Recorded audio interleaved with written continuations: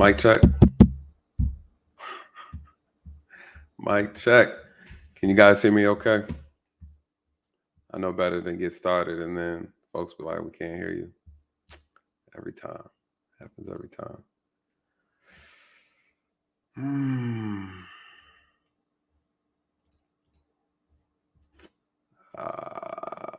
All right. Sounds good. Welcome back to the channel, you guys. It's The Real Nathan Daly. I'm your law enforcement translator. As you know, we are going to talk about things that other people are afraid to talk about. Can't handle the discussion. It's too much for them. You guys, I try not to hold back, but at the same time, I try to give some insight into these difficult conversations. These conversations make people uncomfortable, which is fine. It doesn't bother me, but we tend to have very in-depth discussions over here. And so I'm really grateful for you guys tonight. As you guys come in, please hit the like button. If you haven't heard about this particular story, it went viral for a second, then like kind of died down. I guess there's so much stuff in the news that's going on that's kind of newsworthy, but this particular incident really sparked my interest because it happened at a HBCU and historical black college university. And those who are not familiar with this case, we're going to actually play a clip of the incident that went viral. Basically, long story short, a student got arrested by a white cop, and the police were called on her while she was inside the classroom learning, and it turned out to be a big deal. Turned out to be a real big deal. So I have my thoughts on it. I'm curious to know what you guys think. And then I'm going to bring a different twist to it to get your thoughts on it. But before we get into that, I just want to say thank you to everybody that's here tonight. And I really appreciate you. I hope you guys are planning and preparing for the holidays, those who celebrate, those who don't. Please be safe. Here in Georgia, we're supposed to be having some inclement weather. So I'm actually curious to see how that's going to turn out. They said that might be in the single digits. So everybody's prepping for that. So hopefully you can enjoy this in the meantime. Thank you to the moderators that are here tonight. I really appreciate you. And thank you for those who are watching. So let's talk about it. If you're not familiar with this situation, you guys, normally when these cases come up, especially those relating law enforcement, you know, this is my specialty. This in particular is interesting. Anytime the concept of racism, and as it relates to a white officer and a black citizen, I always like to look into the case. I always like to dive in and figure out what's going on and bring some transparency to the situation or bring some insight into it. Why? Because I've been an officer for over 13 years. You know, I've worked in a multitude of areas and different positions. And so I have a little bit of knowledge. And so I think what tends to happen with these type of subjects is that people see it in the optics of it, right? Just looking at the situation turns people off. What are they looking at? They're looking at skin color. A lot of times they're looking at the skin color. They look at a white officer arresting a black person, and off rip, people are just like, nah, I don't like it. Doesn't look good. Now you add an extra layer on top. What's the extra layer? This happened at a HBCU, a historical black college university, right? Is that what the U stands for? HBCU? Look, we're already getting started. I love it. I love the participation. Lee Simmons gets participation points. Lee says no one said the police were racist. It's not accurate, Lee. It's not accurate. It's racism. It's highly, highly implied in this case. Why do I say that? Because the headlines read that a white officer arrests a black student in an HBCU. That's what's implied. That's what's being sold. People don't have to directly just up and say that, hey, the cops are racist. No, everybody's making statements and they're saying, well, the white cop did this. The white cop did that. The white teacher called the police on a black student at an HBCU. I don't feel safe now because a white officer arrested me at an HBCU. This has racism written all over it. So Lee Simmons says, people were just wondering why the student was taken out of class. I'll tell you why. To me, this is easy. The student was taken out of class for what she was arrested for, disorderly conduct. Yeah, disorderly conduct. So Lee, I think you bring up you make a great statement. You know, people are saying it's not racist. No, people are absolutely making this about race. Everything about this they're making about race. I've seen so much. I've read so many headlines. Everything is about race. Every single thing. Now, I agree with you in reference to why was the student taken out of class. Yeah, let's examine that. You know, let's examine the behaviors of the people involved. But unfortunately, we live in a country where people don't always look at the behavior first. They look at the color. Look at the color. Everybody's looking at the color. And, you know, when I read these things, I'm really not moved by it. I'm like, I saw the video. I'm like, But then I start hearing people talk about it. And that's what motivates me to want to talk about it, because people are pushing out information that's not accurate. The teacher now involved in this has been receiving death threats, right? They've been slandering her all across, you know, social media. They've been slandering her across the school campus. She's been receiving threats, death threats. Could you imagine?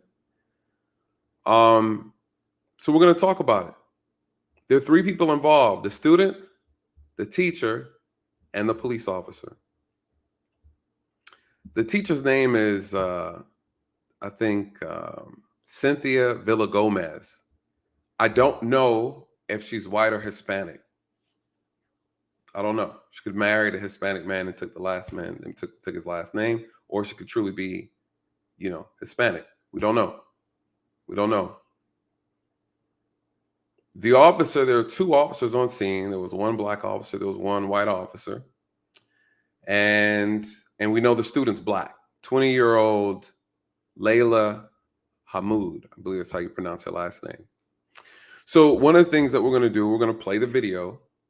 We're going to play the video that went viral on TikTok. Unfortunately, you guys, as you know how TikTok works, TikTok it's not good to get a full picture of an incident. Why? Because it's only like a 1 minute to 2 minute clip.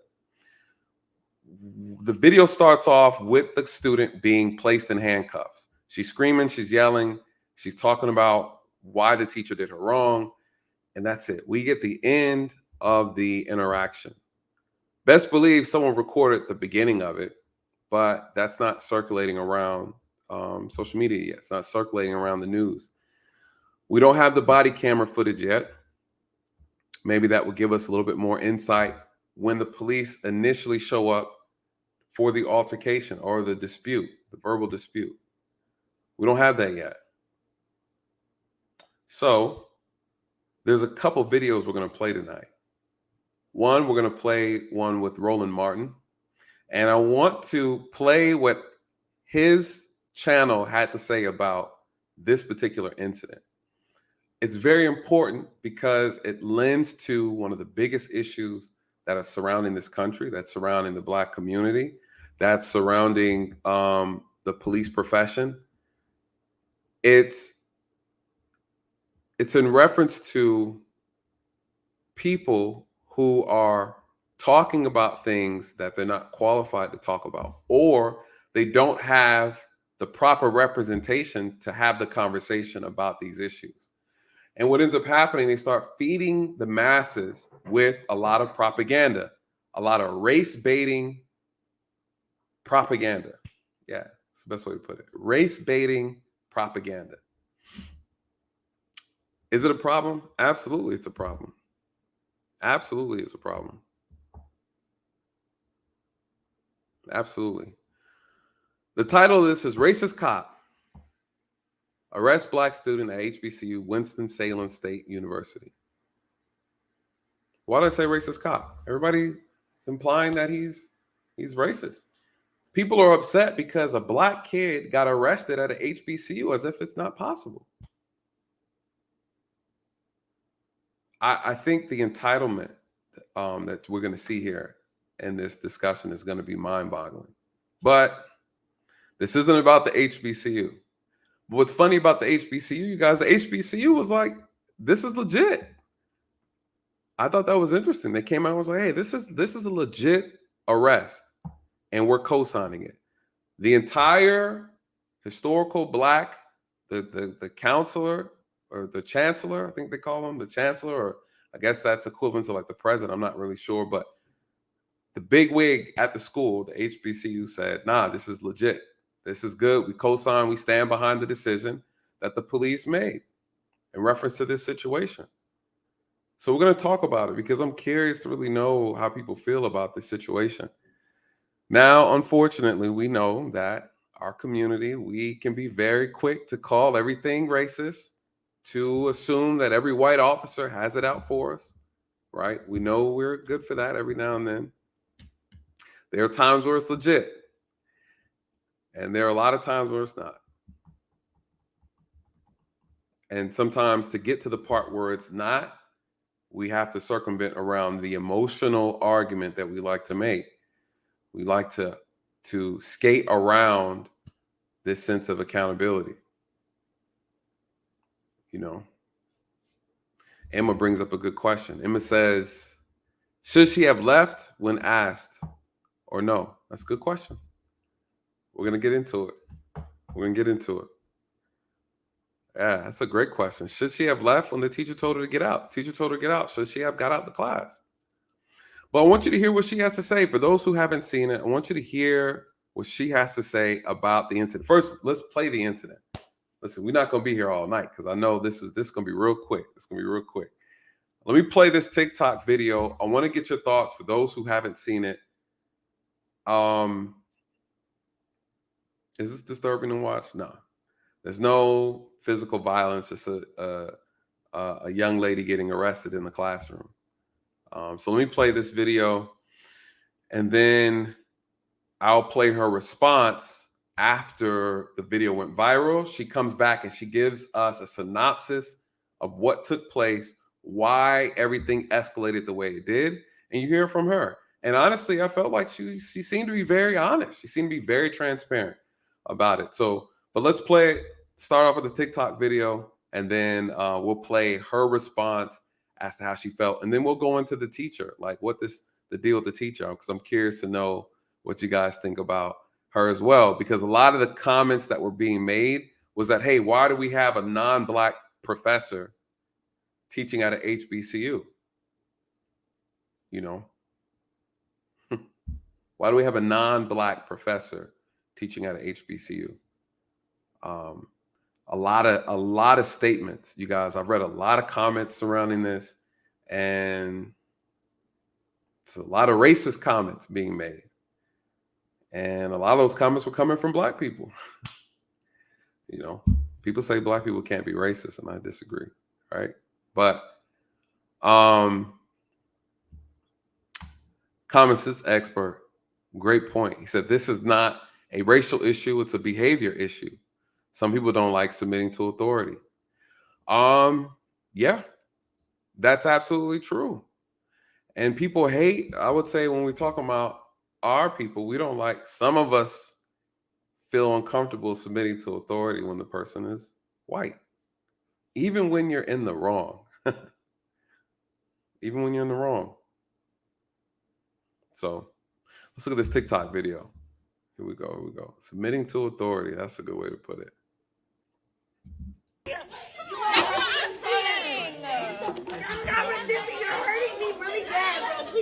And she's still standing there letting this happen. Exactly.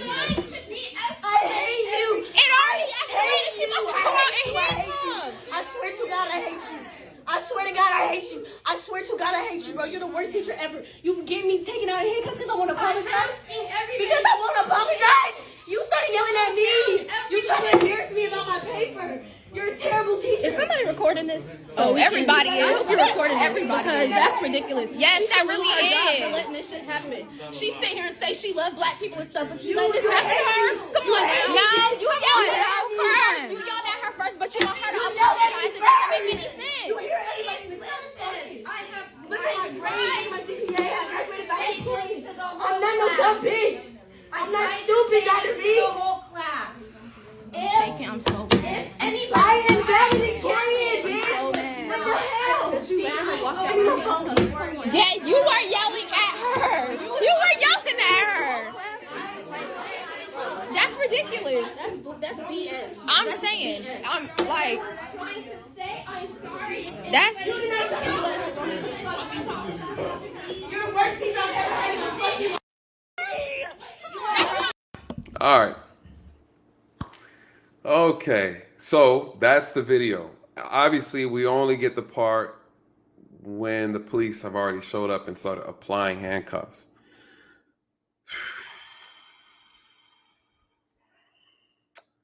There's a lot to dive into this. There's a lot. A lot of people probably not gonna like my perspective on this, but after this segment, best believe I want those who might or feel they disagree with what I have to say. I'm more than welcome. You're more than welcome, you guys, to come up and express yourself, even challenge what I'm saying. There's a lot to unpack with this, but let's talk about what happened, right? Because then I'm gonna play her response, and then we'll go back over this TikTok video. I mean, there's really not much in here. You hear the girl, she's put in handcuffs. She's expressing her frustration with the teacher. You hear other students making comments saying like, hey, you yelled at her first, so you're hearing the dialogue after everything has kind of spun out of control. But then we're going to go to the students. I'm going to play a video where the student is breaking down the altercation as well, the verbal dispute. Some people I see in the chat are saying, hey, the police should have never been called, right? This could have been handled differently, so forth and so on. So let's hear what her response is.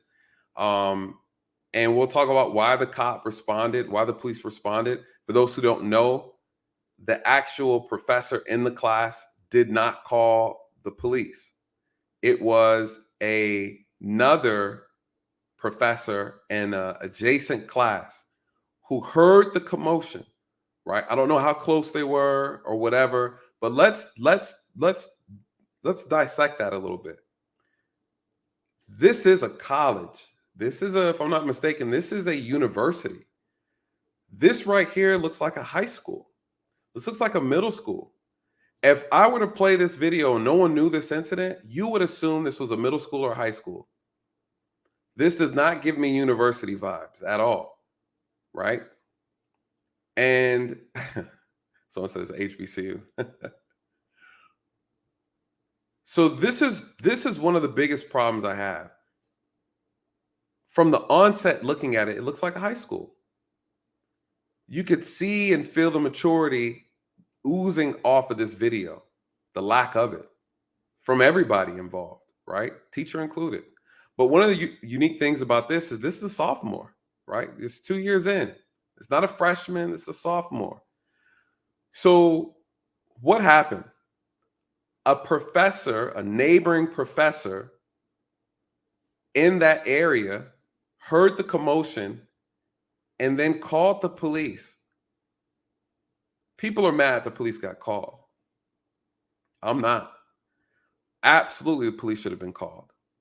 Once you become a disturbance to the class and other students, other classrooms, absolutely. 100%. Absolutely. Why is that, you guys? We live in different times now. A class disturbance goes from being loud to then gunshots going off, to somebody getting beat up, to somebody being stabbed. If you don't work in this environment, you don't have a clue. You absolutely do not have a clue as how bad these things can escalate. Unfortunately, we see things and we feel for the student, right? We feel for the student. Unfortunately, guys, I've seen the aftermath of when the police are not called and things escalate and get out of control. I think we live in a society now where people are not taking that chance anymore. People are not taking those risks anymore. If the commotion was, the disturbance was so bad that a teacher from another classroom could hear it and had to get involved, teacher called the police, the campus police. You guys, the teacher did exactly what the teacher was supposed to do. If whatever was going on in class for whatever reason was out of control and could not be de-escalated, that teacher did the right thing. Because I'll tell you what'll happen. If something did escalate further and someone got hurt and a teacher heard about it and did not intervene, that teacher would also have been punished. You guys, they have policies that they also have to follow. They have rules that they also have to follow, right? And I think some people are looking at it and they're like, oh, the teacher, or blaming the teacher because the teacher had no business calling the police. Why? It's a disturbance. That's what they're supposed to do, right? That's what they're supposed to do. You guys, this is supposed to be a peaceful and a safe environment. People saying, oh, it's not safe. It's not safe. No, it's supposed to be safe. And the moment it starts to not look safe, the police have to get involved. There's no way around that. It has nothing to do with black, white, Asian, or Hispanic. Once you create an unsafe environment for all the other students, you're out of here, you guys. You don't have to like it. That's how it is. That's how it is. You know, and just because it's an HBCU doesn't mean anything, right? Doesn't mean anything. So, you know, I was very disappointed to hear people make that argument. And again, you know, people, of course, are going to make the argument about disturbances in Harvard and things of that nature. You know, I think what happens is we're so blinded by what we don't know because we don't have any real experience working in these areas. A lot of people live day in day. They just go about their life doing their regular thing at work, kids, home, family, home, job, and that's it. But you miss out on the rest of the world. You have no clue as to what goes on at Harvard, right? People bring up Harvard. Why? Because it's a predominantly white school, because it's a, you know, it's a prestigious school. You think the kids don't get arrested there? It's not true. You don't think things happen? Look at the University of Idaho. You don't think kids get arrested there because it's a predominantly white school? That's an ignorant statement to make. You know, and that's what leads us again into these conversations. You know, we assume that because it's a all white school and it's prestigious that kids don't go to jail. You know, so I think we can all talk about people's leniency and things of that nature, but regardless, the behavior is the behavior. And again, it was somebody else that called. It wasn't even the actual professor involved in the incident. So people have issues with that. Most importantly, people are making it about race, right? And so, so let's dive into what the student of this. Some people say, "Oh, she's a victim." She's not a victim. You know, she's a young black woman who got arrested at a HBCU. What's her name? Her name is Layla Hamad. I believe that's how you pronounce her last name. 20 years old. She breaks down exactly from her perspective what happened, and I think it'll be interesting to hear. She's speaking kind of fast. I don't know if she kind of ran through this pretty quickly, but it's recorded different. Cassidra says she thinks I'm biased. Cassidra, I would love to hear what you have to say. If you want to come up here and state your point, I'd be really curious to why you think I'm biased. Are you saying that it's okay for a black kid to act up, yell, curse, and scream and curse at a professor at a college and not be arrested? Are you saying that behavior is okay? Because I'd be really curious to know how you're going to justify somebody breaking school rules, breaking the law on college campus. Are you saying that student should not be held accountable? If that's what you're saying, I would really like to hear your thoughts on that. I think this is the biggest problem, where we as black people think that we can do what we want to do. We could do whatever we want, and that consequences don't apply to us.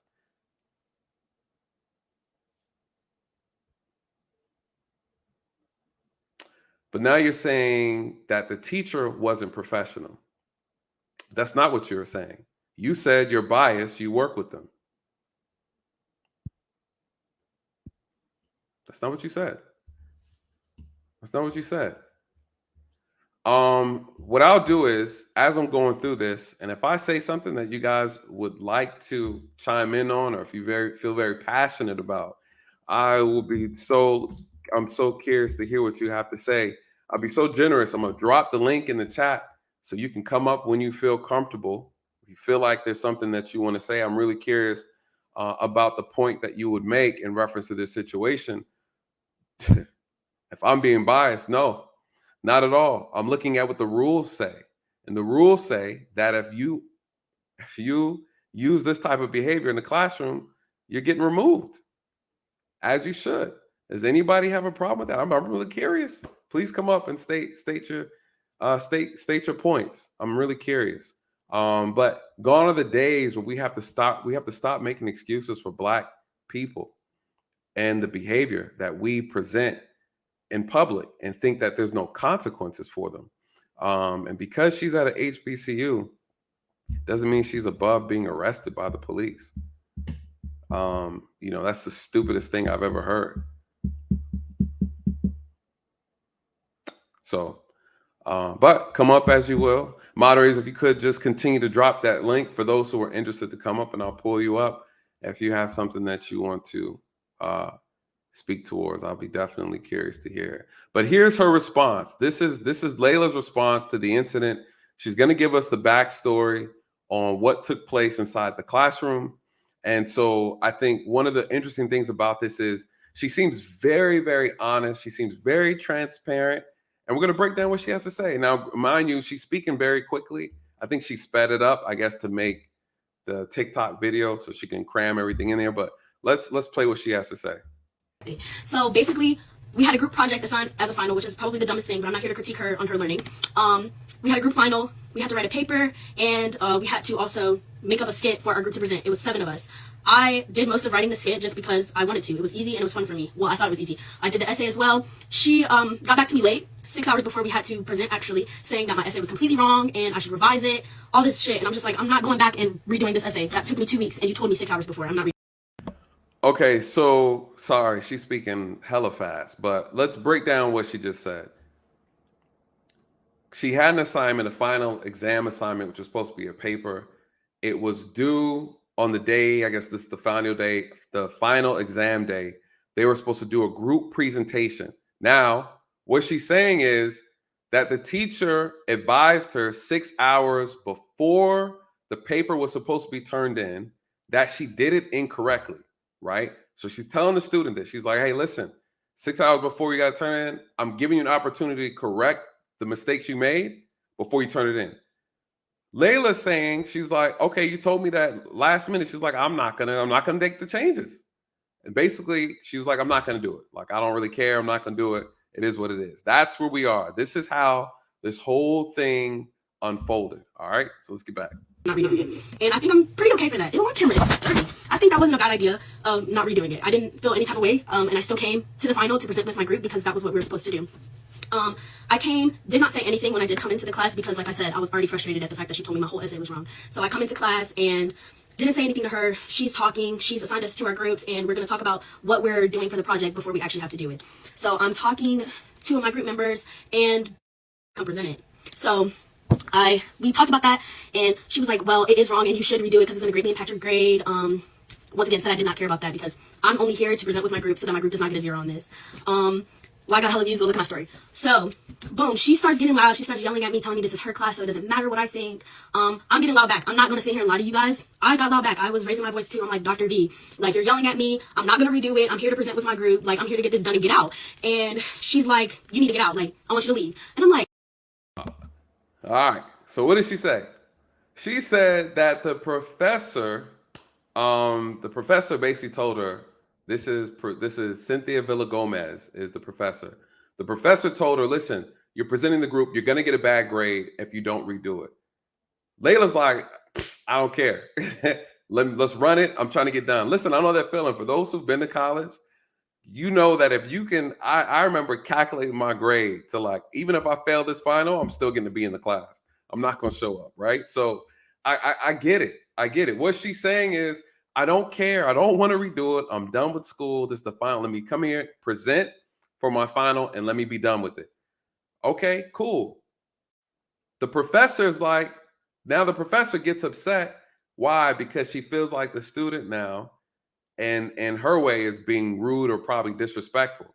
Hey, I'm trying to do you a favor and help. I want you to redo it, and you don't want to do it, and you don't want to redo it. So now the professor is, I guess, offended for whatever reason, which again, I don't understand why, because this is supposed to be a college, university. This is a university, right? This is a HBCU. This is a university.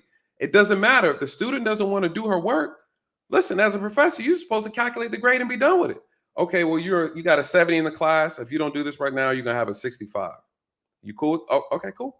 Listen, I'm only asking you once out of the graces of me being a professor. Hey, I'm giving you an opportunity to redo this before you turn it in. I don't want to do it. Okay, cool. All right. Say less. The professor messed up. Where did the professor go wrong? The professor thinks this is high school. The professor thinks that she still needs to spoon feed the students. No, she's grown. Layla's grown. She's 20 years old. She can't drink yet, but she's grown. The professor overstepped her boundaries, period. There's no way around that. Professor overstepped her boundaries, trying to force her to do an assignment that she didn't want to do. It's none of your business, professor. It's none of your business, right? So, this isn't high school. The professor completely messed up with that. She should have just been like, oh, okay, you don't want to do it? Cool. You get what I give you. Don't come to my class. Don't come to my office after I give you this failing grade asking if you can make something up. Nah, right? This isn't high school. So I don't know what the professor's on. So I think right then and there, the professor messed up. Right? So listen, we have a guest that just pulled up. Real mind the bush. What's this? Ma'am, you got to cam up. Oh, that's another thing, you guys. I forgot. You gotta cam up if you come up on the stream. And definitely because we have people that do funny business behind the photos. So real mind the bush. Do you have your camera? What you got going on? Let me bring you up. Hello. Hey, how are you? I do have a camera. My hair is not done right now. Oh, your hair is not done? Okay, good. That's okay. I know. But yeah, I do understand totally. But thank you. Do you mind? I could do the camera real quick if you put me backstage so you can see me. And then you're good. I trust you. I'll take your word for it. Go ahead. What's your thoughts on this before we dive? I am so glad that you brought this up. This is amazing. Mm-hmm. For one, we have to have a safe space for our children. Okay, we already know how certain people feel about our children.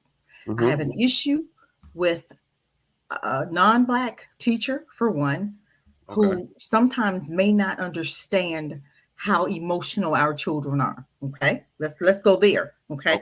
For one, the teacher was unprofessional, and I say that because when the young lady walked into class, all the teacher had to say was, "So-and-so, did you receive my email?"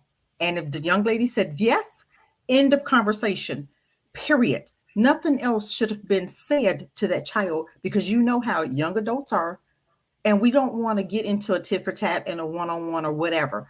You asked her the question and you move forward. If she says, yes, I don't want to do it, you're done with the conversation, because now I'm going to let my pen do the talking. You feel me? And that is professional. We don't get, as us adults, you know that if you already understand that child is probably feeling something anyway when she came in your class, because you could tell if you are learning your class, you know the different attitudes. So you probably knew that she was already bothered, probably because she saw your email and she was waiting for you to say something. So you don't go there. You asked her the question just to make sure she got the email, and you move from there, period. That was one mistake that the teacher made, trying to go back and forth. Then she got upset because the young lady said, "I don't care." Okay, that's her problem. You don't go there with her. You stay professional. You don't get in your feelings because a student says, I don't care, I'm not doing it over. That's fine with me, a young lady, and I would have moved forward, and I wouldn't have even gotten into a tiff with that. That conversation would have stopped right there. You understand what I'm saying? So I agree on the professionalism of the professor. I think that's exactly where I was ending off with that, is just saying that the professor was out of place, Right. out of place. But a couple of things that you said, something about a safe space for our children, and my thing is, these are grown adults, and I think we have to start looking at this as these are adults, and also that there's also accountability that comes with being an adult and being a young adult. And so I think sometimes we get in the habit as Black people looking at other Black people, young adults as well, and think that they are above being held accountable for their actions, right? Because even in the statement that you made, it was almost as if you were trying to excuse. Absolutely not. And I'm gonna tell you why. Okay. I'm looking at the teacher first. Okay.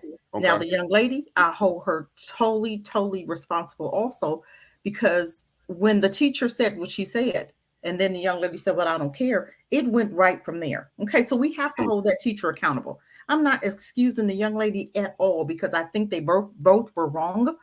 But and you have to be the adult in the situation. And for the teacher to, and then it went to the part where I don't think you played that, where the teacher said, I want you to apologize. See, now you're getting personal. Okay. Now it's taken out of context, and you're really not being, so it doesn't matter what the young girl did at that point, because the teacher should always remain professional, period.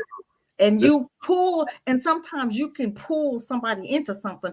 And that's what the teacher did. She pulled the young lady into it. And then when the young lady wanted to take it further, now the teacher's ready. Oh, hold on now. Now you've been disrespectful. Well, who was disrespectful first? Let's keep it professional. You always looking at the adult first. And then let's talk about the cop. When the cop came in, the male, minority, Black, melanated man, he came in there and was trying to talk about the situation, trying to diffuse the situation, trying to find out what was really going on. You can't just come in there gun-ho all the time. Let's talk about it and see what was going on. And that's what the young man was trying to do before Hero Cop came in and said, oh, he did not even ask what the situation was. He immediately went to arrest her. And my thing is, let the brother come in there who was there first, handle the situation, period. You don't jump in there and act like you gun-ho and hey. Well, that's not quite what happened. But I think two things, though. Two things. One, again, I agree, the professionalism, and I think regardless, this is the teacher's job, right? So anytime you're at work, you're held at a higher standard, exactly, right? So regardless of what the professor's ethnicity is, it doesn't matter. Her job, this is her profession, right? There's supposed to be de-escalation techniques that should have been used, but were they used? No, I believe what the young lady stated and what she stated. I'm gonna finish playing the clip so that everybody can hear the whole thing out.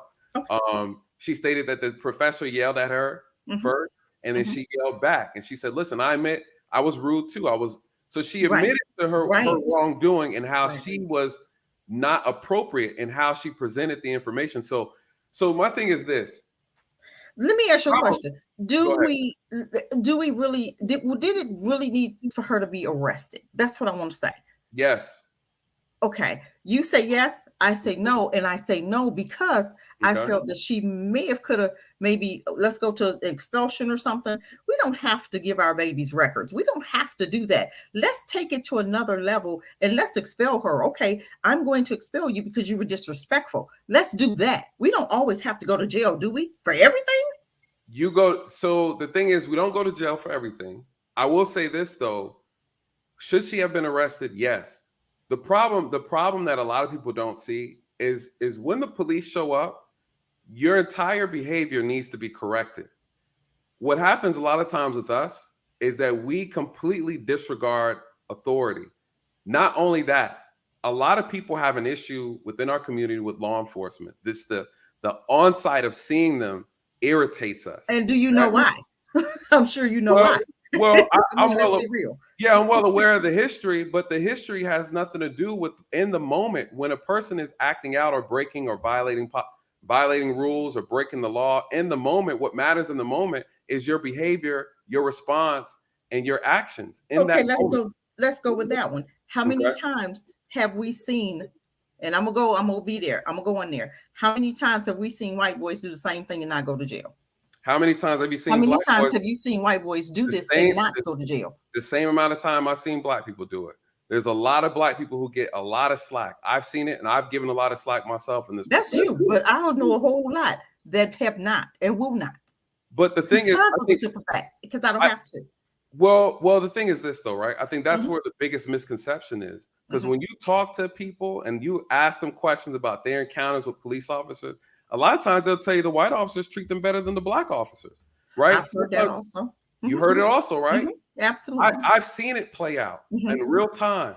When I've gotten pulled over by white officers, I never tell them that I'm an officer. I never tell them anything. I don't say anything. Don't have any issues with white police officers. I think what ends up happening, we take situations because we see it so much in the media. We're Mhm. being force-fed information that's Mhm. not accurate, right? We have some cities, we have some police departments that are very corrupt, that have a lot of issues. Mhm. That is not the entire country of law enforcement officers. So it's easy to look at the media and assume that this is a regular occurrence. Over 80% of black people state they have positive encounters with police officers. That is a survey that's been done, right? And so again, we look at the accuracy in these statements versus what we believe is going on. And Mhm. so in this situation, like you said, right? You made a statement, you said, well, Mhm. if black people are put in this particular situation, what's the likelihood that they are going to come out and not be arrested? White kids get arrested too. You know, there are just as many white people in prison and in jail as black people. No, you know better. You know better than that one You now. better tell me. You know better Tell me. than that one now. You know the Are you saying statistics. no? There are more white people in prison and in jail than black people. That's not true. We're gonna pull. I'm How's gonna it? pull up. I'm gonna Pull it pull up. statistics up Pull for it you, up. but we're gonna discuss this So first. okay. So this is what I'll do. Okay. I'm gonna give you some time to pull the statistics up. Okay. Right? I'm gonna drop you down. I'm gonna finish playing the video. Okay. Because I think there's a lot of things we got to unpack, and we'll have the conversation. I think it's a good conversation to have. Absolutely. Yes. All right. Thank So you. while you go and do that research, Yes. I'm gonna pull you back up. We'll have a conversation. I'm gonna finish playing this video with this young lady, and then we'll continue the conversation. All right. Okay. Uh-huh. All right. Oh, we about to cook. We about to cook tonight. All right. Oh, Robbie in the back. Give me 1 second, Rob. I see you. Y'all gonna. I'm not even gonna be able to get through the video. Y'all come up here talking. Y'all gonna be wilding out. Common sense expert. Let me get your thoughts in here before I continue the video. What's going on, brother? Nick? How you doing, brother? Can you hear me? Yeah. I can hear you good. Yeah, man. You know, everybody try to make a race issue out of this. This is more of a behavioral situation. You know, like your last guest, she kept referring to this girl as a child. She's a grown adult. She's a grown woman. Put everything into every situation has to be judged on that particular situation. You can't group it all together. All she had to do was get out the class and leave. You know, and this brings up another issue that I thought about. I don't know if you remember when Lamar Whitehead, the bishop in New York, that's been going through all the issue. You remember when that girl started acting up in his church and he grabbed it and got out the church? Yep. It's the same issue. You cannot go in people's establishment and just disrupt it and think nothing's going to happen. Exactly. You know, what you say is the ATM method. I'm gonna ask you. I'm gonna tell you. Then I'm gonna make you. Yes, sir. You got to get up out of here. You're not gonna go up in nobody's establishment and tear up the place and just think nothing's gonna happen. Yes. It's not gonna. It don't work that way. Listen, I tell people all the time, the police are there to correct the problem. Sometimes we make the problem worse. Bless your heart, right? But this all could have been ended if you just followed instructions. We just acknowledged that the professor was out of line. The professor overstepped. The professor was unprofessional. But listen, the moment she told you to get out the class, guess what you should have did? Should have got on up out the class. Now, we're going to talk about where the police went wrong, right? Right. Was this girl in violation of policy? Was she in violation of school rules? Did she break the law, right? We're going to talk about that. And the short answer is yes, she did. You might not like how it transpired. Okay, I give you that. You might not agree on why it transpired the way that it did. But was the girl in the wrong? Yeah. At the end of the day, the professor was in the wrong and the student was in the wrong. But who is in charge of that classroom, right? Who's obligated to follow her authority? If you don't like it, cool. There's another way to handle it. And that's one thing that I wanted to bring up, you know, and when I bring up the real mind, I didn't get her whole name. But when I bring her back up, that's one thing that we're going to talk about is that we as individuals, as adults, we need to learn how to actually utilize conflict resolution a lot better, you know, and we need to be in the moment, understand what's in our best interest and what's not in our best interest, and be able to actually make decisions that are in our best interest in that moment. And I feel like she didn't take the time to put all those things together. And this is how we get in trouble in society, right? We don't make good decisions in the heat of a moment. So what are your thoughts on that? Do you feel like she made the best decision for herself in the moment? Because all she had to do was just calm down and just walk out the class. Because now, if she get put out of school, I know they're not gonna give her money back. Nope. so you're losing out, and now this gonna follow you the rest of your life. You know, any employer you go to, they gonna look this up, and now they got you. You don't know how to control yourself. You emotionally unstable. You don't know how to behave yourself in the workplace. You know, you can't do this in school, let alone the workplace. So if you go in the workplace, you're gonna get fired. You can't just fly off the handle every time somebody get you upset. Another thing I realized, people talking about the cops are racist. Before the video you just saw, I saw the black officer arresting her, and the white officer just came kind of just helped them. So how did that come about that it was a racist white officer? The black officer pretty much had her in handcuffs, and the white officer assisted. Yeah. So what happened with that is, and I'm gonna play the rest of that. What ended up happening is that the white officer told the black officer to put her under arrest. A lot of people didn't see this, but the white officer is actually the supervisor. Right. Okay. And so if you don't, a lot of people don't even know. They just see a lot of people like, oh, white officer showed up and told him, go ahead and put her under arrest. And he did it, you know, like, look at that. You know, as soon as the white man said something, the black man had to do it. And it's like, no, you don't even see what's going on. That's a supervisor, you know, that's his supervisor. Just so happened that he's white, you know. And so people are asking that the white supervisor be fired, be let go, kicked out, because of this incident.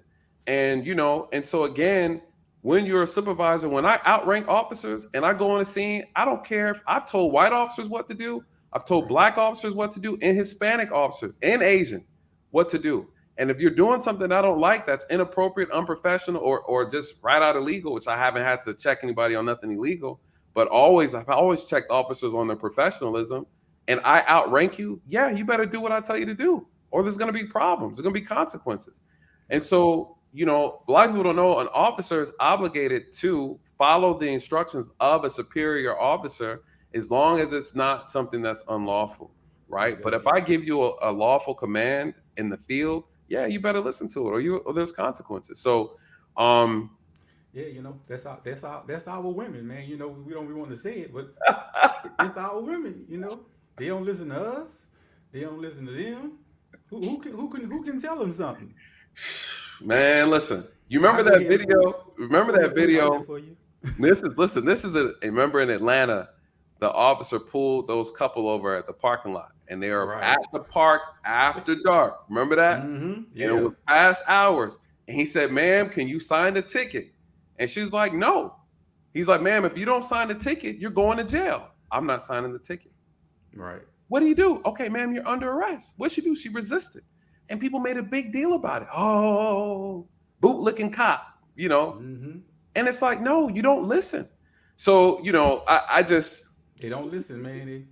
They don't listen, but they don't want to deal with the consequences that come behind not following directions. You can't protect someone who doesn't listen. Period. One of the things that the young lady said, who was just up here, she said, you know, where are our kids safe? Our children safe? The children are safe when they listen. Right. You know, the kids who get the most problems in our community are the ones that are hard-headed and don't listen. Here in Atlanta, we just buried about four or five juveniles, all under the age of 16, because they don't damn listen. And they're out here running the streets with guns and shooting each other up.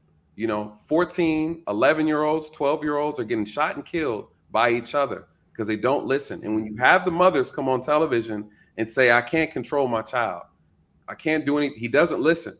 It's hard to protect people who don't listen. And it's a difficult conversation to have, and a lot of people don't want to have it. Right. So they're not listening at home. Now you expect them to come to school and follow the directions? Right. It's not gonna happen. No, it's not. Well, listen, brother, I appreciate that, man. If you want to hang back, you can. I'm gonna play the rest of this video. Yeah. All right.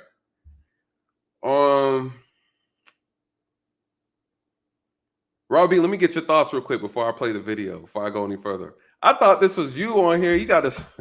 I was like, why is she still smiling? You got the photo. You know how I do. Hey, Nate.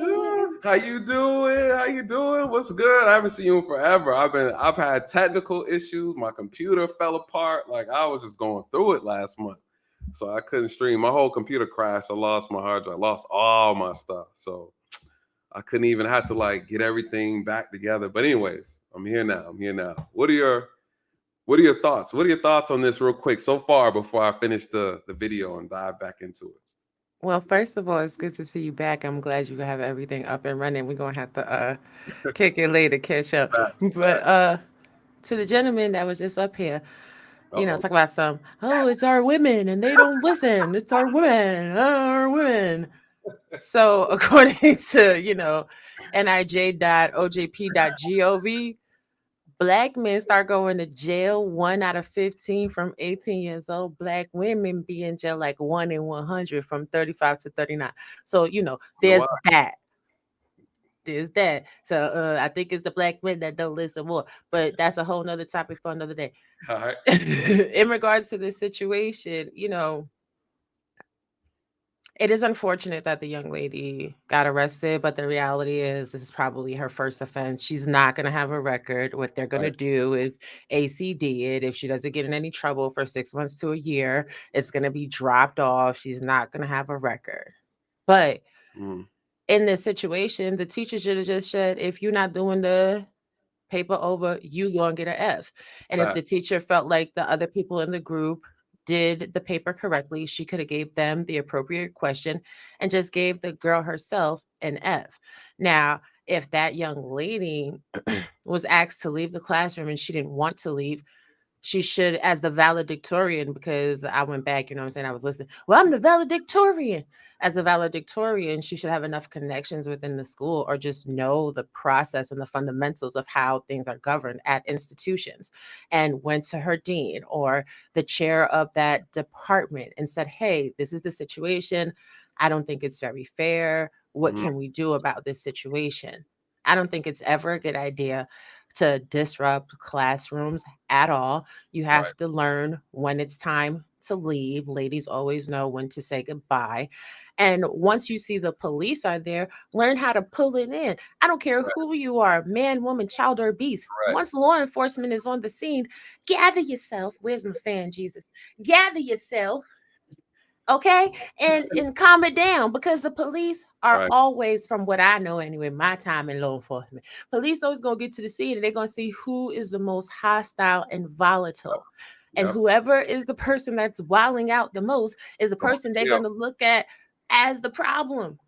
So if you had the ability to comport yourself and be like, hey, this is what happened, blah, blah, blah, they probably would have just escorted her on out the room. Okay, come on, young lady, we're just going to go ahead and go, and you guys can handle this in another way. But that teacher, well, you need to apologize to me. And the students in the background like, no, you claim you love Black people, and you was yelling at her. Like, what, they finna have a whole riot? Okay, what is this? What is going on over here? And as a HBCU, the whole situation is off color. Like, no pun intended.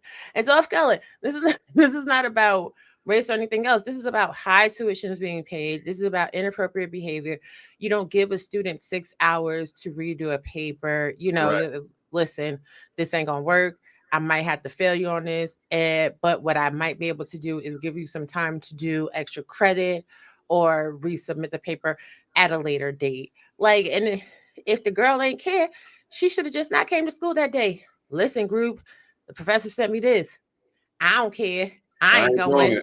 it. I'm going home. Right. Good luck to you. So it's a lot of situations that could have been handled better. But then to go on social media, it's the virility that is going to make this be a stain on her record forever. Because Yes. once something's on the internet, you can forget it, cancel it, Can't cancel get it. it off. Yeah.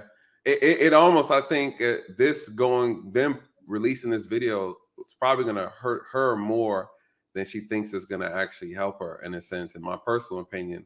You know, people are saying she shouldn't have been arrested, that was overkill. And it's like, no, I think you brought up a good point. The reality is when the police show up, you are supposed to collect yourself. A lot of people don't collect themselves. And unfortunately, the harsh reality is, you know, where did the police go wrong? And I'm gonna mention that after I finish playing the video. The police made a mistake too, you know. But the reality is, yeah, she was in violation. Yeah, we can say the teacher started it. Then at the end of the day, we have to understand that there's a better way, a more appropriate way to handle our disagreements with people at their jobs, with people in their professions, whether you're dealing with the police, whether you're dealing with teachers or a professor, whether you're dealing with coworkers. There's a professional way and a more appropriate way to handle issues. And I think all too often we've gotten the habit of thinking that us being loud back or us being disrespectful back, us challenging or saying, oh, my ego, my pride, and doing whatever we want to do in the moment, as if that's acceptable. And I think that's what I'm hearing a lot and reading about, is that people are like, yeah, I'm glad she spoke up. No, the way she did it was wrong. You know, and if we don't take the time to correct the inappropriate response, her response as a young woman was inappropriate. And as a young Black woman at an HBCU, right? Or if it was a Black male, it doesn't matter. The response was not appropriate. And we don't want to condone that response and make it seem like that's okay. Because unfortunately, what we end up messing up and getting ourselves put behind bars is because we think that this is okay to do, and that there's no consequences, or the consequences are okay because I'm defending what I feel like is important, which is my pride. It gets us every time, and we get in trouble every time. Well, it's because we live in cancel culture where people think if they get a viral video, if, you know, they get to be trending or what have you, that, oh, that's it. I'm going to trend. It's going to shame you. And then you're going to have to acquiesce to my perspective. Like, and this is not just a Black woman thing. This is a millennial thing. This last generation entitlement thing. This is a snowflake, like we finna fall apart type of thing if we don't have our way, throwing temper tantrums. Right. And again, if you're in an institute of higher learning, you are in fact preparing yourself to be a part of the workforce. Right. So when we go to work, what happens when we go to work and your supervisor or your boss is doing something inappropriate? There's a chain of command. Correct. And this falls heavily on parents though. Because I know my mama always told me, you don't argue with people that's over top of you. You come tell me about it, and then we're going to handle it.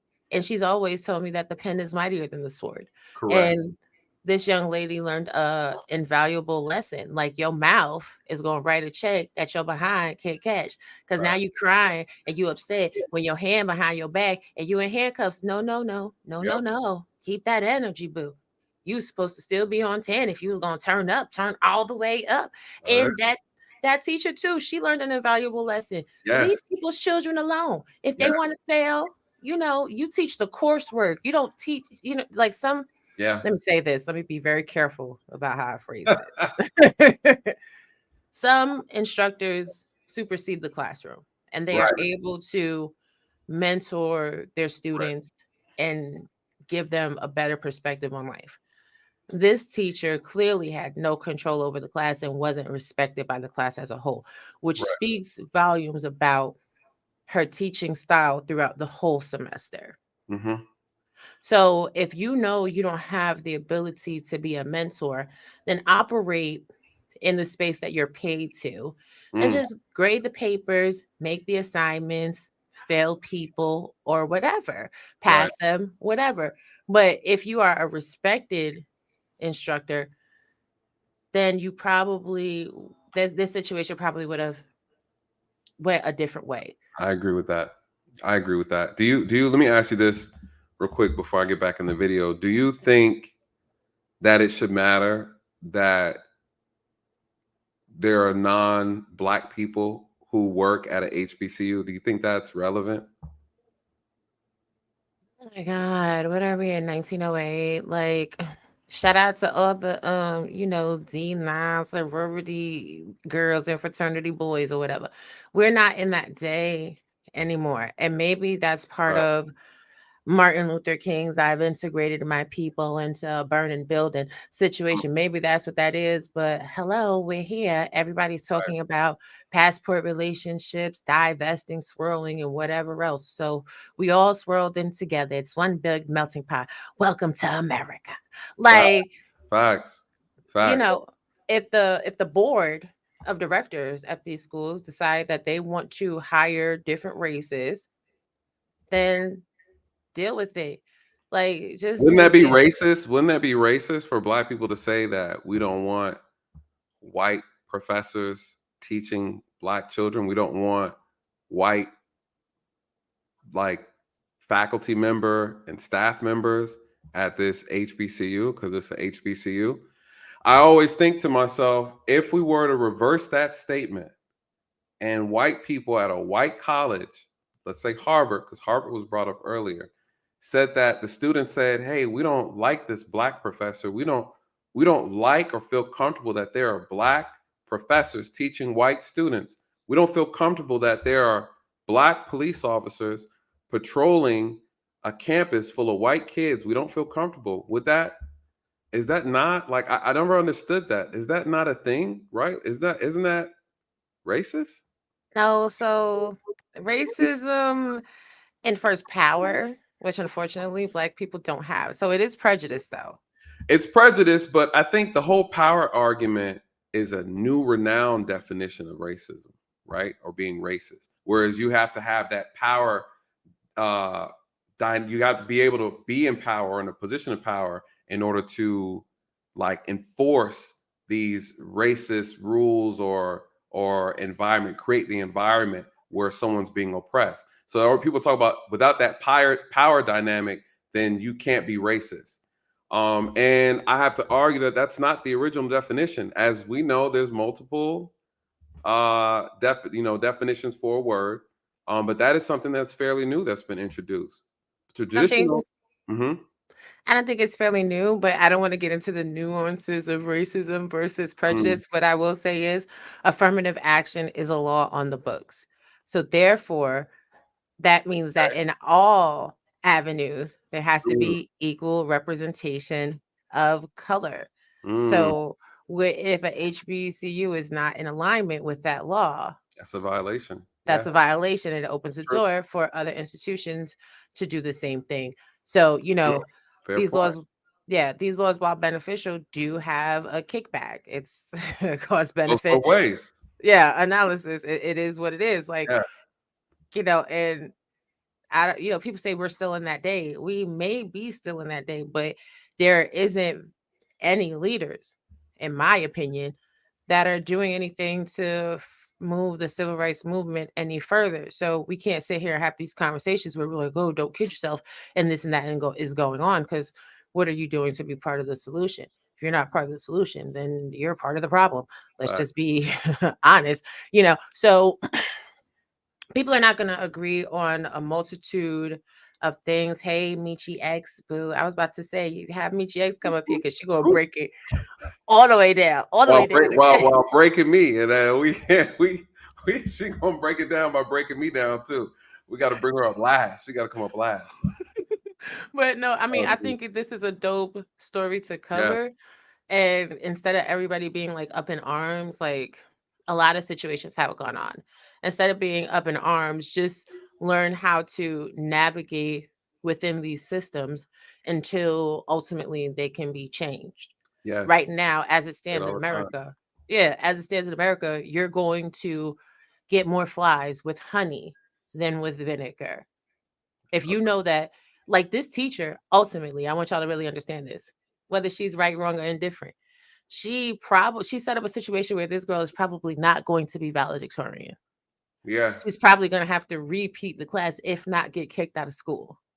Yeah. She's made it impossible for her and covered her behind in the process because, well, she was being out of control in my classroom. And this is a constant pattern with this young lady. I had no choice but to call the police. Never let anybody have that much power over you.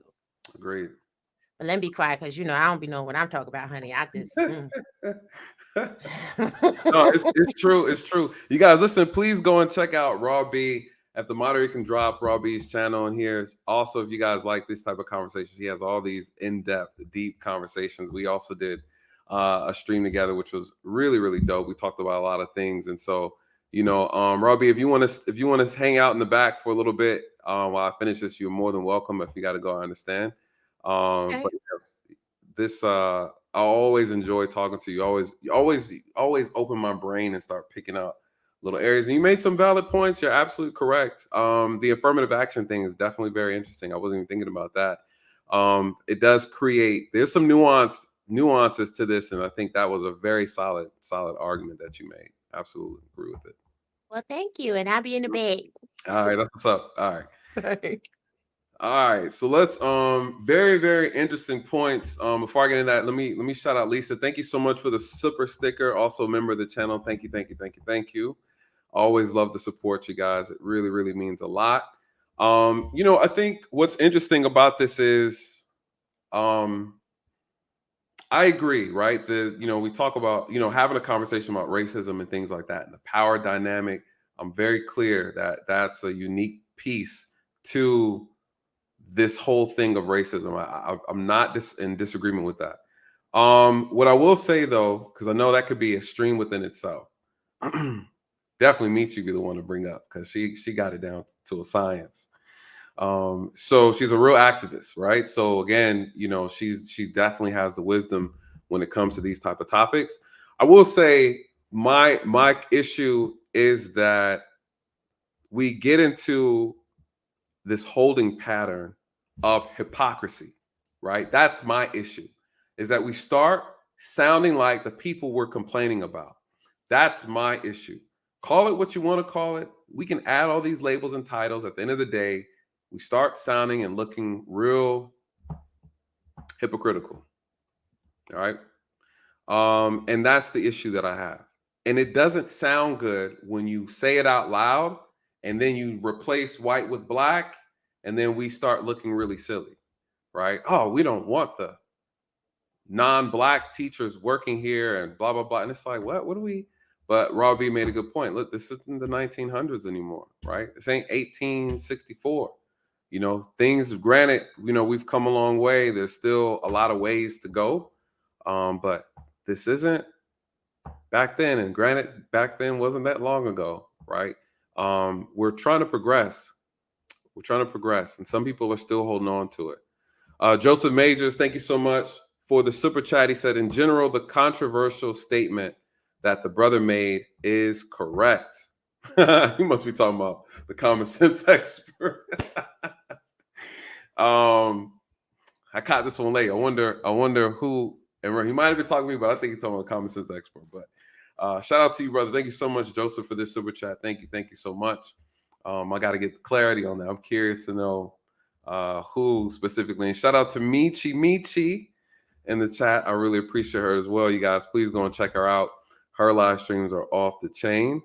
And definitely got to be a part of the next one. Nathan, this is low IQ. Nothing is equal. Blacks are not the same as whites. What's Connor talking about? HBCUs not the same as regular schools. Connor says HBCUs are not the same as regular schools. Whose fault is that?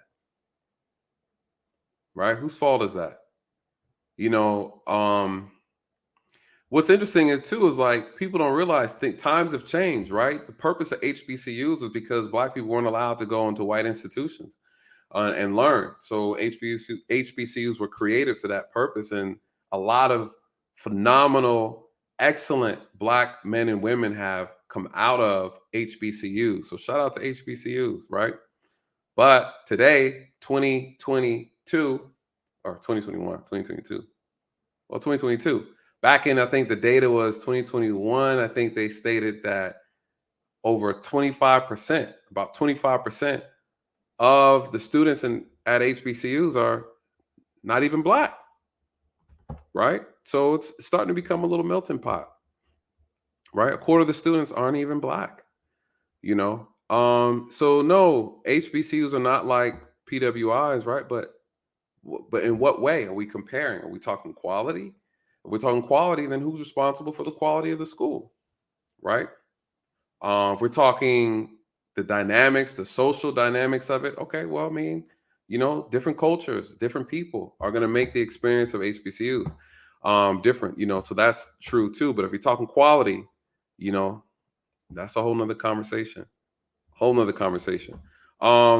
me go ahead and finish up this video, getting her response into what she believes took place so that we can understand a little bit more. So shout out to the guests who came up. They're still in the back. I'm going to bring them back up for a good panel discussion. I think this will be a great time to have a great panel discussion. So let's hear what she has to say.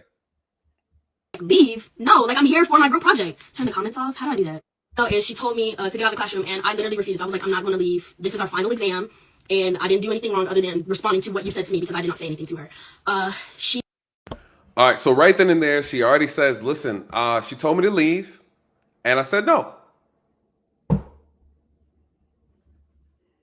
That's it.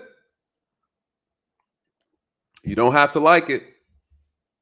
But you guys, she's telling you, she's like, look, the professor told me to leave. I said, no, I'm not going to leave. You know how, and again, this goes back to what I said earlier, is we have to start teaching about the appropriate way to handle conflict, handle disputes. Because a lot of times what I see is we're not handling them properly. There's a more proper way, appropriate way to handle these type of situations. What should she have done? She should have left the class and filed a complaint against the professor. She would have been 100% in the right. Hey, listen, the professor said this, did this. I was disrespected. I didn't feel like blah, blah, blah, blah, blah. Put it together in an email, send it to the dean. Boom, you're done. That's it. And because I was disrespected, so forth and so on, I need at least 15% of the money that I paid in this class back because I couldn't finish it proper. I mean, there's so many things you could do. We're not educating our kids when they're young on how to handle disputes, which is why so many of us end up in handcuffs because we don't know how to handle disputes, or we end up hurt in jail, right? Or dead. Again, we have 11, 12, 13, 14, and 15-year-olds who've been executing one another here in Atlanta because they can't handle disputes. Could you imagine being an 11-year-old carrying a gun? What issues do you have at 11 where you need to carry a gun? We have a 12-year-old who shot an 11-year-old in the back of the head at the skating rink in Atlanta.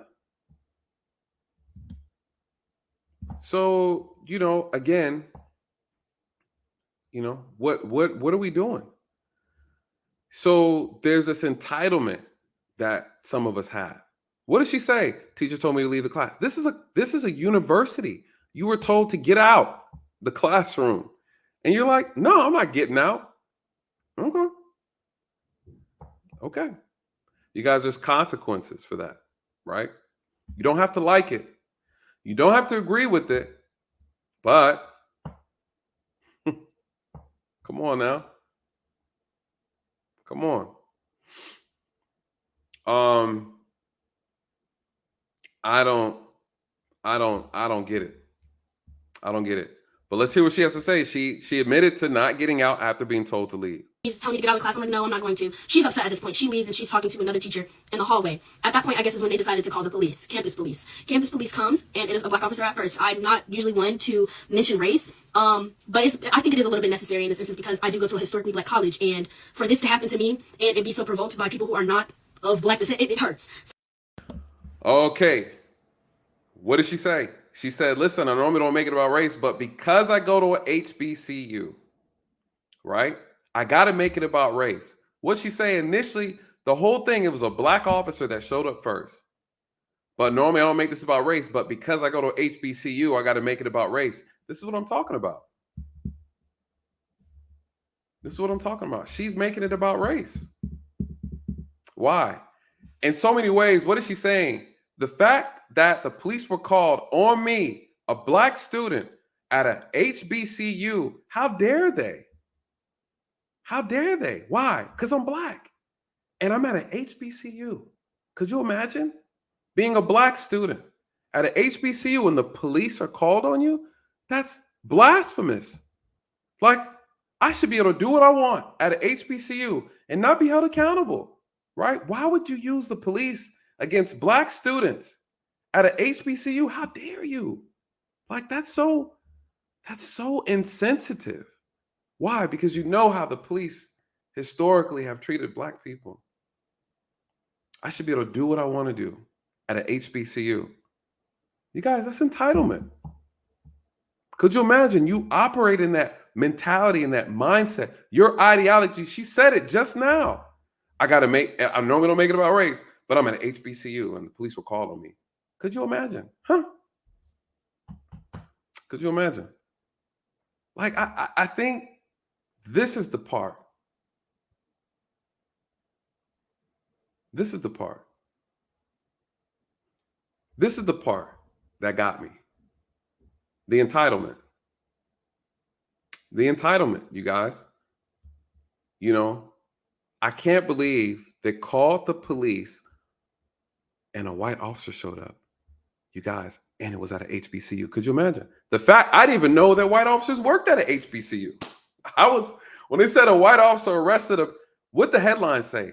White officer arrest black student at an HBCU. That's what it said. Those are the headlines. That's what people are talking about. The audacity of a white cop to put handcuffs on a student, a black student, at an HBCU. Blasphemous, you guys. That's what they're talking about. Everything is about race. Then you have these colored justice warriors, you know, the ones who are like, this cannot, our children are not safe, not even at an HBCU. Where can they go? Where can they go? What can they do? They can first follow instructions. Next, do what they're told. At an HBCU, you're not any different. You're not above the rules, laws, and regulations of the college campus because you're black. The hell? Damn. If that was the case, if I knew you can't go to jail, hey, this is sovereign ground on HBC. You cannot arrest any black kids. Handcuffs are not even allowed on the campus. Why? Because of the historical trauma. I better not see a tree on the campus. Hey, this HBCU, there's no trees allowed. No wood, no cotton. You can't even wear cotton on the campus. Could you imagine? I don't want to see trees. I don't want to see rope, cotton. None of these things are allowed. Why? Because it's historical pain and trauma. It reminds us of what the ancestors had to go through. We can't have those things on HBCU. Police are not allowed. You might as well just say that there should be no cops on an HBCU campus. We're all going to be self-sovereign, we are going to discipline ourselves. There's no need for the police. We shouldn't have the police. If this is going to be the case, then the police shouldn't even be on the campus, right? Why? Why have the police? Why? You can't make this up. Everything's about race. No, she's wrong. And the professor's wrong. But she's wrong too. They're both wrong. But what the police do? The police wrong. Listen to what she says. Let me just play it back. And the confidence in her statement. Oh, I can't believe I was arrested. The fact that a white officer arrested me, I'm an HBCU student. We don't get arrested. The hell you do?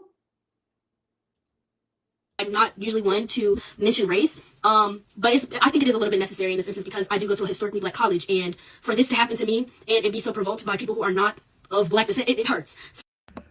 She's saying for this to happen to me at an HBCU, to be provoked by someone who's not of color, what is she saying? So if the teacher was black and the cop was black, because the cop was black, but the the supervisor was black, if everybody black involved, would there be an issue?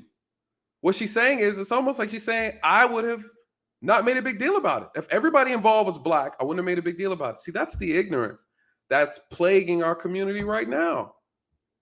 Well, I gotta bring race up because the people who provoked this situation weren't black. Why does it matter? Why can't the teacher's just wrong? It don't really matter if she's black, white, or she's wrong. She's wrong. It doesn't matter what her skin color is.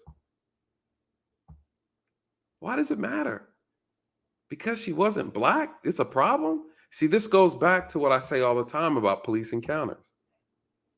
If I tell you to get your ass out the car, you call me an asshole. If the white officer tells you to get your ass out the car, you call him a racist. That's the problem, you guys. That's the problem. We don't want to hear from someone that's not black. That's what it is in a nutshell. And the sooner we're able to admit that, the sooner we can grow and move on. Hey, listen, I'm black. I don't like when non-black people tell me what to do. I don't like when non-black people are unprofessional or disrespectful. That's what it is. Just say that. But when you say it's racist, you sound like everybody else saying, oh, everything is racist. Everything, come on, man. This is the problem. This is the problem. It would have been cool if everybody involved was black. But because they're not, now it's an issue. So I feel like I do have to mention that. The black officer comes in. He asks me what's going on. I tell him everything. The class is telling him everything. As I'm telling my story, my professor comes back in. Yes, officer, I want her taken out. I'm like, whoa. He's like, whoa, I'm talking to her. I'm listening to her. So wait, we're talking. Another officer comes in, and he is a white officer. He comes in, and he's like, okay, so your options are you're going to get out of the class. I'm going to have to take you out. I'm like, what? Like, take me. All right. So what did she say? She said the white officer shows up and says, listen, you either get out the class or I'm about to take you out. Huh? Listen, you guys, that's how I operate. Now, I may have said it nicely the first time, but the second time I'm going to tell you my method of dealing with people. The brother said it earlier, the ATM method. You guys, I use it all the time and I don't deviate. I'm going to ask you. T, I'm going to tell you. M, I'm going to make you guys. ATM. I used to say it all the time. Then I'm going to have to deposit that ass in the jail. Just like that. We're making a transaction. The transaction is I'm going to ask you. I'm going to tell you that I'm going to make you. What did the officer say? The professor said, I want her out the class. She said, I'm not going. The officer shows up and says, hey, listen, you got to go.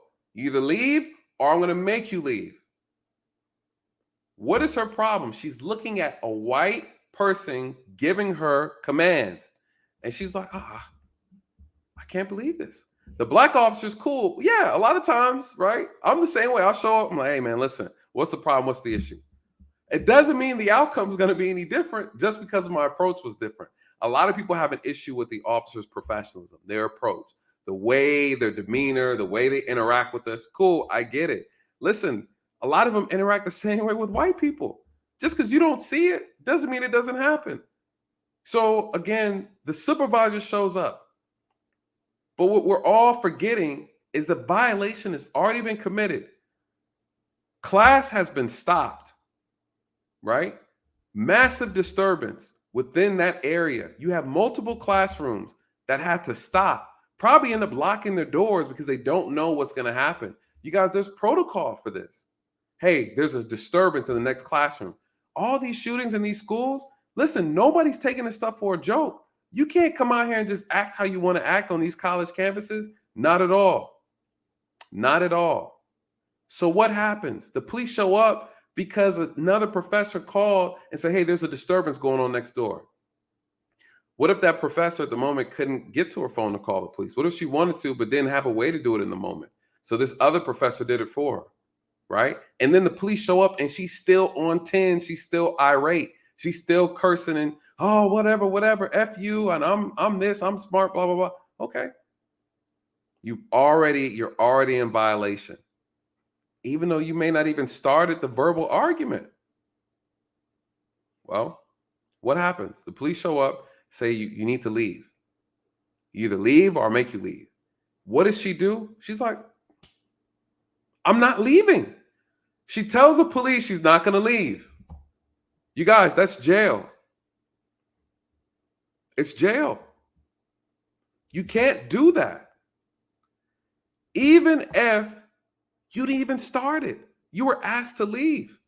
We have to learn how to handle situations on the back end and then properly file your complaint.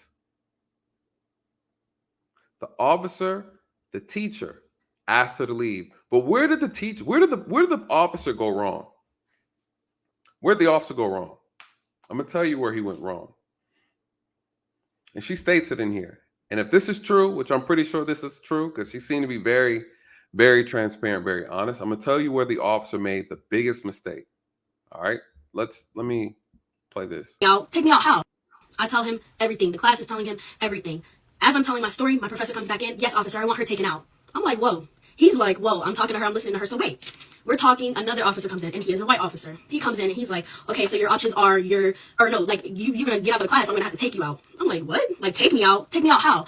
So, yeah, like. Take me out how?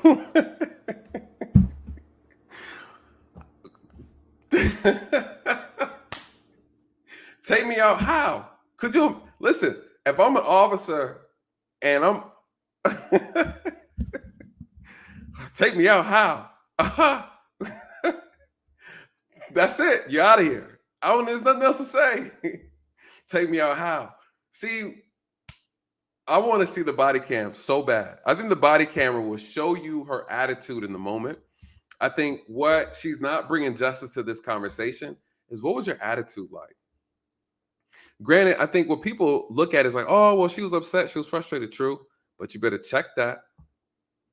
You better check that. All that needs to be checked. All that needs to be checked. No one is obligated to deal with your attitude. No one is obligated to care about how you feel in the moment. Nobody cares. It's not their responsibility to care about how you feel. It's unfortunate, you guys, but that's the reality of the situation. Ma'am, you're gonna have to leave, or I'm gonna have to make you leave. Make me how? I'd have been like, oh, 1 second, let me show you. Let me show you. Yeah, that's our job. Our job is to make people do things that they don't want to do. Our job is to make people follow the rules. You guys, it doesn't look pretty. People complain, oh, did he have to? Look how they did. Look how they.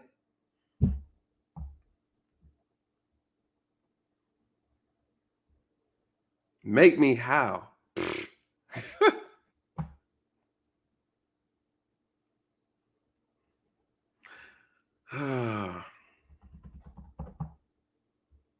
Connor, you're more than welcome to come up. I remember Connor. He's like a old school troll. He's been here since last year.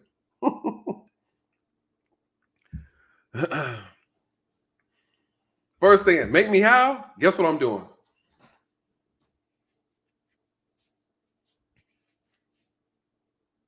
You know, anytime you put the gloves on, you got to do that last stretch. Make sure the fingers touch the back. Make you how? Ma'am, I'm going to ask you. I'm going to tell you. And then we're not talking. However you get out is how you're going to end up getting out. Whatever force is necessary to get you out the classroom, you're getting out. See, that right there already. Now, one would argue that the officer came with maybe some aggressive energy. Well, people don't realize that's the supervisor. She had a moment to get it together when the first officer showed up, the black officer. The black officer showed up. She had about a minute to get herself under control. The supervisor shows up. Let me tell you, when the supervisor shows up, his job is to get it done. He don't care what you think. He don't care how you feel. He don't care about 400 years ago. He's looking at right now. What's going on right now? Right now, you're disturbing the class. Right now, you're causing an issue for the school. Right now, you're making people feel uncomfortable. His job is to eliminate that by any means necessary. You had a minute to get it together, calm down. You should have used the black officer card in the moment that you had it. You had about 60 seconds. Black officer shows up. Officer Jackson, thank you so much. Let me tell you what happened. Let me calm down. Let me tell you what happened. She tripping. She came in here. She was acting all rowdy. Want me to do some work. I didn't want to do it. She was tripping. I told her, F you, blah, blah, blah. Okay, cool. I was wrong. But here's the thing. She wanted to kick me out. I don't feel like I should have to leave, right? I did what the black officer. Listen, I get it. I know how you feel, but you got to chill. Let's stay out the class for now and blah, blah, blah, blah. We can make it work. White officer shows up. Guess what? He sees the black officer got it under control. Right? So now you're doing the black officer a favor, right? Because obviously you probably wanted to squash it in the time that he had available, and you didn't give him that time. The black officer showed up and you were still being disrespectful in his presence. He couldn't calm you down. So now the supervisor shows up and he sees you still acting up with the officer here. You weren't thinking about this officer being black and you're going to maintain control. Nah, you were still acting up. The supervisor said hey, listen, ma'am, if you don't get out, you're out of here. If you don't get out, I'm gonna make you get out. Make me how? Shit. Okay. And what'd he say? If you don't apologize, you're going to jail. That's the mistake. He should have never said that. The officer should have never said that. He should have never made that statement. Because see, now you're talking about, you're trying to make this thing about feelings, trying to make this thing about, always keep it professional. What's professional? You're in violation. You're causing disturbance. If you don't calm down and you don't leave, you're going to jail. That's all he needed to say. All that apology, I don't need anybody to apologize. I don't really care about I don't care about none of that. My job is to make the scene safe again. Bring peace and tranquility back into the classroom, back into the campus. That's it. All that apology, y'all can work that out in student admissions office. Right now, right here, I need to bring everything back in order. Right now, the teacher, the classroom, everything's out of order. And right now, I'm looking at you and you're the one that's yelling and screaming. I see you as a student. That's the actual teacher. I'm removing you out of the equation. You think that the police are going to remove the professor? The professor didn't commit a crime? Come on, right? The professor may have broke some policy, maybe, right? May have violated some policies. Professor was more than likely unprofessional, but that's not a law, right? Disturbing, disorderly conduct, disturbing the peace, disturbing tranquility on the campus, in the classroom. Now you're in violation, right? They said it is important because the black officer, he's a very well-known officer on our campus. He's never given anybody any problems. He's actually pretty cool. And he was doing his best to not arrest me. He was trying to have a conversation. And the white officer came in and was like, yeah, you're either going to get out or I'm going to have to get you out. And I'm like, okay. At this point, I'm like, Dr. V, you're going to let them arrest. The black officer was doing the best he could not to arrest me. You guys, this happens a lot all the time, right? You have a black officer that shows up in a situation, or the police in general. And they're really trying to help you out and you're not giving them anything to help, right? You're not helping the situation because you won't relax, you won't calm down. A lot of times people get themselves in trouble because they won't calm down. And to her point, I think she says it, she's painting the picture. She's like, listen, he was trying not to arrest me, but what? She would not listen. Everything she's saying at the end of the day all comes back to her not following instructions. You could have left and stepped out the classroom when the officer told you. You didn't want to do that. What'd she say? Oh, the black officer was trying not to arrest me. Yeah, he probably didn't want to. But guess what? Then the supervisor came and said, since you can't do the job fast enough, let me help you out. Let me help you out. I would do it all the time as a rookie officer before my supervisor would show up. The supervisor will show up on a call when you're taking too long to handle it. Why? Because we get emotionally invested. We want to help you. We want to help you out. We want to help you out a little bit. Doesn't matter. I've had black supervisors and white supervisors. They all act the same. They show up. They want it done. They want the job done. And they want you on to the next job. They don't want you hanging around trying to pussyfoot around with situations that really don't require all that. Ma'am, listen, we need you to get out the class. Right? You're disturbing. We'll talk about it later. But right now we need you out the class. Oh, I don't want to go. I feel like she's wrong. See, now you messed up. You messed up. We're not here to beg you. right? And we're not always about being fair. Fair doesn't matter. We're not talking about fairness, right? Do as you're told. But she says it. She says it perfectly, right? He didn't want to arrest me. He was trying not to arrest me. But what happened? I wasn't listening. In a nutshell, I wasn't listening.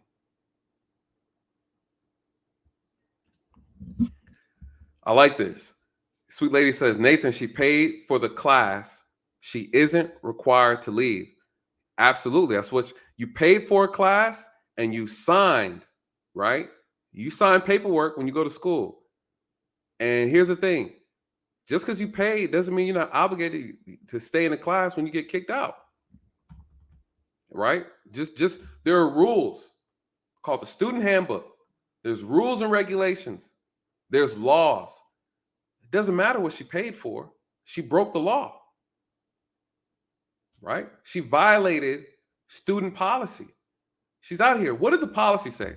Rules. According to the university, policies and regulations that she has to sign off on. It's a contract, right? She's obligated. For students, faculty members can ask the disruptive student to leave the classroom so the lessons can continue for the other students. But if the student refuses, the instructor may contact campus police to have the student physically removed from the classroom.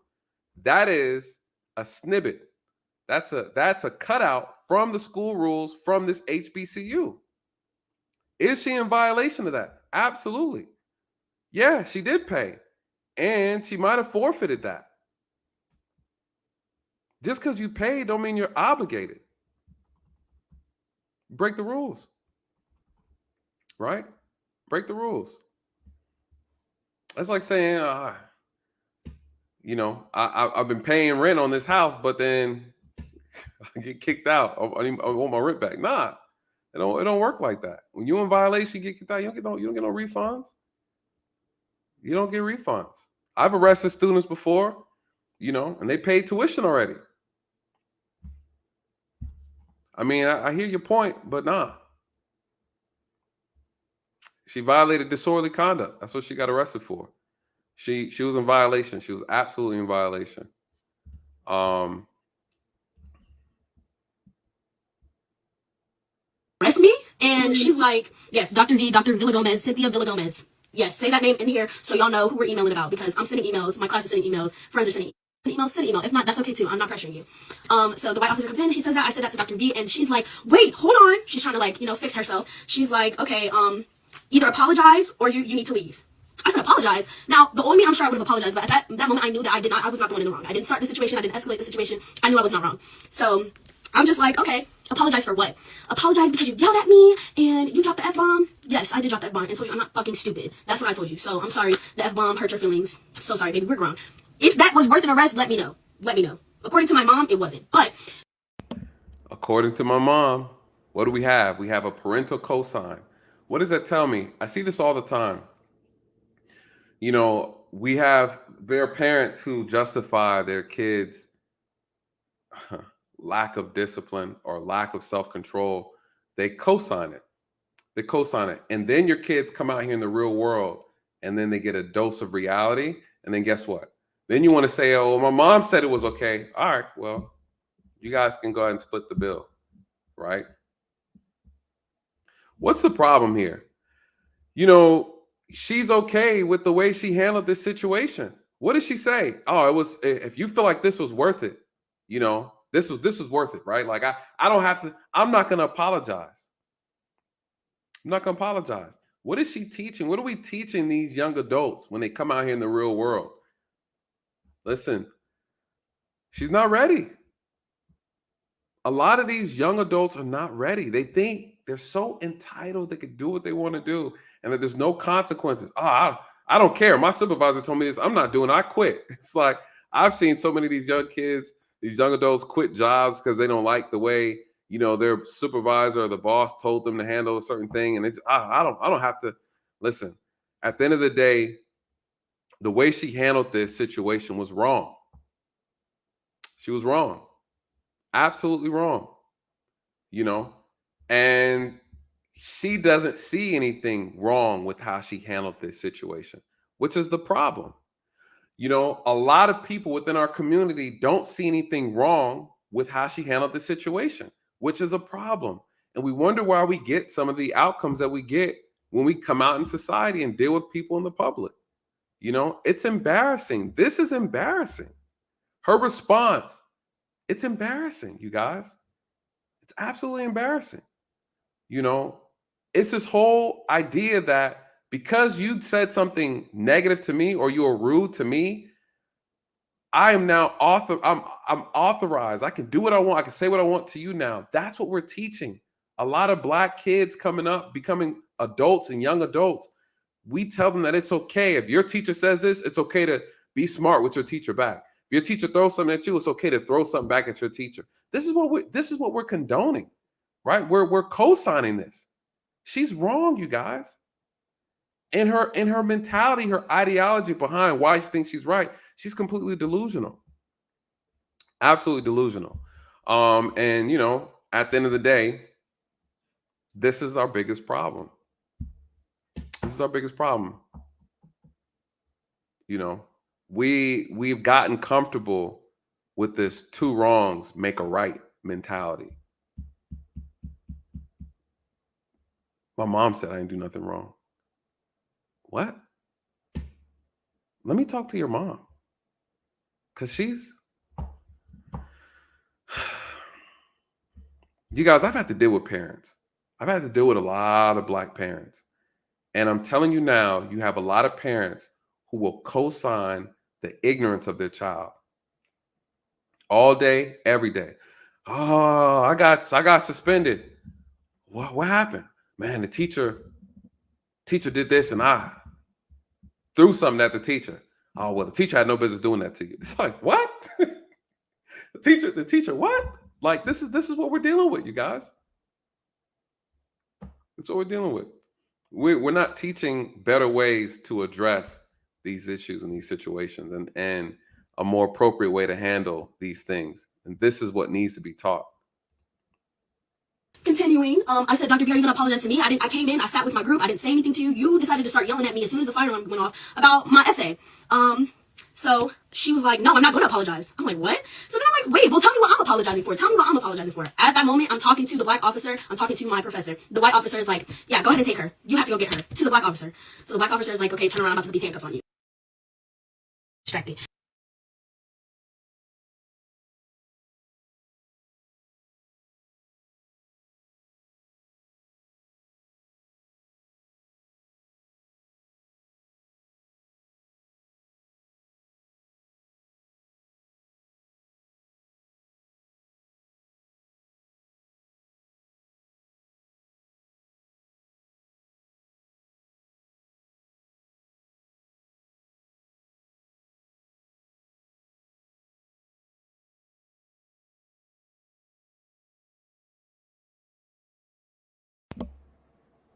I always do that. I always do that. Someone said, don't tell him. Who said that? Jonah, you messed up, Jonah. You messed up for that. See, I was going off too. Y'all missed the whole. I was making all type of confessions. Y'all wrong. My issue with this whole thing is the biggest problem with this is that we're not really teaching the proper way to handle these type of issues. And so what's going on is now people are looking at it and saying, okay, yeah, this is how I'm going to deal with this. You guys, no one's a winner in this situation. The officer failed, right? The supervisor had no business making that statement at all, because that's a statement that can be easily misconstrued. And it's inappropriate. That was an inappropriate statement made by the supervisor. If you don't apologize, because what is it implying? It's implying that if the only reason why I'm going to jail is because I didn't apologize, right? Now you're making this personal. Now you're making this about your feelings instead of more so about the actual behavior and the violation. The officer was 100% wrong for that. He should have never made that statement. That needs to be fixed. The professor, unprofessional. Right? She overstepped her boundaries as a professor a college professor teaching at a university, way overstepped her boundaries. Now, this isn't middle school. Middle school, you have a little bit more leverage to really try to force a kid to do an assignment. And even then, you can't even force them, right? The best you can do is like, well, listen, I got to talk to your parents about blah, blah, blah, blah, blah. Where did this young woman fail? Her attitude, right? The entitlement, her delusion. I mean, her behavior. I mean, she failed everything. Now, what could she have done differently, right? That's the conversation I would have loved to have heard people say, instead of people trying to put her on a pedestal and get behind her and then also feed into her delusion. Oh, yeah, he should have never been arrested at the HBCU. Nah, get out of here. Get out of here. This is I want you to hear, I think this is really dope to hear the statement from another student, a student who was in the classroom. I want you guys to hear what she had to say about what happened. And then I'm going to bring you guys back up so we can kind of go over this. We are hearing from a student who was in the classroom when officers arrested a Winston-Salem State University student yesterday morning. That student is now facing a misdemeanor disorderly conduct charge. We have Louis Tran on this story for us again this evening. Louis, what did that witness tell you tonight? Yeah, Kenny. The student walked me through the disagreement between the student involved and the professor. It was over an essay. She told me what she witnessed right before the viral video. That situation did not have to involve the police at all. It was just a simple verbal argument that did get loud and got a little bit out of hand, but there was no. All right. I love how she starts off with this and then try to make justification for it. See, I like how people tell the truth and they try to end it with an excuse. Like, it was loud, it did get out of hand, but excuse, right? That's it. It was loud and it was out of hand. It got out of control. It got so out of control that someone else, another professor, had to call the police. Yeah, it was loud and it did get out of hand, but no, there is no buts. There's no buts. You're wrong. It's just that simple, right? That situation did not have to involve the police at all. It was just a simple verbal argument that did get loud and got a little bit out of hand, but there was no physical harm. There was no death threats. There was no type of threat within this classroom. So the delusion number 2 is that you think that in order for the police to be called, that it needs to be acts of physical violence and death threats. That's not true either, right? So, that's another misconception. So it's not their fault that they don't know what constitutes a police being called in a classroom or on other students. Oh well, right? If you're following the rules and you're doing what you're supposed to do, then you shouldn't be worrying about the police anyways, right? So it got out of hand, it got out of control, the police were called, and then the problem was solved. This student at Winston-Salem State University says police arrested her classmate after she and the professor got into a disagreement. She says it was over a final essay. The professor was giving us feedback on Tuesday about our papers. She says the professor gave students a choice, either update their essays or turn in their current papers. Your grade is going to be this. If you make these revisions, it can become an A. So Layla it was her choice if you wanted to redo the paper or not. Wednesday, she says students had a final group presentation. She says the professor asked Layla if she saw the feedback on her essay. She says Layla said yes, but decided not to update her paper. She says the professor wanted to make the changes, but Layla didn't want to. She says that's when the professor got upset and yelled at Layla first. We make it out into the hall. So the professor yelled first, right? I believe that to be true. I don't see why that would be not accurate. I feel like everyone's been quite honest. There might be little exaggerations here and there, but to be honest, what is she saying? The professor yelled first? I believe that's true. So, okay. The professor's in charge of the classroom. You don't like the professor was being unprofessional. So then you decide that it's okay for you to now be disrespectful back. So that's the issue, right? Again, we've gotten to the habit of thinking that this type of behavior in response, when someone else is doing something unprofessional or saying something we don't like, that it's okay for us to do what we want after that. And what I'm saying is, no, that's the wrong type of teaching, right? So Again, no one is condoning or justifying the professor. The professor's wrong. I'm not giving the professor a pass at all. The professor yelling, the professor is in charge of that classroom. One could argue the professor wants to yell, the professor can yell if they want to. The professor has to face consequences from the dean, right? The professor has rules that they have to follow. If they're in violation of said rules, you need to hold them accountable. How do you do that? There's a way to properly do that. Did she do that? No, she did not. She decided to act out along with the professor. So guess what? There's consequences. This does not mean that the professor is not going to suffer any consequences for how she conducted her class. We don't know what's going to happen. I don't know what the policy is for professors violating, behavior and how they interact with students. I'm pretty sure she's going to be reprimanded. I mean, the professor's learning a hard lesson right now, right? The students went on Rate My Professor and started giving her all kinds of negative reviews, even though they're not even students in the class. I have to pull that up as well to just show you. Everyone's calling her a racist now, right? People are sending her death threats. So yeah, the professor's getting it, right? She's definitely getting it. Everybody failed in this situation, right? That's the reality. Everybody failed, period. I don't see anybody being a winner in this situation. Hallway, the professor is still yelling at Layla. Layla is asking the professor, please stop talking to me. Please stop talking to me about this paper. I'm not redoing it. She says the professor asked Layla to leave the class, but Layla wanted to stay to finish her group presentation. That's when an officer came in. An African-American cop comes in. He asks Layla what happened. Layla told him the professor yelled at me. I did yell at her back, but she disrespected me. She says the officer. She disrespected me. That's what this is about, you guys. It's about I felt disrespected, and I believe that I have a right to disrespect the teacher back. That's what this is about, right? That's what this whole thing is about. I felt disrespected. So when you're disrespected, when I'm disrespected, I handle things differently. One says, do you have to be this kind of way or act or yell or scream or curse when you feel, no, you feel disrespected, say, hey, listen, Professor so-and-so, I don't appreciate you yelling at me. I think that's inappropriate, unprofessional. I'm going to speak. I need to talk to your supervisor. You guys, it's just that simple. Oh, I'm gonna send an email. I'm gonna record this conversation. I'm gonna get statements from the other students. Why are we not teaching young adults, kids, how to properly handle situations like this? This is the issue that I have, right? This is the issue. I like what Gail says. Shout out to Gail.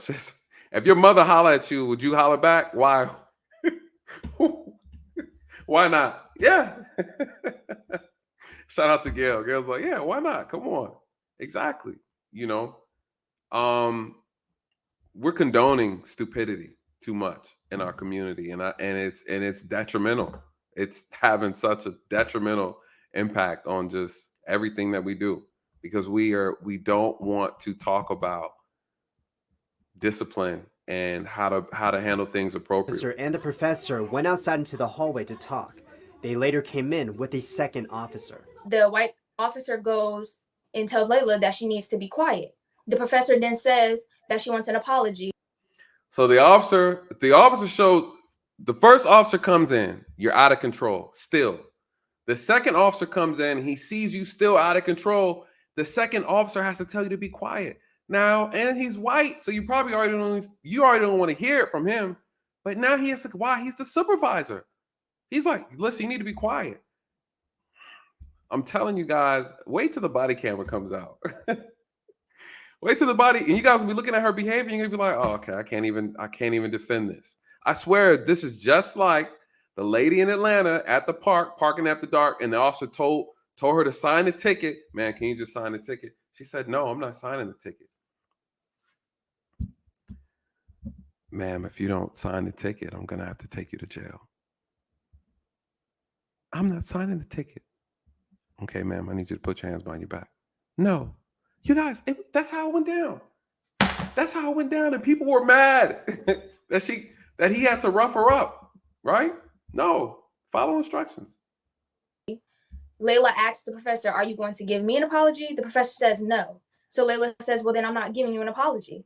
The white officer then tells her, either you apologize or you walk out in handcuffs. She says, okay, that's where the officer messed up. This whole thing is interesting because it's petty. The professor is on record being petty. That's what this is about. The professor's acting like a child. The professor is unprofessional, being childish. Think this is high school. If you don't say sorry to me, then I'm not saying sorry. Like this, I can't even believe this is even a discussion in a classroom on a college campus. But the officer was wrong. The officer was out of line. If you don't apologize, you're going to jail. So that means if she would apologize, would she have not been put in handcuffs? I think that was disrespectful. And I think that's belittling. If you don't say sorry right now, right? You're using your power and authority to, in a sense, in my opinion, belittle her. You better say sorry right now or you're going to jail. It's not a crime, right? It's not a crime. No, we're not dropping the charges. Calm down. Calm down. She's in violation. Y'all just want. Why do you want her to get out? Why don't you want her to go to jail? She went to jail for disorderly conduct. Adios, see ya. Bless her heart. Learn from your lessons, right? Learn to follow instructions. The officer was wrong. He needs to be reprimanded for making that statement. That was stupid, and he was out of place for that. And I guarantee you he's going to get in trouble for making that statement. If you don't apologize, you're going to go to jail. You can't say that as a cop. You can't say that. You know, he shouldn't have said that. But I think that's Layla asked the professor again if she was going to say sorry. The professor again said no. At this point, the white officer tells the African-American one to go ahead and arrest her. And that's what you guys can see in the video. You started yelling at me. She captured the arrest, and it's now going viral on social media. Another student shared this video of a different angle. She says that many students, including herself, want justice. She says the school's response was, quote, a slap in the face. Justice for what? Where's the injustice? Someone in the chat, tell me what the injustice is. What does she want justice for? What does she want? She handled that whole thing wrong in the first place. The students want justice. Man, shut up. Y'all going back to school. Next, when semester start again, y'all gonna forget this whole thing ever happened. Y'all can't even keep up with the stuff that's going on in the news already. Y'all forgot about the Bumble date girl who got killed. Y'all don't even keep up with y'all. It's all this stuff is trendy. By next week, y'all forget all about this. Y'all gonna be talking about what Young Thug is doing and how he's trying to beat his case, right? Man, please. This is gonna be a distant memory after today. Y'all not even gonna remember none of this. None of this.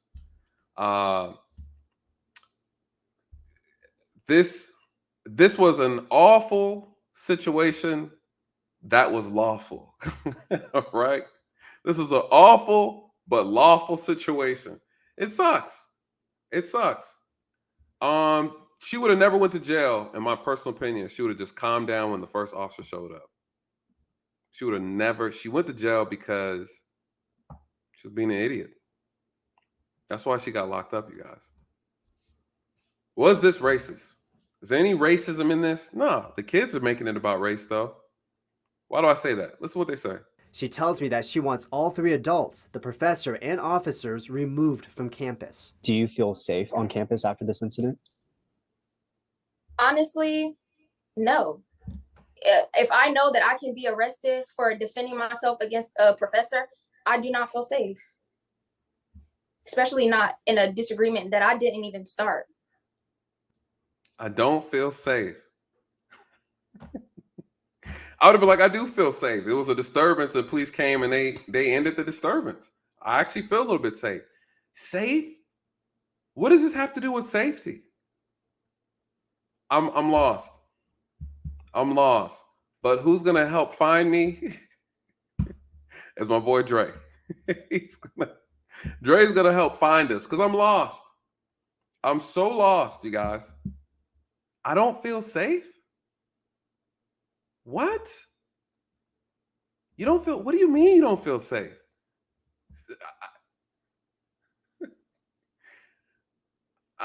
And she's serious. Look at her face, you guys. This is scary. These are the young adults who are supposed to take a position of leadership as we pass the torch. I can't hand a torch to these simple-minded children. I can't. You don't feel safe? Why not? What are you talking about? You don't feel safe. Look at her. Safe. And she's dead. Removed from campus. Do you feel safe on campus after this incident? Honestly, no. If I know that I can be arrested for defending myself against a professor, I do not feel safe. Especially not in a disagreement that I didn't even start. Wow. I bet you she'll be there next semester. Exactly. You know who doesn't feel safe right now? Them damn Idaho kids, 4 slaughtered inside their bedroom at night while they're sleeping at around 4 o'clock in the morning. You don't feel safe because a student and a teacher got into a verbal argument and the student didn't have enough common sense, though she's a valedictorian or whatever she says she was. She couldn't utilize enough common sense in the moment to keep herself from getting arrested. Man, come on. This is the problem right here.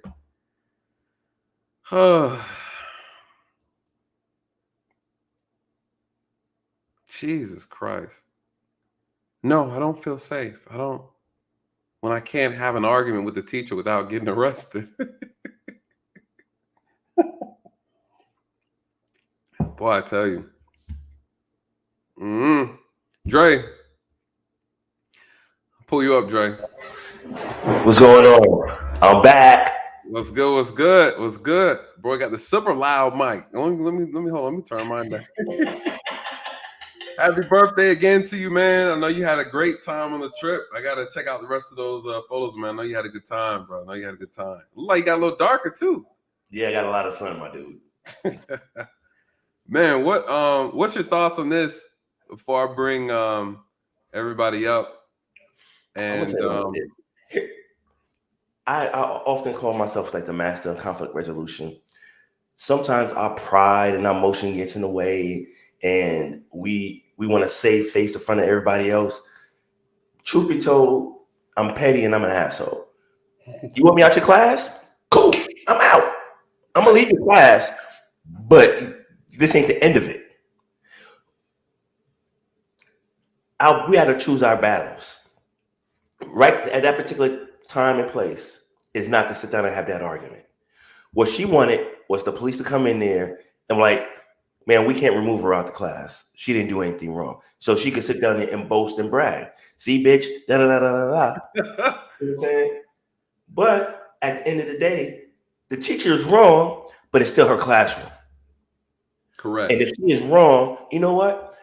At some point, if you want to be a victim, be the victim. Okay? Oh, I didn't do anything wrong. She wants me out. I'm out. Go right over to the registrar and file a complaint.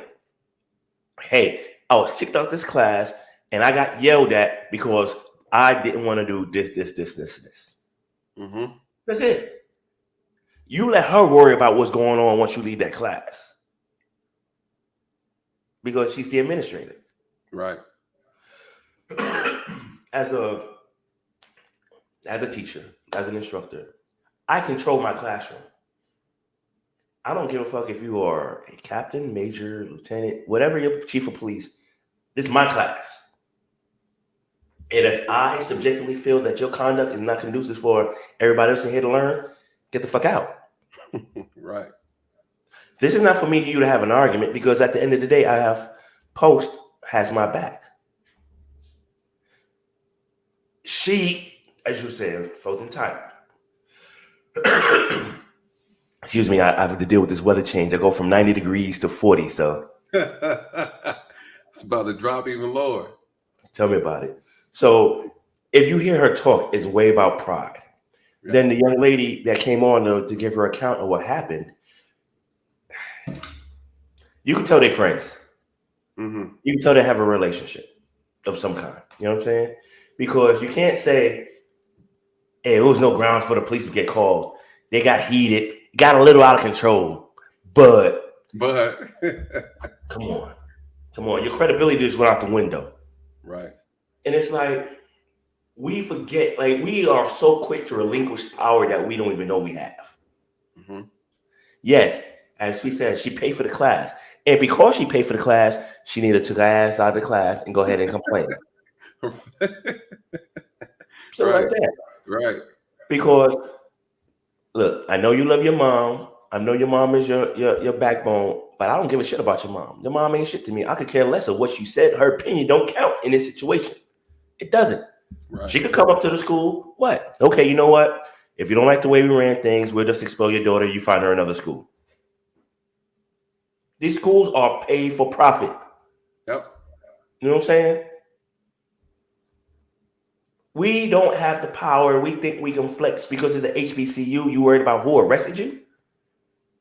You worry about the small shit. The problem is she didn't think she really had a strong argument to go to the administration to be able to fight for that. So she was going to fight right then and there. Correct. You know what I'm saying? My daughter had an issue in school. She go to this, well, Jedi Mike just graduated, but she go to the same school as Jedi Mike. Mm. She graduates in May. He just graduated in December, actually last week. She had an incident. And I told her, I said, why you wait till it's something you can't handle before you call me? So because you called me late, you need to go through the proper channels. I'm out of it. I'm just going to call and check up. She went ahead and, because she's like above a RA and above she's like a CA, right? So she's responsible for the RAs. Okay. So she had a problem with one of her suite mates who she felt was disrespectful. He felt she's entitled. And I told her, I said, well, you know, he's a dude. You don't have any brothers. Well, you do. I mean, you have a brother, but he's 6 years old. You got to understand these different cultures, different way of living. Right. If he cannot respect your space, you have a job to do. Go through the proper channel. She went to school administrator. They had a meeting. They had a mediation. He was disrespectful in that meeting. He was moved. No, she was moved. She's like, I don't need to stay. You can move me. That pride would be like, I don't want to move. He need to go. No, she was like, I'm willing to move. You can send me anywhere. I'll pack all my stuff and go.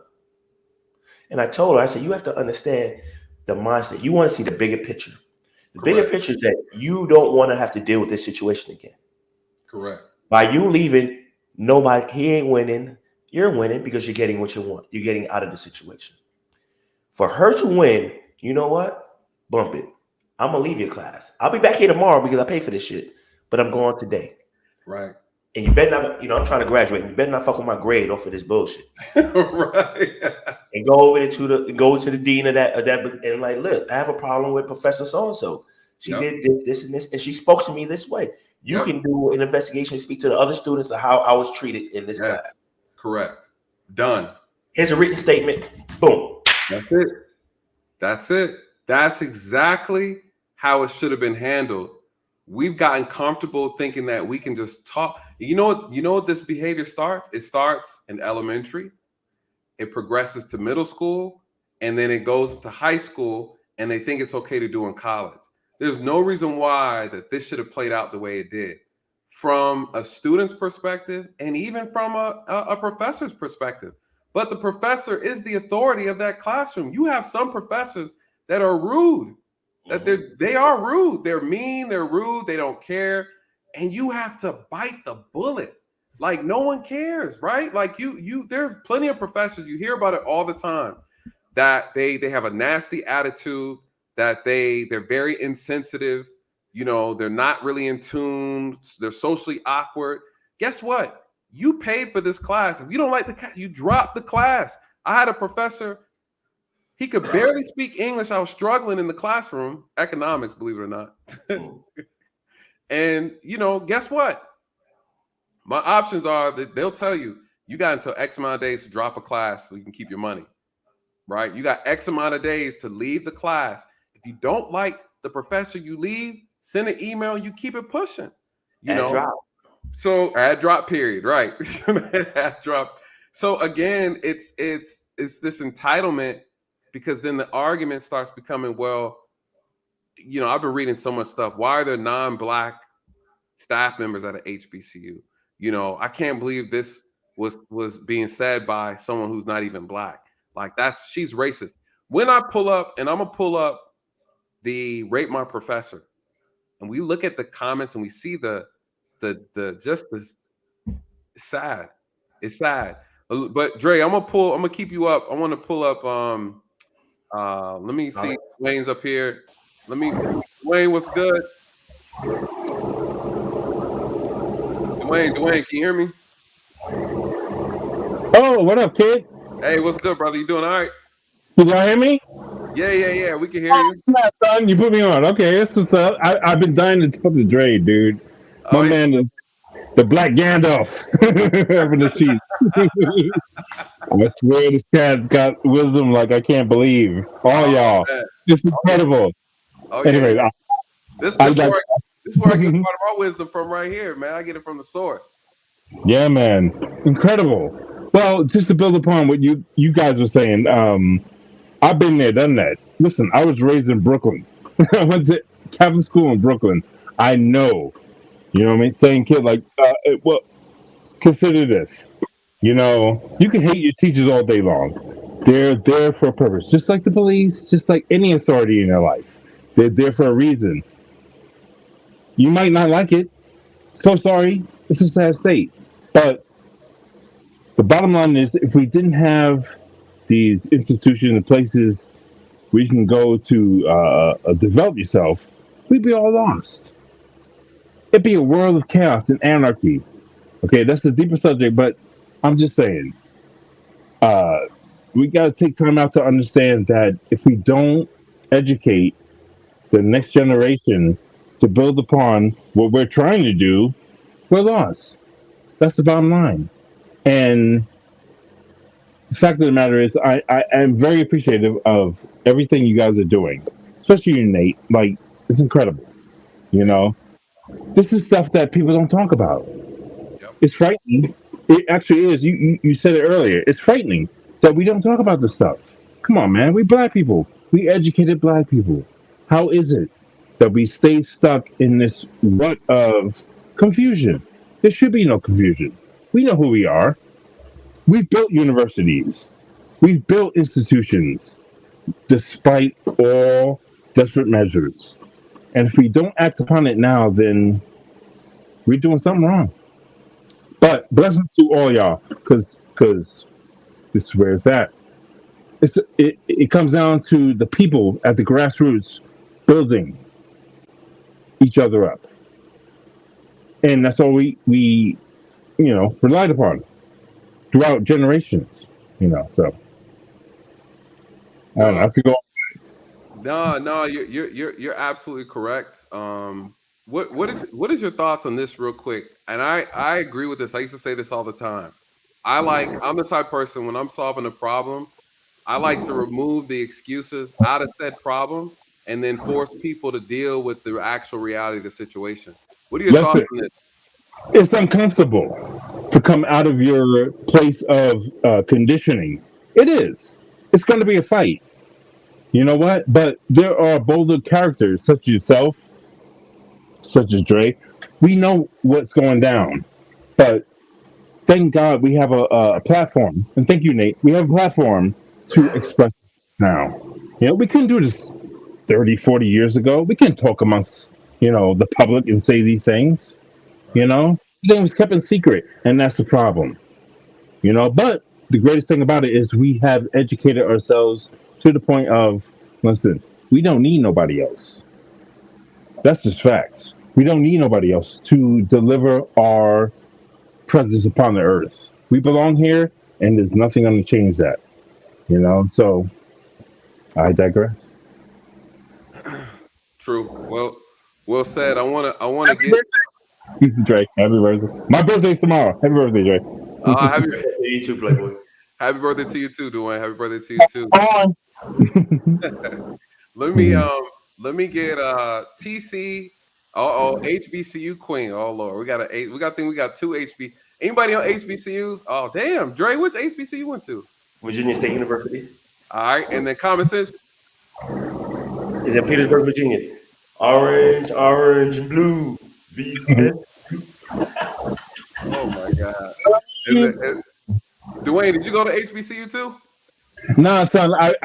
Okay. So that was one thing I was going to say. I actually went to a predominantly white college in New Haven, Connecticut, because I'm a sound engineer, and that was the only place you could study sound engineering to get a degree. And Mama said, "Get a degree." Right? So I said, "Yeah, I'll go."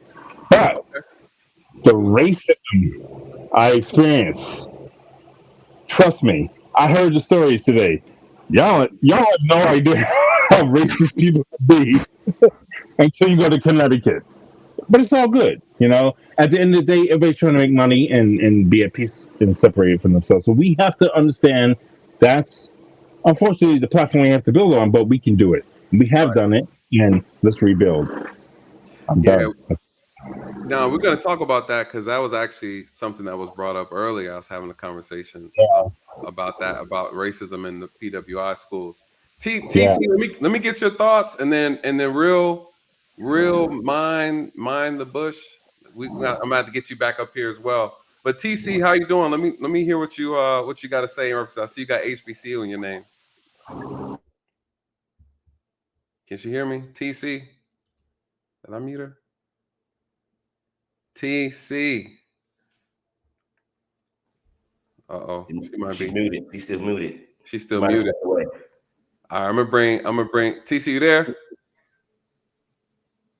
Oh, back muted. Can you hear? You muting yourself, TC? She struggled streaming. She struggled. Can't unmute your guests because they choose to mute themselves. Yeah. Yo, what's going on? Give me 2 seconds. I'll be coming back up. All right, bet. I got you. All right. She HBCU queen. We're gonna hear from the HBC. All right, Miss Sophia, what you got for us? I just wanted to say I feel like in this situation, I feel like I was always taught like people are only responsible for their own actions. So in this situation, I feel like if you have a hostile professor or instructor, it's like, how are you going to react? And if majority people that are watching this stream feel like when African Americans are in the face of law enforcement, they always get treated unfairly.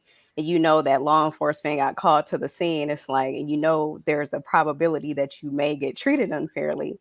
Right. How are you going to prevent the situation from escalating to like the point of no return, or escalating to the point where there's bad repercussions from your actions? So I feel like, you know, she chose to decide to act how she wanted in this situation. And it's like, at what cost? You know, now you got to worry about your grades, or it's a waste of time that you spent taking the class, or now you got to, you know, now you have a failed class. You don't know how it's going to affect other people that you were in the group project with.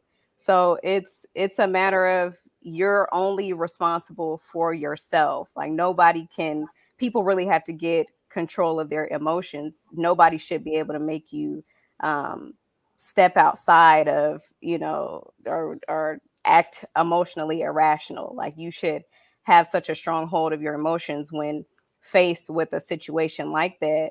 You should be able to handle the situation appropriately. So like you said, maybe taking it to the dean, or hell, you go to HBCU. If anything, they should be on your side when you come and escalate an issue up to a higher authority. So I just feel like, you know, she's only responsible for herself. We could argue all day on what the professor did. I also want to make a note. I feel like, you know, a lot of people are like, well, why is he breaking down, you know, the girl's actions so much? He's not really expounding on what the professor should have done better. And it's like, we only know a handful of the story. We've heard the girl talk. We haven't heard anything from the professor. True. I haven't seen the professor say anything. So I feel like we're only talking about, the information that we have. So that's just my 2 cents. Let me say this real quick. Go ahead, Dre. And Nathan, tell me if I'm wrong. Mm-hmm. You automatically, and I'm gonna give y'all the cheat code. You can tell if you're dealing with an officer that's operating out of ego when you say something and their response is surprised. When he said, you have 2 choices, either you can leave or I can make you leave. And she was like, make me how? And you start seeing this. Let's talk about that. At that point, you're like, you know what? This is the fight I want. Let me go ahead and leave. Because I'm not going to front. I'm not an ego-driven, never been an ego-driven, but I didn't like being questioned. Especially when I felt that, look, it'd be a lot easier just for you to leave and you can fight this battle where it's best suited. But when you're sitting up here talking about, I'm not leaving, we're just telling me what you're not going to do. Right. That's where, whether white, black, Latino, whatever nationality you need that you're comfortable with, whatever that is, goes out the window. When you tell me what you're not going to do, when you don't own the property, anything there, you are a visitor, so to speak. When sometimes we get so caught up in the emotion, we let the situation control us and consume us. Yep. She was so head bent on being right. She was all she saw was black officer. I'm on, he's trying not to arrest me. How do you know that? He was there just to find out what was going on. When you took too long to tell him what was going on, and the supervisor came and like, hey, look, fuck what he said. You got 2 choices.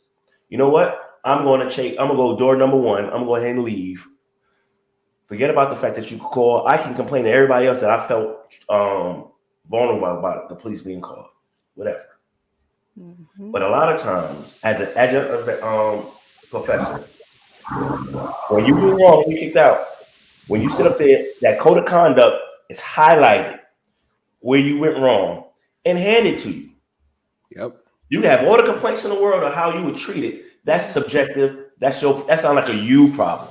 That's what you going around. Violated this right here. This was you wrong. This is what we're concerned about. This right here, because your actions went ahead and disrupted the rest of the class. Now, this professor was wrong, but you gave her a pass when you acted above how she acted. When you reacted to how she acted, you gave her the ability to be a victim, and now you're the aggressor, and you're going to be looked at as the aggressor. That's how it works. That's true. Real quick before the next person goes up, I wanted to say thank you so much to Kate Thompson for the $20 Cash App. Thank you so much. I forget that you guys send Cash Apps on here as well, so I really appreciate that. And then also Joe Thompson with the $10 super chat. He says, "Thank you. It's a great show, brother. Make me leave." I think the police have a horrible history in this country. No one up here will disagree with that. But I think, and unfortunately, police sporadically throughout the nation make bad decisions when they're interacting with citizens, black, white, just in general. But we know that black people have a unique relationship with the police. No one will disagree with that. But honestly, what's very disappointing to me is that we constantly lean on that as an excuse to why we behave a certain way in the presence of the police, and rightfully so. Honestly, it's just played out. It's played out when you could see plain as day when a person is wrong, and we still want to kind of lean on that as a handicap, so not dismissing, but acknowledging that there's been problems, but every situation is not where the police are wrong, and I hate that people can't acknowledge that in the moment. So Joe, thank you for that. Shout out to you again. It's a good brother right here. Asked for some great cigars too. We on Lock Nation. Shout out to you. He said he dropped a $20 super chat. I gotta get with this brother too. We're gonna have to do a little stream together as well. Great content. So shout out to you. Thank you so much for the support. Anybody want to add on to that? Just in general, anybody have any other thoughts they want to add on to? Yeah. I'm sorry. Go ahead. I'm sorry. We have to teach our children to read these contracts that they're signing, because I very quickly was able to pull up Winston-Salem State University Student Code of Conduct. And instead of sitting there like, oh my God, we're focused on the student, if you actually take the time and go read the Code of Conduct, the young lady was in error. And in the Code of Conduct, it gives the students a way to air out their grievances, including an appeals process. So I have a lot of issue with people that are like, oh no, and this is racist, it's racist, and we shouldn't be focused on it. We should be focused on the teacher. No, we should be focused on teaching our children how to utilize the system that is put in place to keep them oppressed, and how to operate inside of it to switch it around. If you're at work and your boss gets to talking to you crazy, if your boss says to you, you know what, you need to leave, what you gonna do? You gonna say, FUB, I don't have to leave, whoop, whoop, whoop, wop, wop, wop. Your behind gonna be out the door. You're gonna be fired. You ain't gonna be able to pay for your bills. You're gonna be homeless, officeless, peachesless. That is not how we operate as we age. People in the chat are like, oh, well, these are young adults. Keyword, adults. Young adults. We are supposed to be teaching them how to learn to adult. And how you adult is, oh, okay, did you need me to go? Let me just make sure I have that documented that you're telling me to leave. Okay, so now I'm going to take this recording to your supervisor, and I'm going to flip the game on you. Like what Dre said, and happy birthday belated, and all that good stuff. What Dre said was true. Now, when the chancellor and the dean of students is looking at this situation, it doesn't matter what all them other kids in the class is saying. There is a good reason and justification for the teacher to have behaved how she behaved, because it escalated to this level. If one person is bad in a situation, you don't meet them with equal force. You make sure that you are not stooping down to their level. You remove yourself from the situation. And that is how you get true justice. And that is how you get retribution. I'm going to need y'all to stop co-signing the nonsense. Because the reality is, everybody be in these chats with the keyboard gangsters, gang banging on the keyboards, trying to tell content creators what they should and shouldn't say. But if it was their kids in this situation, they'd be done cuss their kids out in the background. Now you're embarrassing me in front of the whole wide world. The pastor down to the church, the deacon and the first lady done call me. Do you see your baby on the news? What is your baby doing? Because you know you are raising your children better than this. We got to do better than this. Oh, well, it's racist. And they do this and they do that. And you know why they do it? Because it's in the law. Most people don't even know that, like, legalese is a whole different language. You literally need a legal dictionary to understand the wording in contractual law. Like, come on now, stop it. And if you paying $40,000, $100,000 a year for your child to go to school, I'd be good and damn. Woo, outside of my raggedy mind, if my child lost all my money, because if she gets expelled from the school, all the money her parents have paid for her degree is flushed down the toilet, and the likelihood of her getting accepted to another prestigious school is zero. No school is going to take you. Let me be quiet. I'm gonna be quiet. You go to Duco. No, you good. Look, I'm gonna read this, and I want the next person's thoughts as I pull. I got the lovely. Well, she ain't got no photo. We don't even know she's lovely. I was about to say got the lovely Michi X, but she act like she too good to put a picture up. But it's all good. When I edit, I'm gonna just put one of your photos up on this side right here. Don't forget about comments. It's no trouble. Hey Nate, don't forget about comment. Oh yeah. Let me hold on. Let me read this real quick to you guys. Because matter of fact, I want to play what Roland Martin. That's one thing I want to talk about. Roland, damn Martin, boy. But this is what the chancellor said of the college. I guess the chancellor is like the president. His name is Elwood Robinson. He said, and I quote, "We understand that the weaponization of police is a prevalent problem in our community. All right. However, that is not what happened in this incident. This is, I'm guessing he's like the president of the college, right? Yes. Okay. So he's saying that is not what happened in this incident. Robinson wrote in a letter to students and staff. This is what he sent out after this video went viral to explain to everybody, hey, this is what's going on.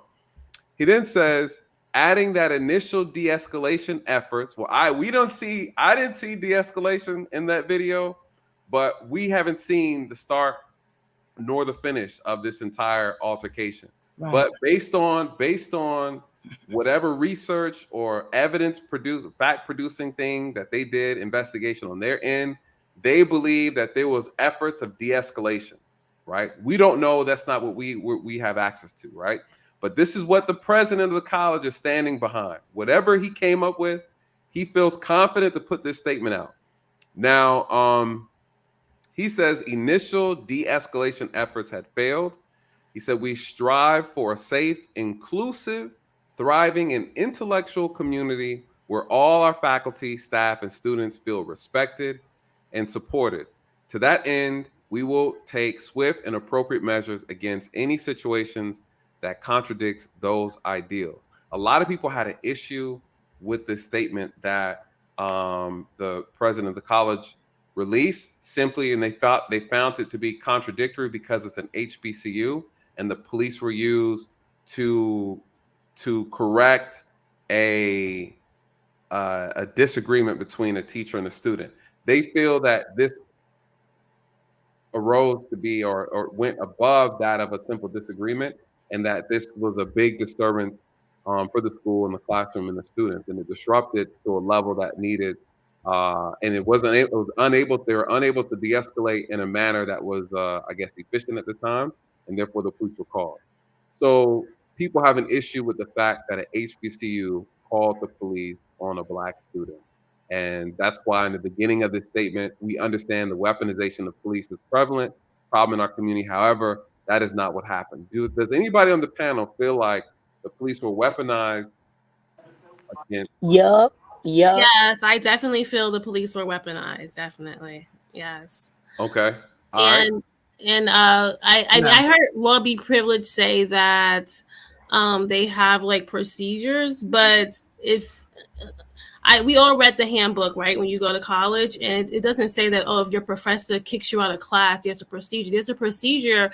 If you get a certain grade, you can give your grievance or whatever the case may be. But I mean, like in this instance, the professor wouldn't allow her to finish her group project. I understand that she could have just left, went to the head of the department, and she wouldn't have been able to finish her group project. This was the last day of class, so she wouldn't have been able to participate and get a grade for that. I understand you guys saying, oh, she should have did that, right? I probably would have done that, but you have to understand she is 20 years old. She's not my age, which is in my 30s. She's not going to think like myself. She's thinking, hey, I need to finish this class. I want to get it over. Like, you guys are looking at her as if she's the same age as this woman who should have known not to raise her voice in the first place, because everyone there are adults. There's no children in class. The first time when you go to school, they tell you when you go to college, your first day, that we're all adults here. It's not going to be like high school. They emphasize this to you. So therefore, she should have spoke to her like an adult. And she was advocating for herself, saying, hey, I don't think that I need to do this over. I think I did it right. If she didn't want to do it over, give her whatever grade that you think she deserved. And that was that. You don't need to yell at her and tell her that she must do it over. She must do that. Like, everyone is like forgetting that they're all adults there. And she's paying her salary. I will tell you this, Lisa, in reference to that. Like I said earlier about my daughter. Hold on, Dre. One second, because so she was addressing Raw B, and then me. I'm gonna get your thoughts, and then TC. I want to get your thoughts as well. Go ahead, Raw. So very often, actually almost always, I don't speak without knowing what I'm talking about.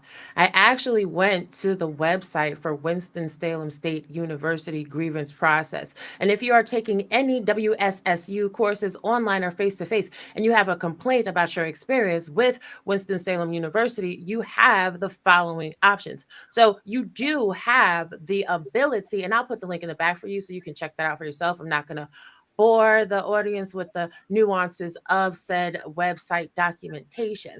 But you can go ahead and check that out. You have the right to write a letter detailing your experience and what happened. And it gets escalated through the system to the dean, to the department head of your course. And then if you feel that their response to it is an effort, you also have the right to appeal it within 15 days. And that is also listed. I'm going to put the link in the back for you as well in the Student Code of Conduct. So regardless to if you are 18 entering university or 45, when you sign paperwork, because all universities make you acknowledge that you've received certain paperwork, it is up to you, the student, to read through to know what the expectations are of you and how you can take care of yourself and defend yourself in the events of an emergency or if you are being mistreated. So, I mean, I get it. Most people don't. It's just kind of like when you download an app on your phone, you don't read through the terms and conditions of the service. Well, whose fault is they? It's your fault. But that's not the situation here. The situation here is not a situation that you're referring to. This is a situation that's an immediate situation to where this girl is trying to finish her class. It's not what you're saying where something occurred and then they made a decision and then you're coming back, you're trying to answer it. It's not the situation. Furthermore, I mean, I don't know if this is true or not, but someone in the chat said that her mom is an actual DA, right? So that means she is an attorney. So I'm pretty sure her mom read everything. Her mom said, oh, based on my legal expertise, you didn't do anything wrong, right? So, I mean, like no one here is lawyers or whatever. So we can't say what this thing and interpreting what you read online on Google or whatever they have on their website. What I'm saying is this: if a student is trying to finish a course and you're not allowing her to do so, there should be something done here to this professor. This professor should not be able to get away with that. And I understand that she should have gone to the head of the department, which most people would have done. But what do you say about the fact that the professor was not allowing her to finish the course? She wanted to do her group project and leave. Why? What do you say about that? So this is the thing, right? I mean, I know you probably didn't click the link while I was talking, which I appreciate you being an active listener. But I'm going to put the specific paragraph in the background. You have the ability to speak about your grievances on any treatment. The reality of it is, just because she couldn't participate in the project that day doesn't mean that she wasn't going to get credit for the course at that moment where the woman was being loud and disrespectful to her.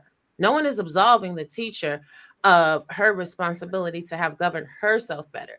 But again, I don't really care about the teacher. I care about our children and how they can negotiate these situations. Because guess what? Just because you're up in arms and you're like, ooh, the teacher was wrong, it doesn't mean that that's going to categorically stop teachers from malfeasant behavior, especially in institutions of higher learning. What we have to learn how to do is document the behavior so that those people can be removed, and they also don't have the ability to make lateral moves to other institutions to keep on terrorizing other students. See, maybe because my parents are military, what I've always been told all my life is you can be emotional, you can respond emotionally, but logic states that you have to create a paper trail. And what this university provides is a way to create a paper trail. And I'm not, again, going off opinions or emotions. I'm going off of the fact what is on their website. And even though her mother is the DA, her mother is DA in regards to state penal codes, not over the school and how the legal process within the educational system is being documented. Now, what the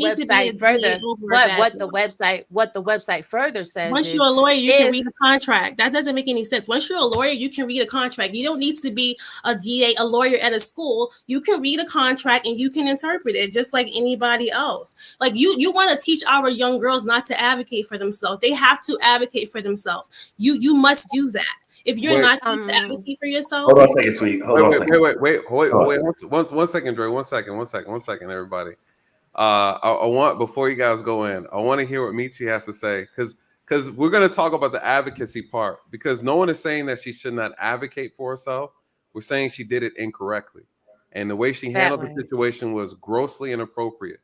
And so there's no, everybody's wrong in this, but what we're trying to say is that we need to educate our people on how to handle conflict better in a professional setting and even in social settings. We have to do better.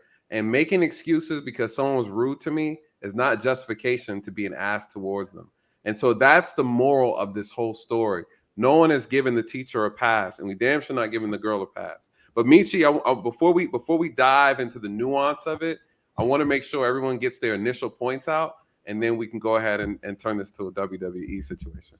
It's like Lapeef point 5, point 0, point 2. All right, Michi, what's your thoughts, love? Let me get what you drop some wisdom on us. I just want to say first to that one comment that her giving the teacher the same energy that she gave her first is also not a reason for her to go and call the police and weaponize them against her. Wait. It was another teacher. It wasn't the teacher. It wasn't the professor in the classroom. It was somebody outside in another classroom who heard the commotion and called the police.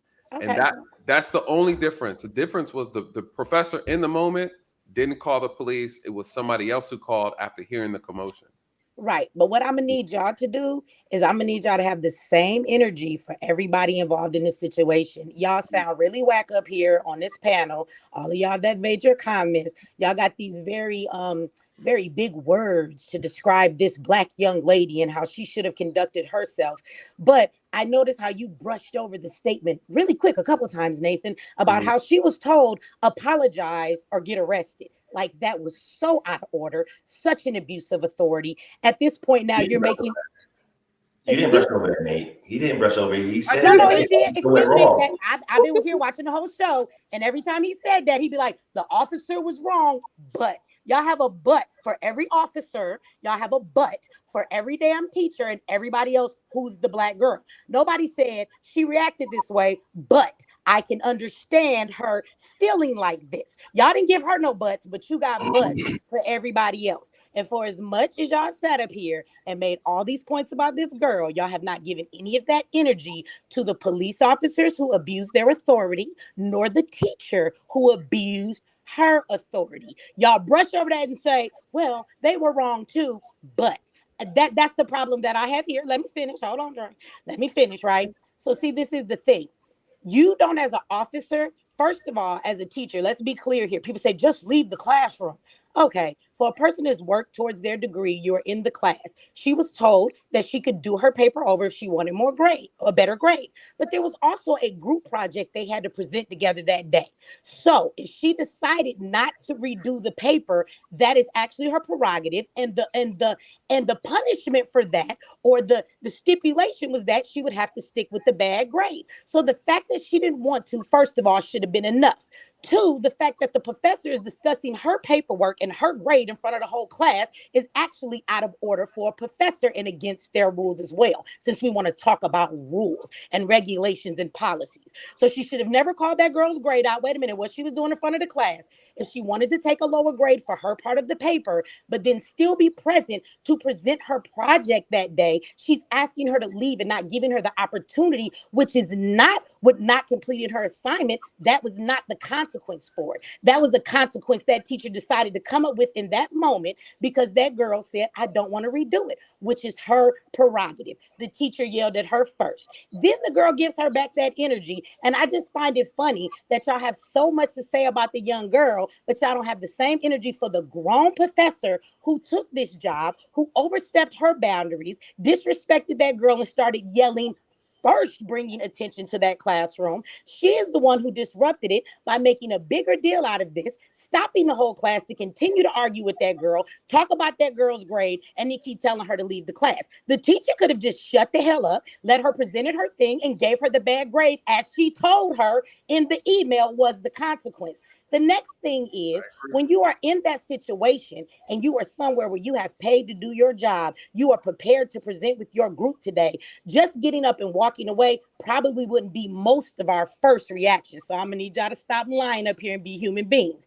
If you were somewhere and you had to present and you had put all this work into it and you felt that the teacher was overstepping their bound and she said, leave the class, none of y'all up here 100% would have been like, okay, the very first time she said that, you would have questioned her and asked her, why would you have to leave when you're not doing anything wrong? Then if you're getting yelled at and disrespected, then when the officer came in, and again, Nathan, let's be honest, he overstepped his bounds. So Dre, let's be real, Mr. Police Officers up in here. That was a very, very, I don't even know the word I'm looking for, but his statement of telling her she was going to apologize or be arrested, not apologizing to somebody is not a crime. So then you say that to her, that would have made me be upset even more, trying to understand. First, now I'm getting a professor who's abusing their authority. Now the police are here, and instead of understanding what's going on, now you're abusing your authority. Absolutely, as a 20-year-old child, she should be upset about that. And everybody want to play this game of everybody's grown and everybody this and that. If you want to talk about adult immaturity, I expected that grown-ass professor, since you want to talk to her like she's her mother, even though she's not, that she should conduct herself better. A lot of people abuse their authority here, and in any time somebody abuses their authority against a person, it would make any person naturally upset. And I just have a hard time watching y'all ride over that shit and not going into no details about everybody else in here, right? But you got so much smoke for the black girl. Y'all out of order for that, and that's my initial comment. Here's the issue. You're missing a point. You're missing a point. Well, we're saying everything you said, you correct, but could have been handled when she went down and filed her grievance. Turn your mic down, Dre. And the officers and the professor could have also handled that different. Stop telling me about the youngest, most immature by fact when it comes to development and psychology. Stop telling me the person who is supposed to by fact be the most immature person here. Why are you disrespecting the young lady by calling her immature? You really don't know. As a parent of a 21-year-old, I instilled in her a conflict resolution. I told her, don't get yourself in any situation where you have to either call me or the police to get you out of. Before you even call me, make sure that you have exhausted every possibility. At that particular time was not the time to sit down and have an argument and go back and forth with that lady. It's what we're trying to say. It was also not the time for the professor to yell at her and put her grade out there. And it also wasn't appropriate ever for an officer to threaten to arrest someone over not apologizing. Quit sliding on ice skates over that fact. Go on and let's back up and talk about that, Dre, for about 35 damn minutes like you was talking about this girl. Nobody ice skating. This is the thing. Hold on, this is the thing. So when you say that everybody up here in that situation would be hyper emotional and throw away all that they had worked for just to participate. That's not what I said. That's what I said. You said that. You said nobody's initial reaction is going to but just be, okay, I'm going to leave. You're going to question that woman back, even if you're, wait a minute, even if you're not loud, all of y'all are going to verbally at least question the teacher and stand up for yourself and wonder, why is she putting you out when you were supposed to be presenting today? All of y'all are going to question her. None of y'all just going to jump up and be like, okay, I'm leaving. So stop telling that lie is what I'm saying. Well, I'm gonna give you anecdotal real world experience. Black woman disrespected in a situation or a setting very similar to that. In my profession, very recently, in recent history, the person over top of me was very disrespectful in the meeting. It was like, well, you can go. And I said, oh, okay. Did you want me to go? She then backpedaled and popped off of it. Oh, no, I don't want you to go. I proceeded to document the preceding or the following conversation to get all my evidence about the situation. I maintained decorum and dignity as I've been taught to by the women in my life. I took that situation to her supervisor, escalated it.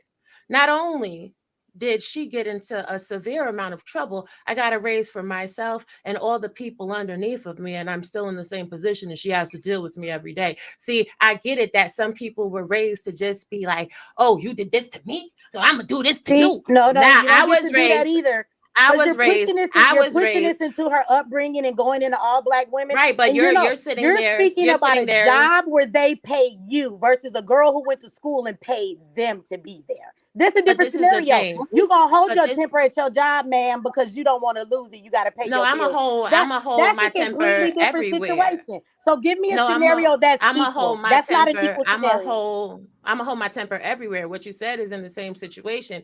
None of us up here would behave differently than that. And I'm Again, telling you, don't in real twist my life, words. I did you not said if say someone told you, no. you said if I someone told you to said in leave, the that you would beginning. give the I did same not say pushback. no. Again, let me repeat myself since y'all didn't hear me right. What I said was, I didn't say you would act all the way to that extent. I said initially, none of you off the rip, if the teacher was like, well, get out, and it was the same situation as her, all of you would have at least questioned her and said, well, why am I leaving? Y'all would have said something back. None of y'all would have just hopped up and left without asking no questions. That's what I said. But I would have left. I would have left when the police were invited to the situation. I would have left when the teacher was consistently elevating, especially when there's a grievance process against misconduct. And That wasn't the point that I made, though. You're arguing at a point I didn't make. I talk about when it initially You said happened. you said, oh, we would I just said question when it back and we initially wouldn't happened. initially leave. Y'all all act But like the she thing should is, have just got up and left. No, well, let me pause everybody real quick. That's not what we're saying, right? Everybody would want to know why we're getting kicked out of a class. It's not about what you say, it's how you say it. No one's talking about someone who's actually inquiring. We're talking about how you're expressing that. The reality of this situation is it got loud and it got out of control. And the professor was participating. I have given equal credit across the board. We are examining the behavior of this young lady simply because she made the video explaining her actions. She was very transparent and she was very, very honest about what took place and her level of participation in it. I think this when we have these conversations about these things and it becomes very sensitive, what I've realized in these conversations as it relates to race relations, when we talk about race relations in this country, I noticed that a lot of people have an issue. They want to see you bash one side for 10 minutes. They expect you to bash the other side for 10 minutes equally. And what you're saying, Michi, is that you feel like I did not give equal opportunity on all sides. I came up here and I said, everybody's wrong. I said, the professor's wrong. I said, the officer was wrong. I said, the professor was petty. I said, this young lady did not handle the situation properly. She should have did this thing. There's a more appropriate way to handle her grievance with this professor. Everybody handled it wrong. I said, what the officer said, he's going to arrest her based on not apologizing. I said, that's not legal. He can't do that. I said, he was wrong for that. He's going to get in trouble for that. That wasn't appropriate and that was unprofessional. I said this the whole stream. Now, maybe I gave a little more sauce on one than the other, but everything you said up here, Michi, in reference to what you dislike about it, what you were telling me is you don't like the fact I didn't put enough emphasis on it. No, it's not emphasis. Is that y'all seem to be real anti-black for as black as y'all is. Y'all come into this. We're just examining. Y'all in the chat, y'all on the panel. And all I keep hearing y'all doing is telling the black girl how accountable she should be and how she takes no accountability. But I'm not listening to y'all talk about the accountability of every party included.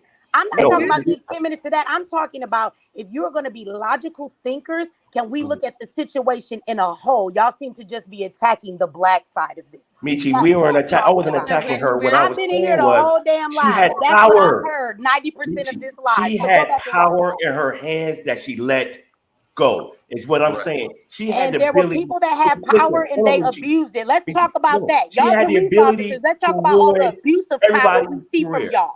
And then we can talk about why we feel the way we feel about police. Well, it is not even a police situation. This is a conflict between her and her professor. But y'all brought up the police in this conversation. Y'all forget how quickly these things were said. Okay. Then the police. Y'all brought that up. Somebody else called them. Okay. She had the ability to go to the registrar or the dean to get this shit handled. She could have complained about how the police treated her, how the professor treated her, everything, and everything would have been rectified. We don't need to sit down there and bash the professor, the police. She could have done that. She didn't have to sit up there and fight. You could sit here and bash her. So do the same damn thing to your brothers in blue, Dre. Yeah, fuck them dudes in blue. I don't care. I got a daughter in college, and I told her, you go, listen, Fighting right then and there is not going to get you anywhere. You Correct. have stuff in place for you to be on top of the situation. You don't need to be, listen, if you ain't 100% right, you're wrong. So you can't complain about shit when you're wrong. So that means all three of them people in the if you are in the right, be in the right and go about the proper 100%. But me too. We said everybody's wrong. You said everybody's wrong. No, everybody's wrong. y'all don't have enough heat for everybody for me. And That's even what Dre it was is. like, what y'all say? No, That's wait, what what it you is. said, Nathan? That's When exactly they what it tell is. you to do something, just do We it. haven't heard from The last time everybody else. somebody told me I better do what they say was my mother. I'm Beachy, you grown. only heard All one that do what I side. say because I got on a uniform, man, miss me with that. Beachy, Come on, we heard come on. We all one grown. side. Hold on, We Keith, only heard one side. I will gotta have not. some backup. Hold on. We only heard one side. Michi is hilarious. She is, but Nate, can you share the code of conduct so we can Yes. just really look at Let me was it valid for the police to be called? No, because I don't want to read a code of conduct if you're not going to read the police sworn oath they took and whether they was overstepping their bounds. We're not going to read that shit too. We're not reading nothing in here tonight. Playing with you. I'm not playing with you. It's not about the police oath that they took. It's about this young lady conduct y'all on go the get your campus. coffee. We got a lot of the policies to read tonight. Go ahead, Dre. Pull up All the right, let's do police it. policy because we're Let's going to do read it. that too then. Before we do that, let me get Miss TC. You've been so patient, love. I know. Let me get your thoughts on all the melee right now. Just in general, what are your thoughts? Because I know you had the mic issue, but give us your thoughts, Miss TC. So good. Which HBCU came from first? What's your HBCU? Two. I come from two. So Okay. North Carolina A&T, and right down the street, Winston-Salem State. Is one of my sister schools. I was just down there for the GHO, so I got it. Everybody knows that A&T is the GHO, the greatest homecoming on earth. That means we have the greatest alum. That means we were the greatest students on earth because we fought, and that's where the Greensboro 4 came from, and that's why we were the ones that was started to sit in blase to the blase to the blase. Boom. Okay. All right. Okay. That's history. Now, also Lincoln University of Pennsylvania. Here in outside of Philadelphia. Don't say cat. So I have my master's there. So anyway, I just wanted to say, I this is a very serious topic. Yes. Because my alum and I, we've had this discussion. We're financial alum. We don't just walk around, go around talking about it. We be about it. I'm not new to this. I'm true to this. I'm from Brooklyn originally. So here's the thing. Brooklyn. Yeah. You know how we get down. See, so when I was that age at A&T, we uncovered a lot of stuff on our university, and it was some financial stuff that we uncovered, and we almost got thrown out. And we were told that if we exposed it, that we would get thrown out. Okay, so all right, good, throw us out because we're gonna expose it. Okay, we did. Okay, so. We understood what we were going through, what we were getting ready to go through. We understood our code of conduct. Thank you, Raw, because there is a code of conduct. It's called Read It, just like a curriculum. Most of the children don't read that. Parents don't read that. I don't give a doggone how bougie wougie you think you are, how upsidity waddy you think you are. DAAD, PhD, DCMD, ABC 1, 2, 3. They don't read it. They still don't read it to this damn day. Okay, Negroes don't read, and that's just the period of it all, and it's a damn disgrace. So here's the thing: the teacher told her, professor told her, look, you're not gonna pass this class because you didn't do the work that was necessary. You have to redo it. She said no. Okay, she said no. Now, in the work world, we consider that insubordination. So. Boom. Number one. Number two, she still comes to class thinking that she's going to be able to participate. No, you don't participate because you've already said you're not going to participate because you're not going to rectify the situation from A. So you can't do elemental P, and you won't get. And Z was, you're going to get the police call on you. Period. Right now.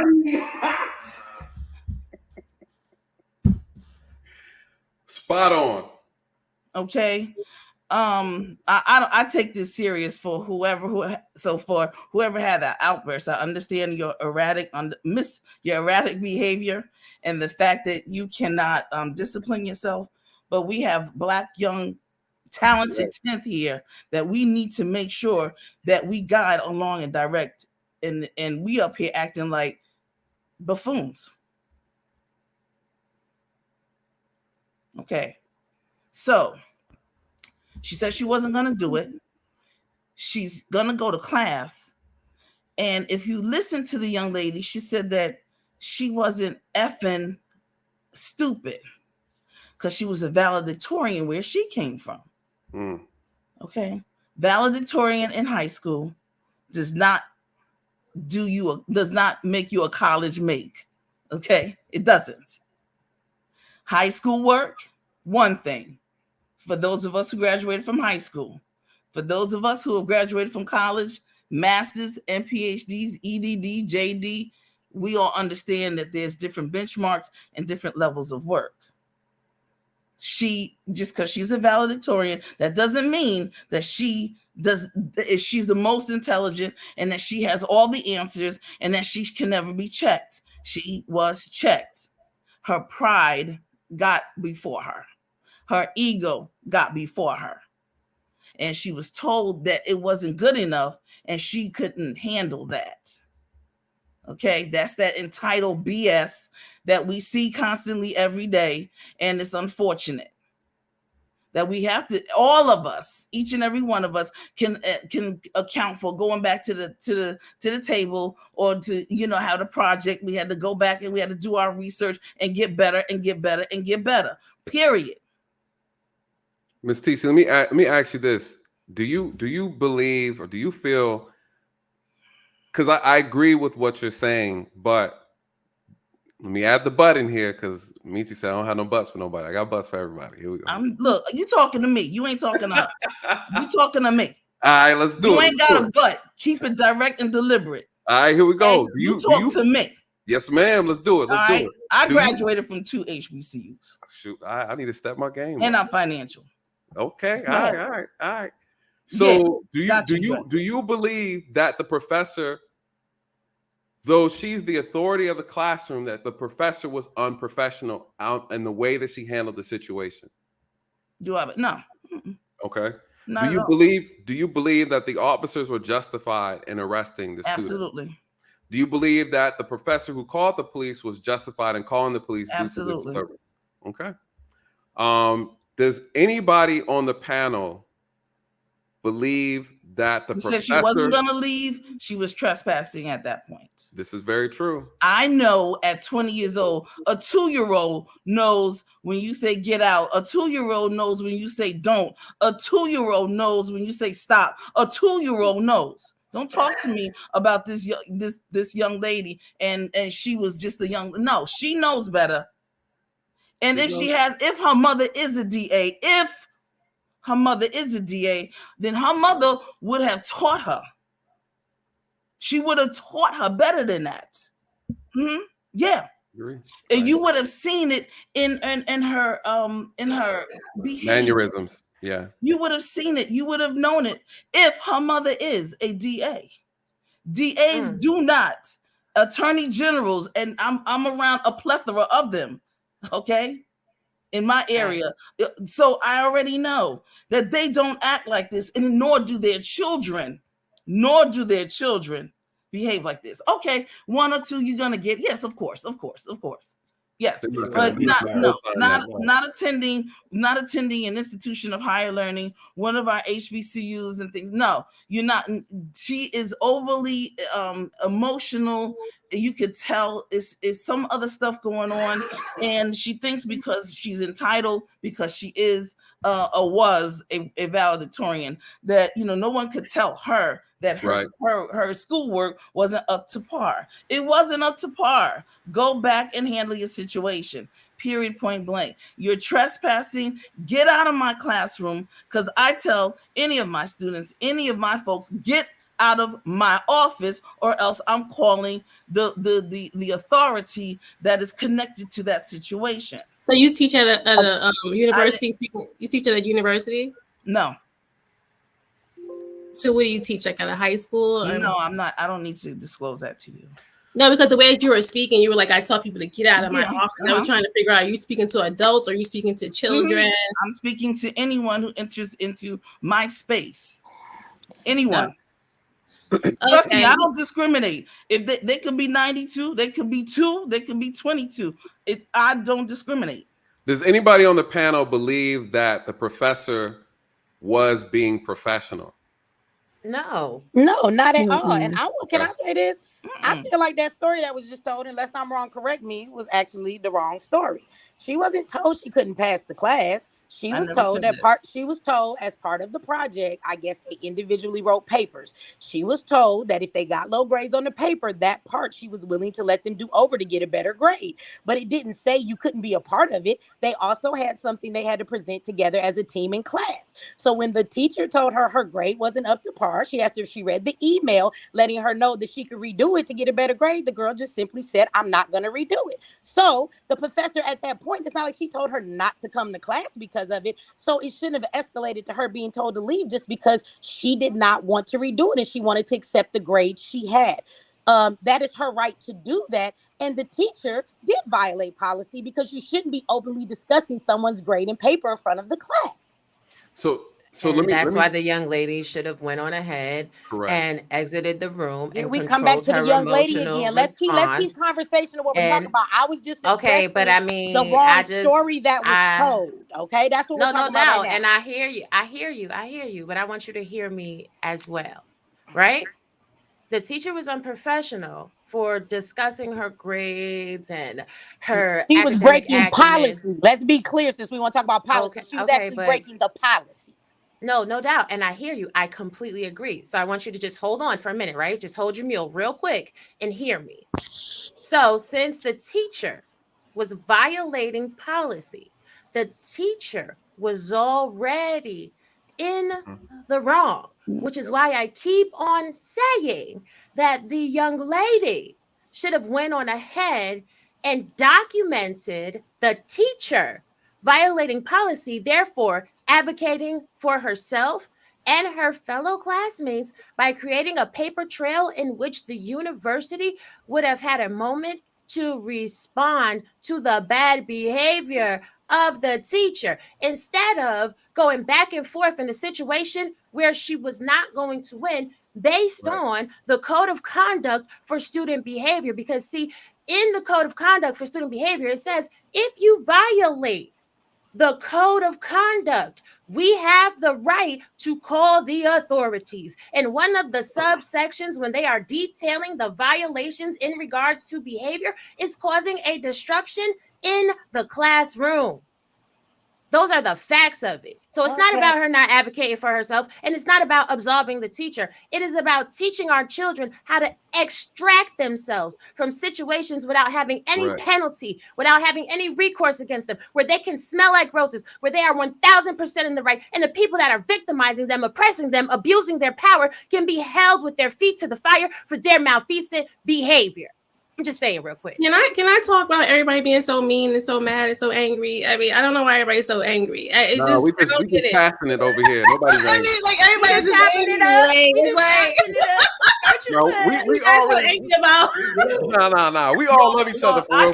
I ain't gonna lie. I mean, like we all It's not a joking matter. I've advocated for my grades in school before. I mean, if I tell a professor, hey, I don't think that I deserve this grade, I will go over their head and say, hey, I'm going to speak to the dean about it or whomever. But I think that's what happened with this girl. No disrespect to her school, but, they're not at an Ivy League school, right? So, yeah, she was valedictorian. I'm pretty sure she was able to handle the work here. And if she felt like her work was up to par, she had a right to say, hey, you know what? I think I did it the right way. She has a right to say that. The professor could say, no, you didn't. She could have, like I said before, she should have went to the dean after that, say, hey, can you look at my work? Because I think that I'm being graded unfairly. That's what she was supposed to have done. But for you to say that she's supposed to just do it, no. She's not supposed to just do anything. You always have to advocate for yourself.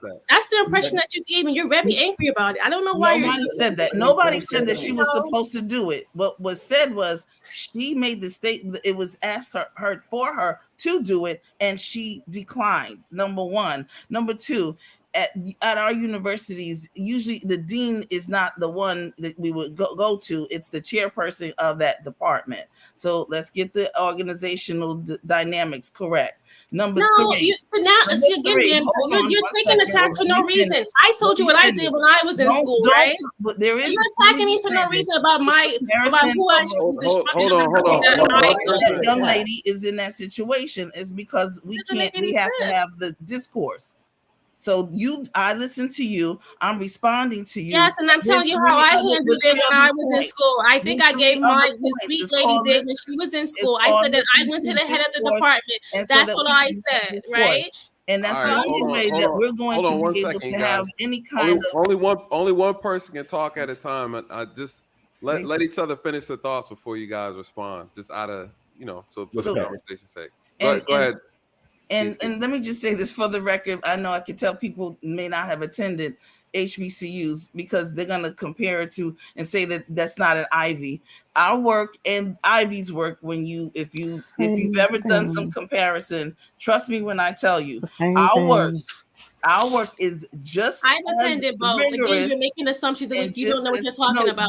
I've attended both. That's what I attended Howard University, and I also attended the Ivy League. So I don't know why you're still making assumptions. So I'm going to go on mute. That she could take care of the work. She could take the work, and she would be able to handle the work. Okay, just that's not the same.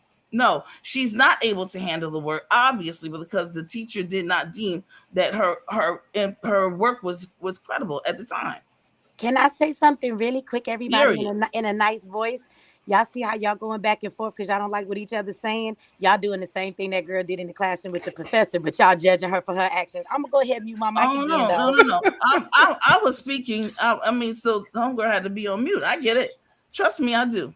No, I'm not doing the same thing. I'll listen. No, you guys are though. You see how you're talking to respond? You were talking while she was talking. You're in the heat of the moment. She disagrees with you. You disagree with her. No, listen. So in all fairness, that's how that conversation started with her and the teacher. See how quickly things escalate. But y'all so mature and y'all keep bashing this 20-year-old girl.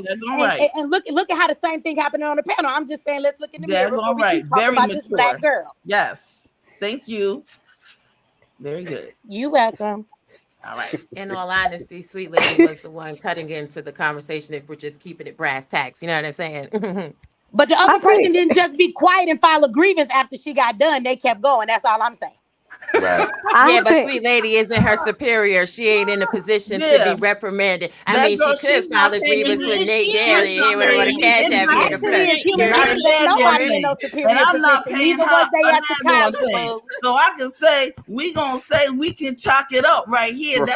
That's called code switching and knowing the difference. And I know my sister from Howard knows the difference. And I'm from A&T and I know the difference. And we don't need somebody from the outside who don't know the difference. How about that? Who from the outside? Right, and this is not all this segregation going on. Let me tell you. No. Again, I'm making a very human point that y'all seem to teach. Look at this. I don't care if you went to BBC, GDD, or PPD. I don't give a damn about none of these acronyms or words. I didn't go to none of them colleges, and I don't give a damn. I'm telling you about human behavior, and you guys are proving the exact point that y'all wanted to make about that girl. That's all I'm saying. You ain't making no point because ain't no point to be made. Like the girl, but y'all so much mature. Apples and oranges. Make sure this is. I'm not mad. I'm just pushing buttons like the professor did. People like to do that when they're in authority. I know you don't know. I think I made a valid point. Look at all the back and forth. Look at it. Look at it. It was cute. Not at all. It was very cute. It was very cute. Y'all have a very hard time abusing right analogy. Y'all use the wrong analogy. Y'all skip on the point. The analogy I just gave is a very real one. Y'all wanted this girl to just get up and walk out the damn classroom and never say nothing back to this woman, but y'all not even on this panel doing that. So I'm just saying y'all unrealistic. Y'all get on these panels and y'all talk like you don't live in real life. So I just need y'all to stop faking the funk. That's all I'm saying. All right, pause. No, everybody is living in real life, but the fact remains, the people are bringing in things to the conversation that don't really matter. better. Oh, I went to the dean and complained about my grades. This is not a complaint about grades. This is a complaint about policy violation. And again, if you are teaching your children the law, and I mean, every Black person in America really should be teaching their children the law and how to operate within it. Oh, this person, especially if her mom is a DA, oh, this teacher violated your rights by expressing your personal business in front of the classroom. That's the point that she should have waited and filed the grievances. She should have got on the phone instead of making a TikTok or Instagram and call her mama. Hey, mama, listen, I was talking to this teacher and the teacher talked about my grades in front of the whole entire classroom. You want to be spicy and saucy to people that's going to actually help the situation, not going back and forth with the teacher. Now, again, the teacher behavior is not excusable. It is what it is, kid. And the teacher had the student said, oh, shoot.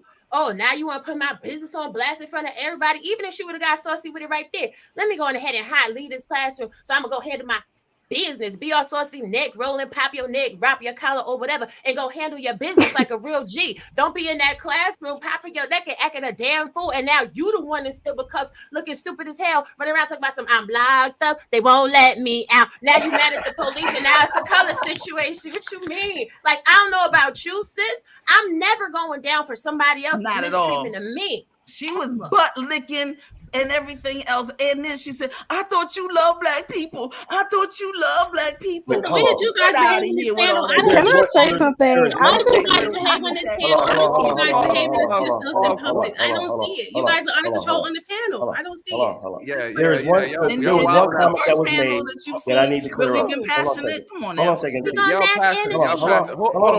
There's one statement that I have to clear up. What you have to understand as a teacher, when I give you your curriculum, when I do my lesson plan, I don't care what you think I want. If I tell you this is how I want this project done, this is the content I want in it, and you choose not to do it, I don't care how smart you think you are. This is not what I was asked for. This is not what I asked for, and I'll give you the opportunity to do it again.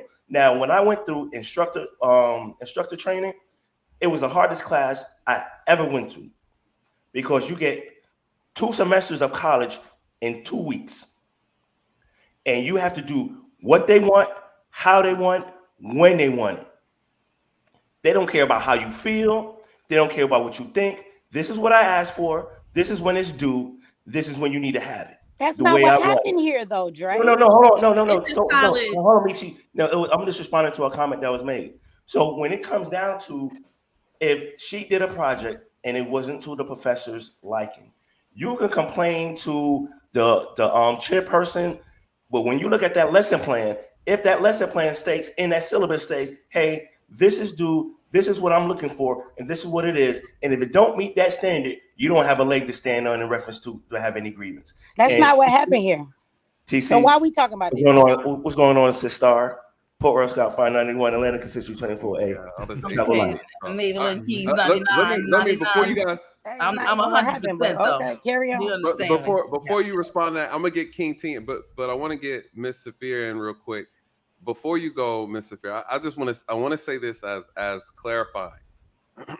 I get the teacher has authority to rule. You know, the classroom, the professor has a right to rule the classroom how they want. If you don't like it, you got to know how to take that up to the proper channels. Regardless, the professor, in my personal opinion, was wrong on how she handled the situation. I believe she was very unprofessional. And because of that, there is a way to handle that properly. And I think what the panel is trying to say is there's a proper way to do it. I think also often we get into the argument about fairness. No, it's not fair. But that doesn't matter. That's not the reality of life. Fairness has no bearings in the reality of life, right? What's fair is that the young lady should be able to match the energy, but that's not how life works. You know, we're talking about, we're having a discussion on how things should have been handled differently. Her age is irrelevant because she's an adult. And the reality is there's a lot of people that age. When I was 20, when I was 19, 18, I didn't carry myself that way. There are a lot of young adults who do not act like that and know how to and have the discipline and the emotional discipline to address things appropriately. And so I don't want us to get carried away from the purpose of the conversation. We are examining the behaviors of everybody involved. everybody was wrong. And we discussed and I explained how it should have been handled differently. We are putting a lot of emphasis on the young lady because she's the one who made the video on TikTok that went viral, expressing her frustration with what happened when she had 100% control of that situation. Because you can't control anybody else. You only have control over yourself. So that is the reality of life at the end of the day.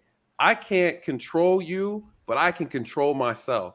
And what we miss in these discussions amongst our community is the lack of self-control from our men and from our women, and which cause us to have negative outcomes just in life. And so I just wanted to bring us back full circle around that we're not giving anybody a pass. The cop was wrong, right? The supervisor was wrong, and the statement that he made, he was justified in his actions. His words is what's going to get him in trouble. I guarantee you that. He should have never said what he said. It changes the dynamic of the situation, though the young lady already broke the law, period, right? The officer turned it into something that was more ego and personal driven, which was wrong. The professor emotionally and lost control, self-control of the situation. Facts. The young lady lost control of the situation. Everybody is wrong in this situation. Now, Miss Saphir. I was just saying, I don't think, in response to what Michi said, I know your channel, you talk about the fact that you love Black people. I'm sure everybody up here on this panel, we're not anti-Black. As a collective, we want to see Black people do better. I don't think that there's anything wrong with offering constructive criticism for people in our community. If anything, I'm probably going to be more critical of the people in my community than I am anybody else, because I just want to see us excel and do better. I think the conversation truly is just about conflict resolution. I think Raw B said it the best. The pen is mightier than the sword. I think as African-American women anyway, they kind of already see us as like aggressive women anyway. So you should know that women in a situation like this, you're not going to be treated fairly. So it's best that you just don't let your emotions get out of control, and you know how to have respectful dialogue, or the appropriate people to take the situation to. I don't think, and again, she's only responsible for her actions. Yes, we may be offering a little more constructive criticism to her because she's one of us, so I don't see anything wrong with it. I think we're acknowledging the fact that everybody in the situation could have done better, but as one of our own, how could she have interacted in that situation better? And that's just it. I went to an HBCU too, the real HU, Hampton University. So, I already know. Stop it. No, girl, don't be doing that now. Don't. But yeah. So okay, and let me say this: all of that is fine and good, but I think that when I say this, I don't think that we realize how much out of our own mouths we say very stereotypical things, because a lot of things that have also been conveyed here is not how this young Black girl, a woman, could conduct herself better. There's a whole lot of undertone of Black women don't listen. Who raised this kid? Don't your mama teach you some manners? Like, all of these stereotypes are also coming out that we are buying and believing against one another. Now, why is it even the fact that she's Black? People want to talk about the race card, but look at the title of this video, right? But then we want to say don't play the race card. I'm just saying, come on, Nathan. I'm being real. So in this conversation, though, I'm just saying, you say don't do that, but then we're sitting up here and we throw these stereotypes out, because this conversation, from the chat to the things that people have said to even the way you have expressed, it hasn't come across like, oh, we should just, she needs to conduct ourselves better. It's like, oh, we a problem. We not accountable. Look at how Black women act. You can't tell them nothing. You better learn to listen. Why don't you just listen? Like, you're looking crazy, Dre. I want you to go back and watch this from a spectator that watched for over an hour before I opened my mouth. Yeah, Go and watch the live. That's my problem. Yeah, so let me be clear in that. For sure. I'm not saying she did an excellent job, but y'all give her no grace to be human. And y'all keep hitting her with all of these negative Black people stereotypes and Black children and young Black girls and her mouth. And you know what I'm saying? And that's what keeps coming out of this. And you're tweaking your eyebrows, Dre, but I didn't say Nathan said all that. Nathan accounted for some of that. It's in the chat and some of the people that came up the way things are said. So maybe y'all should go back and look at this later and really see the narrative that was given, because it doesn't come across the way y'all might think that it did.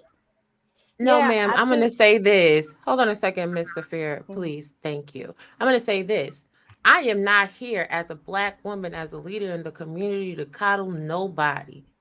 Black people are not raising their children appropriately. Yeah, she's human. Sure, we all are. But just like in the situation that I told you about in my life that happened, right? Was I pissed? Sure, I was. Did I hold my mule during the situation and actually call the person out on their lack of professionalism? Absolutely.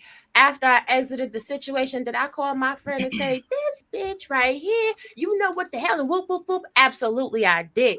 But what we have to stop doing, and what we have to stop doing, is letting our young women, our young boys, think that it's okay to exhibit and show every emotion in the moment, because the reality is all good poker players know you never show people your cards. You always got to have a good face on. Number one.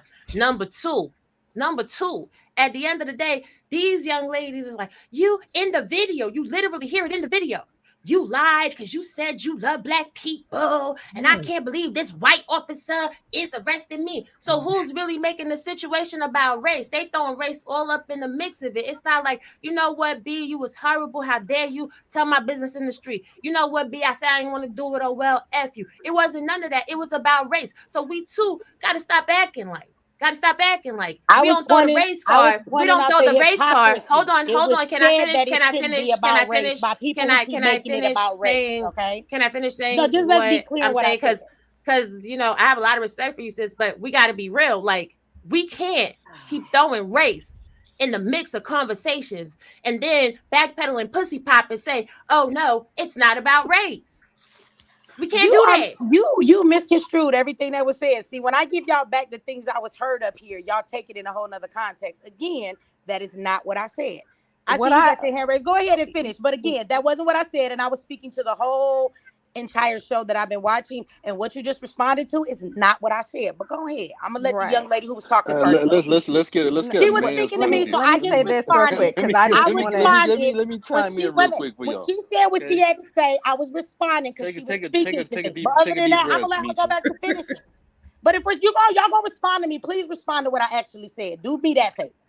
Beachy, this is what you saying, and it's like, I want you after the show. That's I not want what you I to said. go back. That is not what I said. Though. Jesus wept. After this, I want you to go I don't back believe in and Jesus, as a spectator. But all right, okay, right. But after the show ends, I want you to go back and watch as a spectator. But you are basically giving, and you may not realize that you're giving. I was speaking to something that was specifically said on this panel. No, I gotta listen, because first of all, the comment was made towards me. I was responding to her, and to be honest, what I was speaking was actually a comment that Nathan made. I know what I'm talking about. Listen, so I need some timestamp after this. When I wasn't even talking to you, and what you're addressing is not what I said. You are misconstruing my words. But again, the young lady that was first speaking, I responded. She had her hand up. Is you gonna let her finish? Because I was responding to what she said. Well, that's okay. I am going to let her finish. I did ask her to afford me grace, and I appreciate the good sister for affording me the grace to say what I had to say, because I, too, have been here being a spectator from the beginning. And I think that Nathan actually did a great job being fair and balanced in his commentary on the story. I think, however, that people want the focus to be on the teacher and the police officer, which is great, and he's already addressed their behaviors. But as a Black male leader in the community, it is up to him to lead the children on how to do better. See, because we as women have to allow our men to rest in their masculinity and lead the people them. But I'm going to go ahead and be quiet. I'm going to put myself on mute. I don't know what the hell that had to do with anything. But go ahead. Okay, so now we got to let the men. All right, y'all.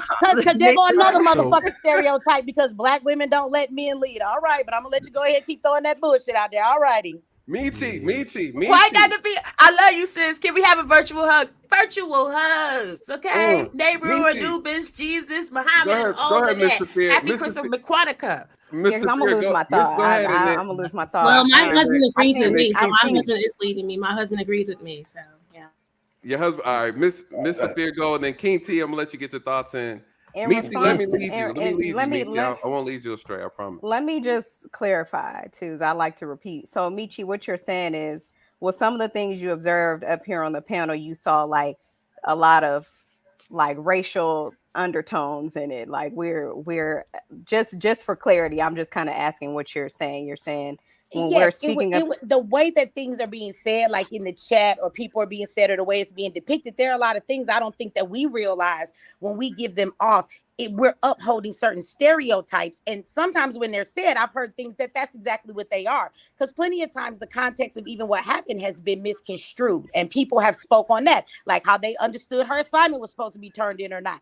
But when it comes down to it, there are just a lot of comments that have been made that are stereotypical comments, always the negative things towards Black people. I just think we can have that conversation, but I just see a lot of undertones of that. So when I said there was a lot of anti-Blackness, it's just a lot of people seeming to be real upset and upholding stereotypes, which mean these things aren't necessarily true against Black people in this conversation. And that's why I don't see the fairness at. And to be honest, like, I watch Nathan a lot, and I think he does that more than just today. Like, this is why me and him have these debates. So I can agree to disagree with anybody who wants to do that, but I disagree with Nathan quite often, and he knows that. So I think he does that a lot. And when I made that comment, I'm talking more to Nathan, but if you really want to look in the chat, like, people in the chat were doing it too. This young girl turned into Black women don't take accountability and they don't listen, right? So I'm just saying, I didn't say Nathan said that. I said from the whole perspective of this live. So yes, those are the things that I'm saying I saw from my perspective. That's why I made that comment. Because I wasn't. Yeah, I think it's a bit. I will acknowledge what you're saying, as I did observe, a bit too. And I think if you're speaking about, like, I've observed, I can only speak about how I was raised. I don't see myself as an aggressive woman. I see myself as a woman who listens. I know a handful of women who do listen. On the flip side, I know a handful of women who do not listen. Right. Mm-hmm. So I think when people are getting up and speaking about these issues, I think sometimes on a panel like this, people don't address the fact, they just kind of touch on the thing that they have an issue with. They don't really address the fact that, yeah, there are a certain amount of women within our community that don't fit into the stereotype. But I think on a panel like this, I guess that's not really like the discussion that we're trying to have, right? We're trying to acknowledge the fact that, okay, we're trying to fix the people in our community who fit into that stereotype, and how do we fix it? Right. Yeah. Hey, I'm about to bounce out of here, y'all. I just want to say this one piece. Michi, I wasn't giving anybody a pass. What I was doing was teaching or presenting a way to conflict resolution. We don't always have to be that aggressive. You ain't going to talk to me that way. Look, you get more with sugar than you do with salt. And what I was doing, presenting a way, there's a level of power that we always give up. There's a window. How do our babies even know how to deal? You say you get more with sugar than salt, but if all they've been getting is salt all their life, and then this lady, you know what I'm saying? How are they supposed to recognize that? So that's a whole nother conversation too. I just wish y'all would have gave this girl some grace. But you know what? When you operate out of your emotions, you are devoid of logic, and you lose. There's a fine window, and I tell Nate this all the time. There is a window. A very small window when you have the ability to turn the tables where you have the power. Yeah. But so frequently we get so caught up in our emotions, and I always say we're ignorant to we're so comfortable in our ignorance. All we can see is one thing, not understanding. You know what?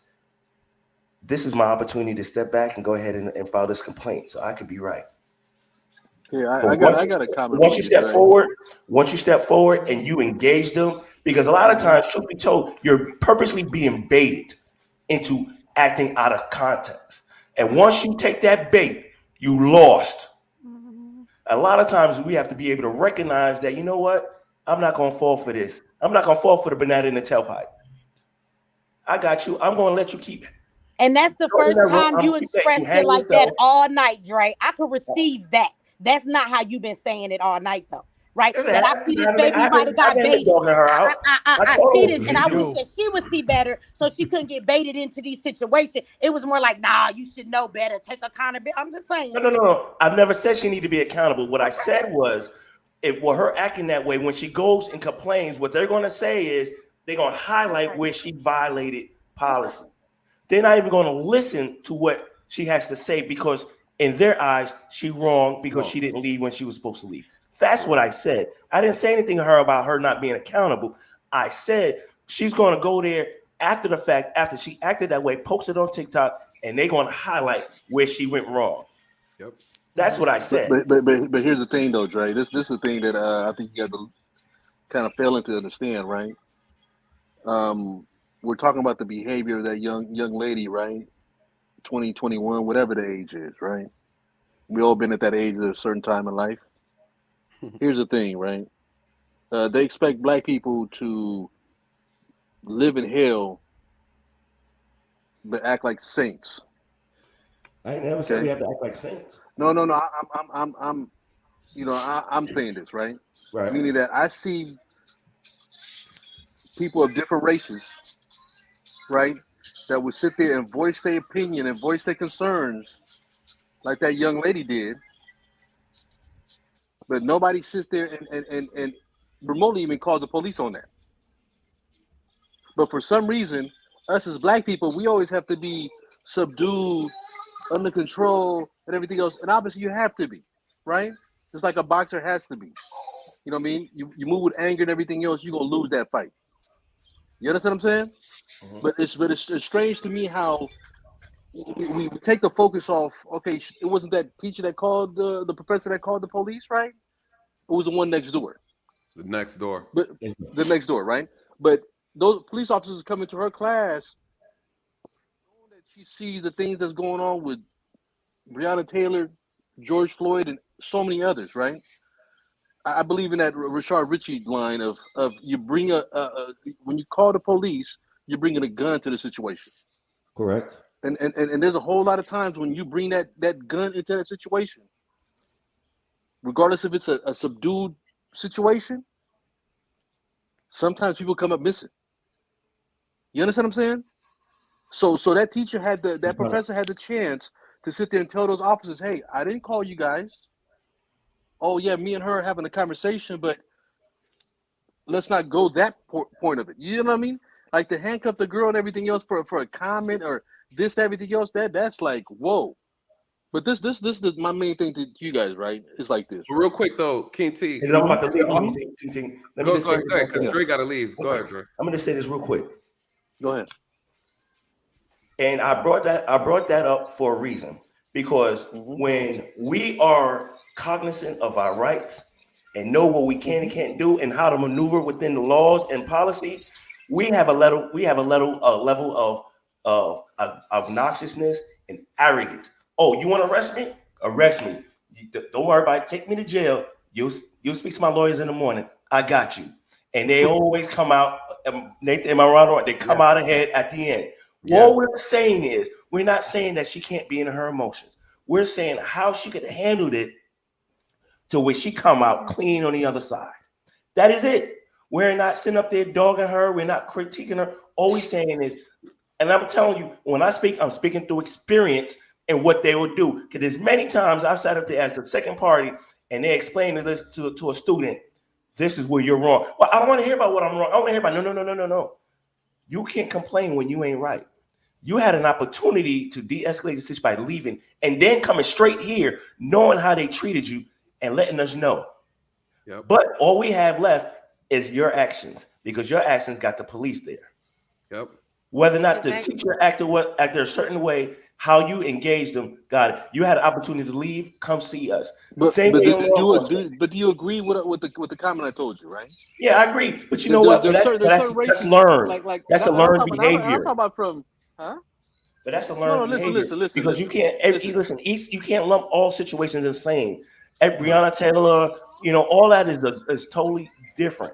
You know what I'm saying? You got to take it by case, and you can't use that as an excuse to why you act a certain way, because these people haven't personally experienced these situations. This is an isolated. I apologize about that. That's my son with the phone. But here's this what I'm saying. I gotta go. I gotta get up at 5 a.m, man. Hey, Dre, and you know what I mean? Post party. Happy birthday. Yeah, right. You know what I'm saying? You know what I mean? Happy Yo, holidays, y'all have bro. a You good one. too. Y'all stay blessed. Hey, Michi, we still got to speak. I understand when you're getting that, Michi. We'll have a one-on-one, yo. Because I know where you're coming from. Dre. I got I the know where Black you're coming Agenda from. coming up. I need you to be on a panel, but you can't come there with all that stuff, man. They'll beat you up. My crowd ain't playing. They got to back you up. No, I'm just playing. You do know. We do have a panel coming. I would love you to sit on. We have to talk about this division between us and the police. And y'all say we black, we police. We got to accept y'all. We say we can't stand y'all. Where do we find the compromise? Well, I will tell you this. If you have me on your panel, I'm going to be raw and I'm going to be real. And unfortunately, a lot of your folks are not going to like what I have to say because I'm not going to, but I'm not going to protect any police officers. But I'm going to tell you, we're coming here to find solutions. We're not chastising nothing. We coming to figure out how we do it. Right? That's that conversation. We're not here to talk about wrong. Like we just need to see each other's perspective. That's all. Oh, that's what's up. Because I hate the police, but I can't say that when I look at Nathan or you. So now I'm like, damn, well, maybe I don't hate the police. So I don't know. I just say we need to have that conversation. You got to say you need to say you hate corrupt officers. No, until I met you, Nathan, I do hate the police. Well, I mean, I don't hate the police. I don't like them too much. I don't like them. I don't like Timmy. I don't like them. And Me as well as a lot of black people, I've been through a lot with police, like a lot. Like I feel y'all, all the police from the corrections office to everything. They murdered my brother. Like I don't know how much regard I have. I have a lot of friends who've been brutalized, and it don't make it to the news. We just get beat up and go home. We don't report that shit, and when we do, don't nobody really follow up and do nothing. So I don't know. We see another side of y'all. We don't, and that's why I brought it up with the young lady. The problem I have is the fact that a lot of times when we investigate cases where black folks are victims, they want to take it, hey, I didn't live a good life. I don't want to prosecute. You know what I'm saying? Hey, I'm from the streets. I know what it is. I don't want to prosecute. But then come around and say, well, I got robbed. The police ain't do nothing. They ain't help me. But like, bro, I tried to help you. I gave you a photo lineup and you didn't even show up. We got to stop lying to each other and folks taking it for gospel when they really don't know what's really going on. That's why when I say a lot of folks ain't gonna like what I have to say when I get on your panel, because I'm gonna keep it real. We do it to ourselves and then lie to each other. We throw rocks and hide our hands. That's the problem. That's the problem. All police officers ain't good. And I guess that's why we'll have that conversation. We have to have a mediator because you don't give enough credence to the other side of that story, though. Because for the thing, you might have been a good cop all your life. You might have been. I don't know. But you might have been. We're going to say you was for this conversation, okay? So you might have been a good one all your life. But that's your story, bro. It's a whole lot of y'all that be around here doing the wrong shit all the time. And the communities we live in, even the ones that look like us, they come around and treat us like shit. Sometimes it's like they know as black men and black women, they ain't got no power in this country. So because they police, they shit on the other niggas to make themselves look better. And so like the police are not our friends in the community. Somebody keeps saying to me, we don't call the police when you need them. You want to know the sad truth? I do not call y'all. There are times most people will pick up the phone. I'm not picking up the phone to call the police unless it's a dead body somewhere. That's how we feel about y'all. I don't call out to y'all for help. And so many of us feel that way. Now, I'm not saying it's right. I'm not saying it's wrong. I'm saying that's real. And that's what we got to find a way to compromise. It ain't about if you right or we right, Dre. It's about this is a real reality for us. Y'all have a reality too. We all black. So how do we fix it? We need solutions. I agree. That's what the panel is. You know how to get in contact with me, yo. Get at me. I do. I'm down. Y'all have a good night. All right, Dre. I see you in about shit. Makes no sense to come off vacation. You still got to go to fucking work. Ain't that? That's very true. Yo, Dre, I appreciate you, bro. Always. Michi, you're absolutely correct in reference to that. And that's something, who really put me onto that? King T did. When me and King T came up for the first time, he was trying to drag me all through the mud. We had a verbal tussle. And King T explained to me that, my story is not the same as every police officer's story. And when I started YouTube, I never even thought about that, right? Never thought about the reality that there's a lot of police officers in this country, and not everybody's as awesome as I am. And there are officers in other police departments that are extremely corrupt. We know this for a fact. There are bad officers who've terrorized communities, and acknowledging that is very important. How do you fix it? That's a conversation we definitely need to have. I think the conversation that we always shy away from is not acknowledging that there are good officers, So when I come into the conversation, I say, hey, listen, All of us are not evil. All of us are not wicked. But yes, there are some. And let me explain to you how to get rid of them. You know, you have a police department like the one in is it Louisville Police Department. You have New Orleans on the NOPD. You know, LAPD. They have fragments within such a large police department. You have these small fragments and groups of officers that are wicked. You know, that go through communities and terrorize people. That's a fact.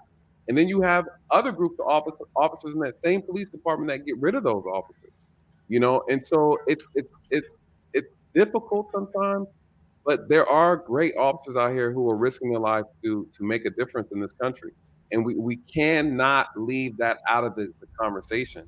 You know, so it is tough, but we all have to be in a place and a mind and spirit to be able to receive truth. You know, and I think having the conversation with people who have a good heart, who are genuine, and being able to trust what's being shared, I think is very, very important. But if you go with a closed heart into that conversation, it's only going to create chaos, right? You got to be willing to listen. We all have to be willing to just listen and hear each other's truths. But Michi, what you said is 100% correct. You know, and King T was the first one to put me on to that. And when he schooled me, because he schooled me in that moment. He had me changing my entire perspective of what my content and how I put my content out. That I need to make sure I acknowledge that, you know, there are a sprinkle of bad officers all throughout this country, and there are some more prominent in certain police departments than others. You know, I was grateful to work for a police department that held us accountable. We weren't allowed to get away with a lot of things that I've heard other officers get away with. You know, and so that's just the truth. And it's hard to get rid of corruption once it starts, because if you have it in certain stages and hierarchies within the police department, it's hard to get rid of, you know. And so the question I always tell people is, I can give you 3 solutions. One, you know, we could either put more Black people in uniform and have an impact that way, or 2, you could either police yourselves, or 3, you put yourself in a position of power to make the change. Those are the only options that you have. There are no other options to fix the criminal justice system. You either put yourself in a position of power, right? Or you do the job yourself, or, you know, you police your own people, you know? And so at the end, regardless, you have to have an answer for the crime and the behavior that goes on inside of a community. There's no way around it. If you don't have an answer and a solution for that, because at the end of the day, I started patrolling and policing, me and Dre did, in a predominantly Black community. Everybody who called the police were Black people calling the police on other Black people. And this is not to say Black on Black crime. I know how you feel about that. I'm not saying about that.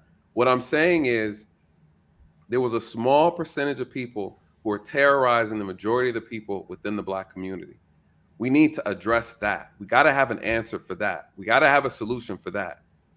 We shouldn't need to have the police regulating our communities. Honestly, it's not necessary. We got to talk about the culture. We got to talk about why we accept certain things that go on inside of our culture. You know what I mean? And so we got to talk about why, in a situation like Young Thug and YSL, why are we free them? And they've been talking about murdering and robbing and killing and selling drugs to our own people. Why are we glorifying certain things within our community that need to be addressed, need to be removed? You know, so there's a lot of things that need to be discussed. I believe we can have a community where police aren't needed, but we got to address how we treat one another, because that's the only time and the reason why the police get called. And Nate, here's the thing. In the meantime, in between time, and that's good. That's a wonderful. You got your dissertation. That's the dream, I'll right? give you your PhD in the mail. That's I appreciate great. it. All right. Rah, shish, boom, bah. Here's the thing. Okay. At the end of the day, you and I know, because when you're involved in when you just say it's the police, I can already tell that you're a novice to understanding what's real authority and what's real power, because we already know that the police don't have real power. It's perceived power. And it is married with the fact that they have this gun. Well, to be honest, so do many of us. You see, so right. your gun, my gun. Let's do what we have to do. So I'm really not scared of a police officer. Here's the thing: there are these things called they're DAs, they're judges, There are people who don't even want to become jurors. So your folks, your people, all of these folks that's talking about they want freedom and yeah. They cry babies because they won't even get there, and they won't even be able to become a juror to be able to see some of these systems through, so that it could possibly weigh on the side of the person, some of our black people. That's an assumption, though. You got to be careful on that. People that are involved. Then you have your politicians. If it's not right politically, trust me when I tell you, a politician can stop it and will stop it. I don't give a dog on what the police say. Trust me when I tell you. So there's a whole lot of systems that are in place that we need to. Dr. Francis Cresswell's talked about politics, sex, war, economics, education. We need to be as prevalent and vigilant in all of those areas and all of those arenas. Because I went to, she was one of my mentors. So Dr. Ben, all of them people. Okay. So we're talking about systems. Neely Fuller, we understand all of that. To say that the police are the problem, I hate the police, and that's it. They're not. No. Well, let me clarify, because it's a surgical conversation that you're talking about, right? And I'm scratching the surface, basically saying that the issue is within our community, there's a distrust and a dislike for the police. Not saying the police are the problem with the black community. We're not saying that's a whole different conversation. No, I'm saying they're the problem. Well, we know. I'm saying I'm from the West. I'm not. Listen. Well, hold on. I was blessed to be in a city in Atlanta where it's predominantly black officers running around. Okay, we're from the West Coast where movies like Training Day is a real life events. That outfit right there that they were doing that too. Everybody think Denzel was just doing an act. No, there was a real life dude that was like that, and 50 officers went down with him in the crash unit. Okay, that was terrorizing our community. You know what I'm telling you? I remember when I was 12, 13, 14 years old, when they were literally picking up little kids, grown ass white men and black men, okay, that sat there and were getting their kicks off by beating up little kids, taking them on the bridges, taking your money, throwing your dope away, whatever the case. Sometimes they keeping your dope because you know why? Sometimes they're doing the dope. So you know what I mean? I don't know, how y'all was raised. Where I was raised, these motherfuckers is terrorists. Well, straight up. You know what I'm saying? So the we reason had why the gangs. Gestapo. I'm from Brooklyn, so Atlanta is probably just. You know what I mean? But see, it's just a thing, the minority numbers is a little different out there too, though. Well, okay, excuse me. So the West Coast is a little different. The West Coast. I'm from Brooklyn. It's East Coast. I'm real East Coast. I'm real. I'll tell you, are we real? West Coast, and Brooklyn's real. Before y'all start, so Atlanta doesn't do it for us, as in terms of a model city. Yeah. Howsoever, it's Brooklyn that's the model city. Philadelphia, Chicago is the model city. The North is the model for policing, right? We got absolutely gangs in the sheriff's department. Okay, look this one up when y'all get a chance. And okay, see, that's the thing. Y'all have a whole dynamic of a sheriff department. Guess what? Our sheriff doesn't do what your sheriff does. So that's what I'm talking about. There's some organizational dynamics. There's a lot of people that don't know totally different in every city, state, and county. And again, to say that it's just the police, I'm telling you, bro, I hear you loud and clear. And I just want to say thank you for at least being out there and staying on top of the issues. I just want to say though, comparing this North and the South is still totally different. I'm just gonna say I'm gonna kill it. I'm gonna kill all of y'all and things of that nature. Y'all sheriff department is not our sheriff department. Your police, your law enforcement is not mine. We have all kind of other tactics and techniques and antics that are doing a lot of different things and working against us that are not in the South. Period. That's true. Let me Raw B drop this super chat. I want to make sure I give it some respect on it. Thank you, Raw B, on the pound. Thank you. Matter of fact, I got working on my little soundboard. Let me get my little yeah. Thank you. I'm still working on getting it together, y'all. So bear with me. But Raw B says attitudes need to be flexible like yoga. She's absolutely correct. Be spicy and be sweet. Be spicy. Stop excusing the moments when we are failing. I think that's something that I've always talked about on this channel. And I think the purpose of my channel is to acknowledge that there are issues all across the board, and let's have an honest conversation about it. The policing is a problem. The criminal justice system, right, as to what TC is alluding to, or not alluding to, but actually making a statement on, that's the system. It's bigger than police, right? That's just, we're first responders. You still have courts, you still got corrections, but we're talking about the initial contact that the citizens, Black citizens, are having with law enforcement. Unfortunately, you have segments within the profession of officers that are horrible. They're doing a horrible job. They're violating their oath on a daily basis. They're wrong. They're just flat out wrong. They're doing a horrible job. Is our police the reason why Black people are having bad outcomes? No, that's absolutely a false thing. And so, but we could still acknowledge the fact that there are police that are doing bad to citizens. That's also very true. And so the problem with fixing the Black community and Black culture, that's a cultural thing that needs to be addressed. That supersedes all the systems you can put together, because at the end of the day, you got to participate in the criminal justice system, and 90% of the time, or 95% of the time, there's only one way to participate in it, and a lot of people don't like to have that conversation. Common sense expert, you always so chill on the panel, brother. I'll never forget about you. You're very chill. What are any thoughts that you have? I know we said a lot in the past. Yeah, I just want to go back to the young lady situation. In situations like that, you got to look at what's going to be the best outcome for me. Now, if she'd have went in that classroom and just left out the door, because you got to think about it, the teacher's already pretty much in the position she want to be in. The police officers in the position they want to be in. She's trying to get hers. So now she didn't put herself into a situation. Now, out of all three people, they all were wrong, but she's going to get the worst effect of the worst outcome of it, because now she got arrested, so on and so forth. You got bail, the whole court process. Now, anywhere you go, that's going to follow you, and then you put it on Facebook or Instagram, Twitter, wherever it is, it's following you like a criminal record. You put yourself out there on blast. The police officers ain't going to do that. The other teachers, she didn't care about doing that. It's a way to do things. And in our community, people don't want to be told nothing. Just like up on the I don't know if that's the woman thing, because once even on it's the not. Once y'all got started, it was.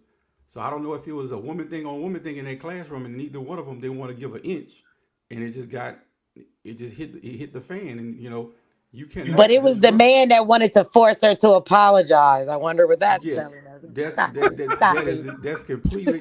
He was completely out of order.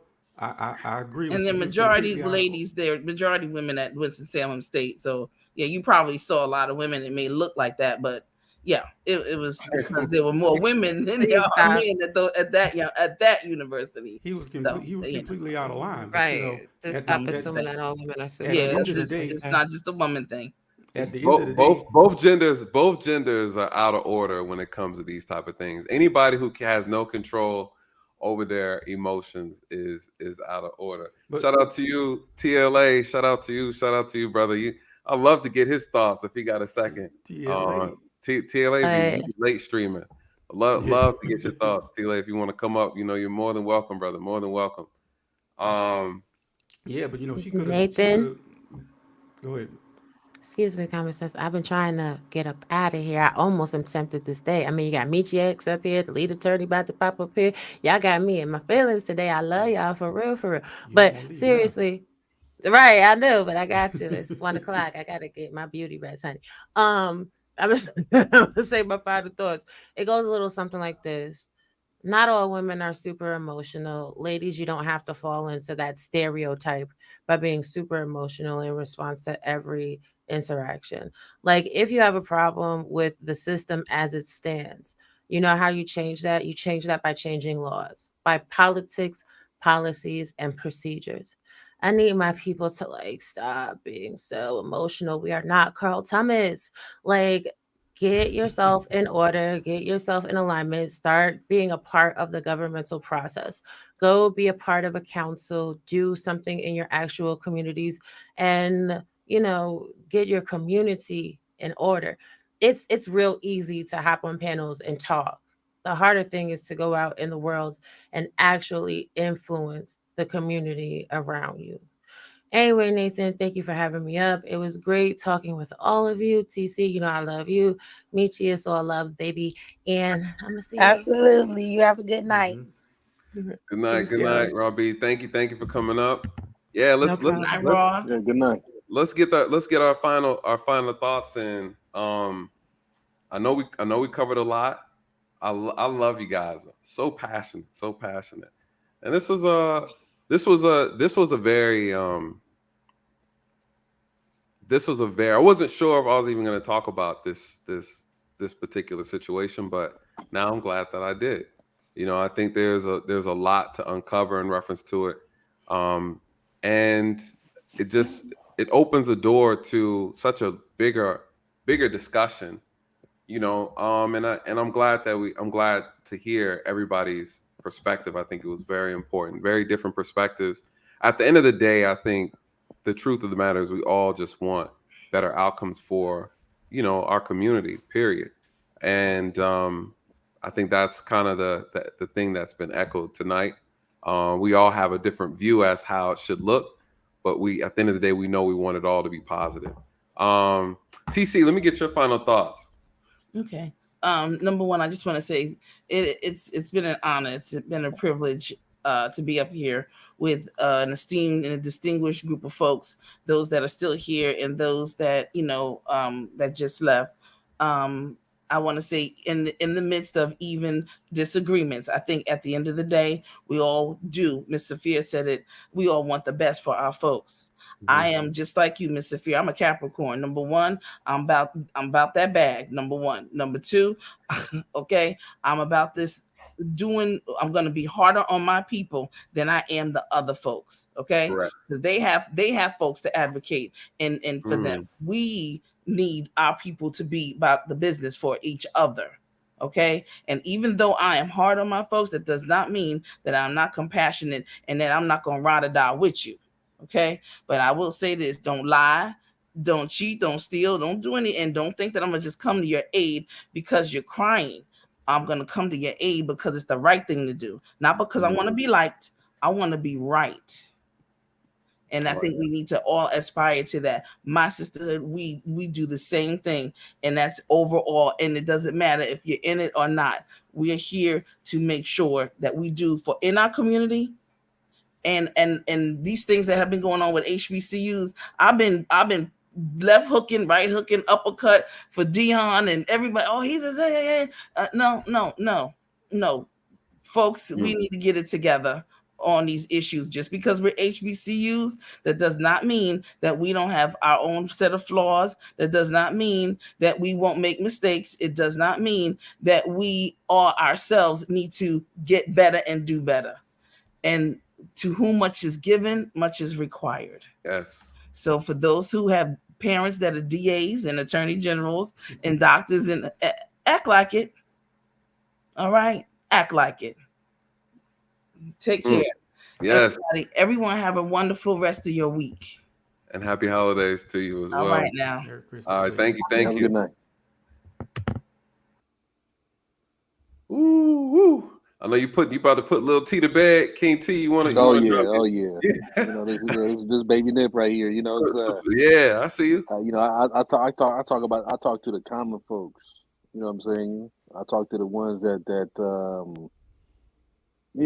I grew up with that don't have a lot of the avenues that some of us do. Right. Right. See, sometimes we fail to understand that like the comment was made earlier. Right. Sometimes when you're like rose that's growing out of concrete. You know what I'm saying? You have a tough upbringing, right? So the things that we stress on ourselves and our people, and we're so quick to sit there and analyze and break down, like how you guys were doing earlier. Like I sat back and listened, right? Most of the conversation was pertaining about how that girl was and how her attitude was and how she should have did A, B, and C. But nobody failed to understand that the adult in the room, that the professor was, could have sat there and diffused and de-escalated and everything else by telling those officers, hey, you know what I mean, you're not going to sit there and handcuff a student of mine. She had no worries, regardless if it was the teacher across the way or it was her that called, right? It's like, who's adults in the room?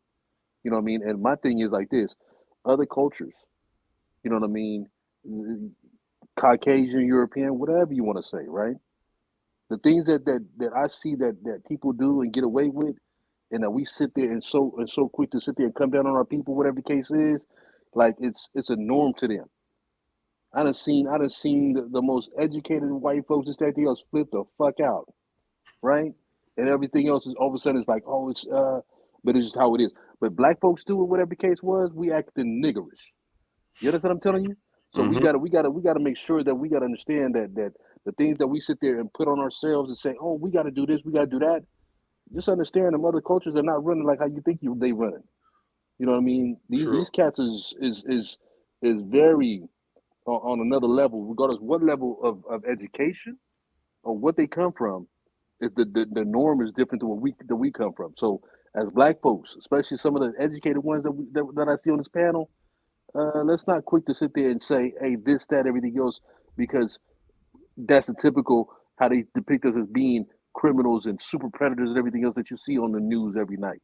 You understand what I'm telling you? Yeah. Y'all got to be aware of the situation at hand. That the propaganda of us as a people has always been in a situation where we've always been in the back seat, in that back row and everything else. You know what I mean? So from where we are and where we came from, we're doing mighty good. You know what I'm telling you? No, There's a lot of ways to go. Absolutely. I will say this though, because I think you brought up a really good. I think you mentioned something that was really, really accurate. But I think where the people get things confused is that where the problem is, we have to stop comparing ourselves to other people, right? White, Asian, Hispanic, they have their own culture, right? They have they look at each other a certain way, they deal with each other a certain way.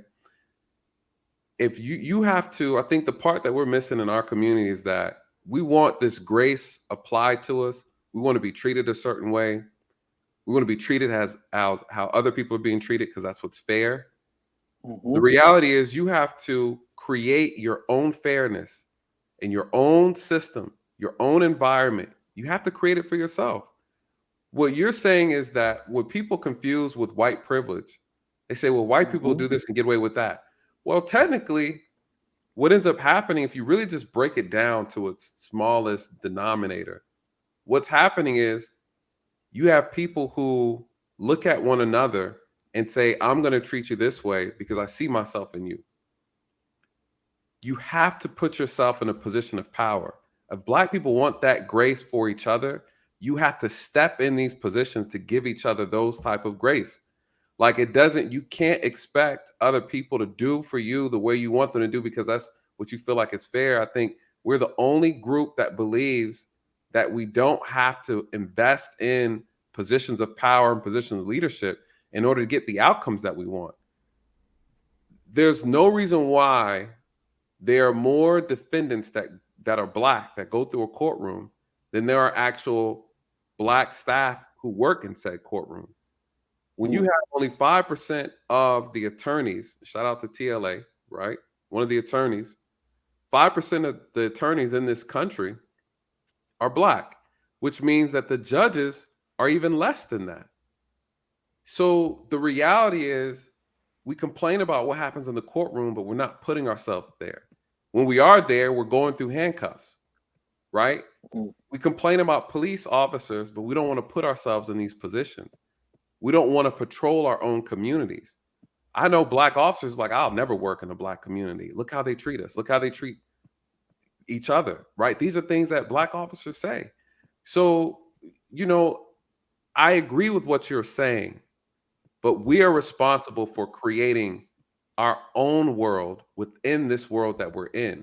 It's on us. And unfortunately, we're asking the people that we're saying we don't trust, we don't like, or we think are racist or unfair to create this utopia for us. And that's not their responsibility. It's the fair thing to do But at the end of the day, no one's obligated to operate on fairness. They don't care. A lot Asian, Hispanics, white, they don't really care. And I think we believe that they're supposed to care more than we do. And I think that's where we got to remove ourselves from that and start really relying on each other to create the world and the respect that we believe we deserve to have. Because if we keep looking for them to do it, it'll never happen, and we'll always be disappointed. But to your point, you're absolutely correct. I mean, that's a great point, though, Nathan. You know what I mean? And we do have to take control and change things. You know what I see in your guys' line of work, being a police officer, everything else, especially where I come from, the West Coast. Some of the good ones are so overshadowed by so many bad ones, right? Yep. That they don't even take up the cause because they're gonna get ostracized. You know what I mean? And they're gonna be put on the back burner, and it's just, what I mean, this is the reality of what it is right now. So, or not respected, not respected by the people. And then you got you're serving. They got this notion of to protect and serve. Then they go in there and they see the racism and blatant racism, right? Mm-hmm. And they're saying these things in front of you, whatever the case was, just to test you out to see how you're gonna react. And then they'll let you know, hey, you want to be like that? Yeah, when we get a call coming in that's just a gun in play, there's not gonna be no backup. You understand what I'm saying? So this is the things that a police officer is facing, where he's trying to do the right thing, and all of a sudden his whole department is sitting up here saying, okay, because you want to be like me and you spoke about this, right? Mm-hmm. They say to the black community, hey, speak up on things when there's crime that takes place, right? But then all of a sudden there's a thing that's called, they don't call it for no reason, the blue wall of silence for some reason, right? Mm-hmm. That literally the partner could be bad and the other partner could be good. They see that person doing bad, they never gonna speak up because they know what's gonna happen. Their career is gonna be done. So let's not fool ourselves in the situation at hand of how the situation to navigate it. Like, if we gonna do like you're talking about, there's got to be a mass of black recruits in there. But our community is so has such a bad taste in our mouth of what's happened to us as a people. Right. Starting from the time that the drugs was coming in and flowing in, right? Right. Being dropped off and everything else, and the CIA is bringing this in, everything else. See, everybody talk about the 1994 bill. Let's talk about the 1980s when Ronald Reagan and Oliver North and George Bush Sr. and everything else was okaying these tons of drugs that come in, because that's my community that got affected, and it went from my community, right, in Southern California, right, and it branched out everywhere else. And ever since that crack epidemic, right, we've never recovered. And that's more reasons why, it's important for us to galvanize our best and our brightest and actually create solutions, but then also follow through. And when you have, and Michi can speak to this, when you have people who pretend that they are for the community, they pretend to be activists and they start collecting money, acting like they're doing for black people, and then they turn around and you get what I'm saying, and finesse our own people, then you turn around and can't even trust the people who claim that they're for you. And the people who are really for you, we're not supporting them because sometimes we don't like the truth that they spit. But a lot of times it's the truth that causes us to look in the mirror. When I have conversations, I'm putting a mirror up in front of us. And a lot of us don't like that. It's so much easier for me to just lie and tell people what they want to hear. And there's so much more money in that. And, King T, he said, listen, you said to me, and I'll never forget this. You said, don't get too famous on here and switch up. And I told you, you're always at any point in time allowed to put me back in my place. If you ever see me shifting, getting a little too popular, and I start talking sideways, I always said, you're always willing. I'm always willing to let you hold me accountable, and hold me to that. Because it's not about money. It's not about money. It's about speaking truth, the best of my ability, but at the same time, having these difficult conversations and not shying away from them. There's a way to fix it, but it cannot be done alone. It has to be done collectively. And people have to be willing to do it without trying to get recognition or being popular or making money. And if you can't separate yourself from that, then it'll never work. It'll never work. We got these Tariq Nasheeds and, who talk sideways, but then collect the check and don't really do anything. So there's a problem that also we need to address: the people that are hustling the people finessing them out of their pockets. And we're not getting. You're 100% right though. You're 100% right. It's just like the ex pimp that became a pastor, right? Facts. You know what I'm saying? It's hard to believe in something when you know that there's so many fraudulent situations that's come about. Correct. You know what I mean? But I give it to Rob B though. It's one of those things where if for you to change things around in life, right? This is what I believe, right? You do it from inside your home, yes, and then you branch out. That's correct. Right? So meaning that like how you see my son, whatever the case is, and my niece and nephews and everything else, and then you branch out to the ones in the community. Absolutely. You know what I'm saying? You and the ones that you know and everything else that you could do, because sitting back and talking about everything else, it's one of those things where there's so many people that want to sell you a dream, sell you a bridge, right? and you know what I mean? And there's so many sheeps out here. Yes. There's not enough leaders. Yes. You know what I mean? It's just people are so easy, especially the social media thing. Oof. You know what I mean? Like how we're doing right now, whatever the case is. It's like when I told you not to switch up, because when I seen like the Officer Tatum's and and Breonna Taylor passed away, and he's calling her a drug dealer. And, you know what I mean? Like that's a person's family. That person, you're talking about a person that just passed away, and knowing that she has a family, but you're so quick to sit there and trying to demonize her, right? Mm-hmm. So for that almighty dollar. Yeah. The funny thing is, sometimes in life, what the people don't understand is when you leave this earth, it's about your character and how you leave this world. You know what I'm telling you? So you can wear all that White Lives Matter shit that you want to, and all that. You know what I mean? All that little buffoonery shit that people do, right? But it's what you know in your heart, what's real, right? And what you know what I mean. So what you believe in, you got to fight for that. You know what I mean? And see, I got my son, whatever the case was. So I try to make sure that this world is a lot better place than what I came into it as. You know what I mean? For his sake. Absolutely. You know what I mean? Because it's not about me no more. You know what I mean? I'm closer to my end of my days than I am to my beginning of my days. Right? So it's for these kids and everything else that we want to raise that generation to you know what I mean? To sit there and know how to handle things. So we gotta just, you know what I mean? My thing is, we just got to be careful. Like when we got that young woman, okay, yeah, we could talk about how the attitude, everything else, and she should have went and did this, A, B, and C, and everything else. But sometimes, why is it that certain groups just they get it passed? And I done seen it at restaurants, I done seen it all over the places, right? But for some reason, it's just but they always want us as black people to be on code. Right? That's true. That's true. You know what I mean? At all times, you got to be straightened up, buttoned up. You know what I'm saying? No, that's just how real it is, right? That's true. And the funny thing is, the ones that sit there and get killed in those traffic stops, everything else, are the ones that sit up here obeying the cops. They're not sitting up here fighting those police. They're not reaching for the gun, everything else. They're cooperating the whole time for letting conceal. Hey, I got a concealed weapons permit. By the way, I got my gun on me.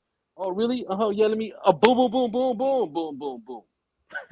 Not the last couple booms. This is the reality we live in, though. Like other communities don't get handled like we do, so we got to make sure that we are on point. And like you said about just a second ago though, about a lot of the fake people that's around though. Sometimes those fake people got to be eliminated, point blank. Period. They need to be removed. We have to. Well, I mean, peacefully. Yeah. To be removed. Yeah. Say that again. He said they need to be what? Removed. Removed peacefully. You know what I mean? He making that correction. He is not down with what you talking about. T talking about take them up out. T said give them slow bond. I mean, let me tell you something. If Malcolm was around, how you think Malcolm would handle it? Facts, but Malcolm, and I was saying this before. I was telling Michi this. Malcolm said it exactly what it was. If people would have just listened to Malcolm, if everybody would have just listened to what the brother was saying, he was spot on with a lot of stuff. A lot of stuff. The person you're talking about was too powerful. You see what I'm saying? Man. That person was, instead of knowing the fact that man was taking advantage of teenage girls. Well, you know what I'm saying? The reality, that's the cold thing about it. See, the problem is, even see the problem is we are too, and I don't want to drag it out because I want to get the last guest to get their final statements. But this is what I'll say about Malcolm. The reality is he was an extraordinary visionary. He understood things that people were not focused on. He saw through it all. He saw through the matrix of the systemic racism during that time. He saw through it all. He saw what was going on, and he saw how even Black people were being used, how Black entertainers and Black athletes were being used, the political system. He saw it all. He saw it all. And my issue I have is not with him, it's with the people not listening to what he said. There's no reason why any leader should have to die and then a new leader has to come and repeat the exact same things that he said. Everybody should have been building off of what he left behind. And we're just not doing that, you know? And it's disappointing. But King T, I'm gonna let you do the dad thing, man. I appreciate you as always, and I thank you for y'all take care. You feel me? Bringing the insight, God bless man. to everybody. You know what I mean? Absolutely. Like we living. You feel me? So if God gives you another day, right? You got another day to sit there and make changes in life. That's all that is. Absolutely. You know what I mean? That's one thing about Malcolm, though. Malcolm, even when he realized that the certain things that he was saying wasn't really real, right? He was so real about it that he spoke the truth about it. You know what I'm saying? And that's the difference between so many people. Either they go along with the lie, or they got such character in themselves to say, okay, I made mistakes here. Let me go ahead and pivot and make sure that I'm speaking the truth from this point on. Yes. That's what this is. Yes. You guys have a great night, you know? You too, brother. Take it easy, brother. Bye.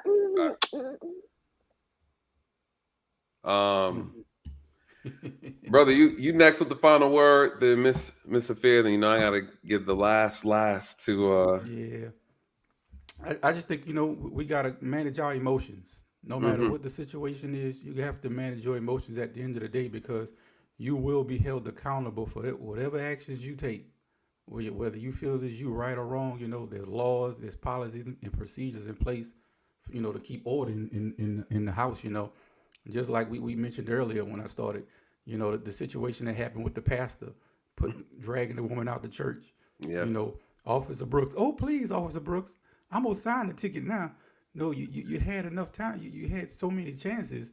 And just like the woman, she had enough chances to just leave out and go on about her business and handle it the proper way.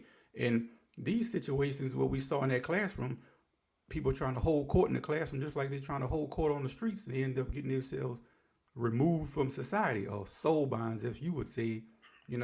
It's just a way you got to handle yourself at all times, else or you'll find yourself on the other side of the earth, and that's not where you want to be until you're called there. Facts. Well said, brother. As always, and I appreciate your patience, and I always enjoy when you come up, man. Thank you for the insight. Yes, sir. To the next time, man. You take it easy, brother. You too, man. Happy holidays to you. All right. Merry Christmas to you too.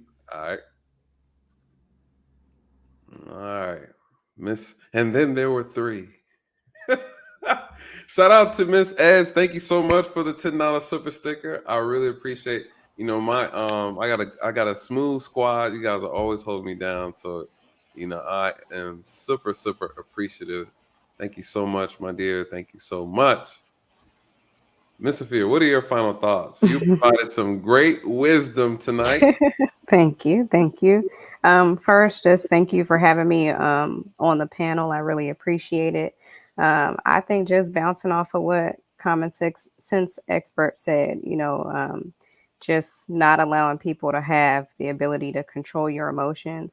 I think I always learn so much while I'm on your panel. So talking to Michi, even listening to her saying that, she is 20 years old, and maybe every person that's a kid may not have had the experience of learning how to do that. So just as adults, learning how to drop gems when we see situations like this, just making sure that we steer the youth in the right direction. Those that are receptive and willing to listen, of course. But Yeah, that's all I got for you. I say it all the time. You can't protect those who don't listen. You know, it is and I think that's also part of life, is that if you don't listen to, all shout out to TLA, the animal kingdom. We had a discussion about bears and humans, and he got me good in that argument. He got me good. But I think the reality too is that, this is also part of the circle of life. But the human experience is different, whereas, animals on a more primitive level, if you're not strong enough, you're not fast enough, you don't, learn how to fly, then you die, right? You get eaten by. And I think in the human realm of us and how we live today, if you don't listen, if you're not wise enough, if you're not paying attention, if you don't have the great, good upbringing, like, these things can be detrimental. These things it cause you issues. As some you bad become an adult. consequences. Absolutely. And I just look at this as a situation, and I'm hoping that everybody learn from it. The officer, the teacher, and the student, and the students who are watching, that, was there a better way we could have all handled ourselves in this situation? I just hope that everybody took something positive out of it. I hate that it had to escalate to her getting arrested. I absolutely believe that there are a multitude of ways this whole thing could have been handled. But here we are, and it's unfortunate, but consequences, right? And there's no way around it. Absolutely. Well, thank you so much for having me on here. I appreciate it. Oh, thank you for joining us. Come back anytime. All right. All Bye. right. Good night. Michi.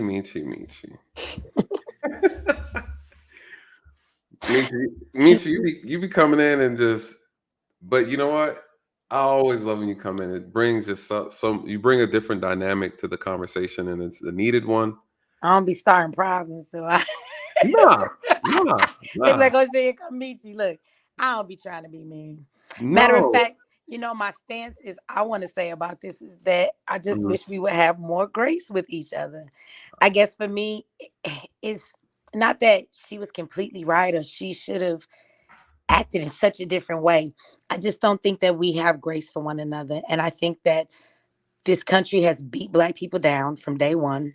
Yeah. Whether people want to see it or not. You brought up Malcolm X and seeing the Matrix. From the things we see on TV, that's why I don't watch TV in my house, right? From the things we go out every day that's played on the radio, we are constantly beat down by society with nothing but negativity towards us, whether it's the movies you're watching, the music you're listening to. We don't realize it does that, but it does. And I see that, right? Then I'm scrolling through social media, and all I see is Black men talking about how it's Black women's fault, and Black women talking about Black men ain't doing what the fuck they supposed to do. And so not only does society beat us down, I see nothing but us beating each other down. I agree. So I guess if a person is traumatized, and sometimes people be like, I don't want to hear this from this level, right? But we must understand that the biggest weapon used against us is the psyche. This is how they control. This is how we get the perspectives we think. For everyone who thinks their thoughts are their own, I promise you they've been planted. You don't really know what you think, right? And so at the end of the day, when we understand it from that perspective, I guess I'm just looking at the overall picture. And anybody or group of people that have been beat down, I just want you to know we don't respond to being beat down. Like, it actually triggers us. And for those of us that feel we've always dealt with that and we can begin to recognize it, we will react with putting up a defense. And if anybody's going to ever reach the Black community, I just need you to understand they're not excuses. They're actually the root. And if you really want to pluck this shit up at the root, you have to ask yourself what's really going on with our people from that perspective, right? And so in there, you have to find the reason, and you have to care a little bit, right? Because everybody else beats us down. So I'm not responding to you beating me down either, just because you're Black.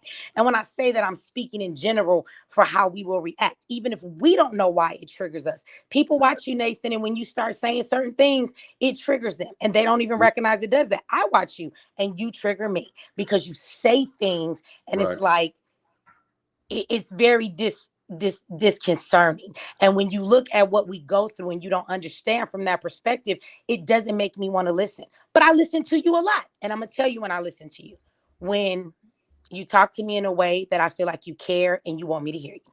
When you talking all that other rah, rah, rah, there's a human mechanism that says, I don't want to hear that, right?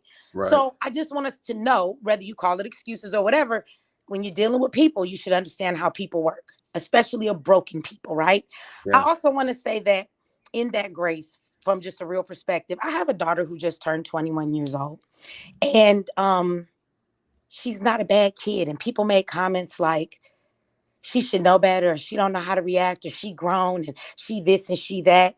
Like, my daughter still calls me about simple things. Mom, what am I supposed to do with this? I got this letter in the mail. How do I call them? How do I find out how I pay this bill? What should I say to my landlord because they sent me this letter? What does this mean? She is learning how to be an adult. And I'm telling you, my 21-year-old daughter is a wonderful child. She's a beautiful young Black lady, but she's a young adult.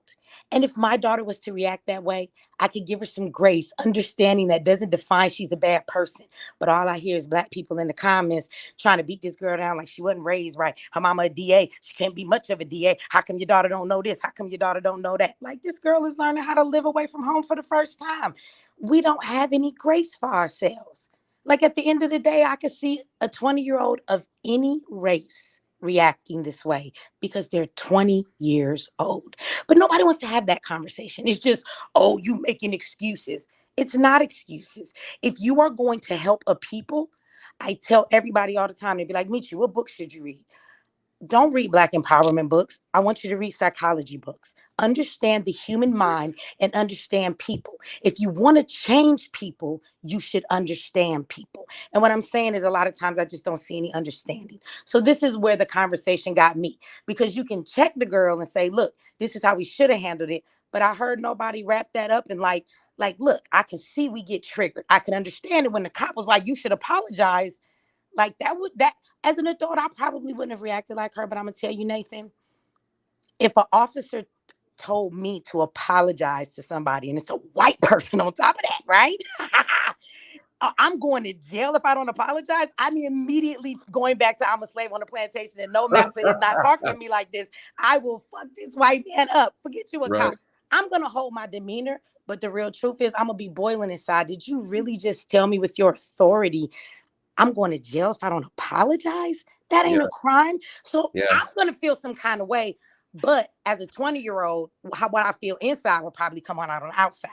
So all I'm saying is, sometimes we equate things to the Blackness, and it's not Blackness. It's because she's 20 years old.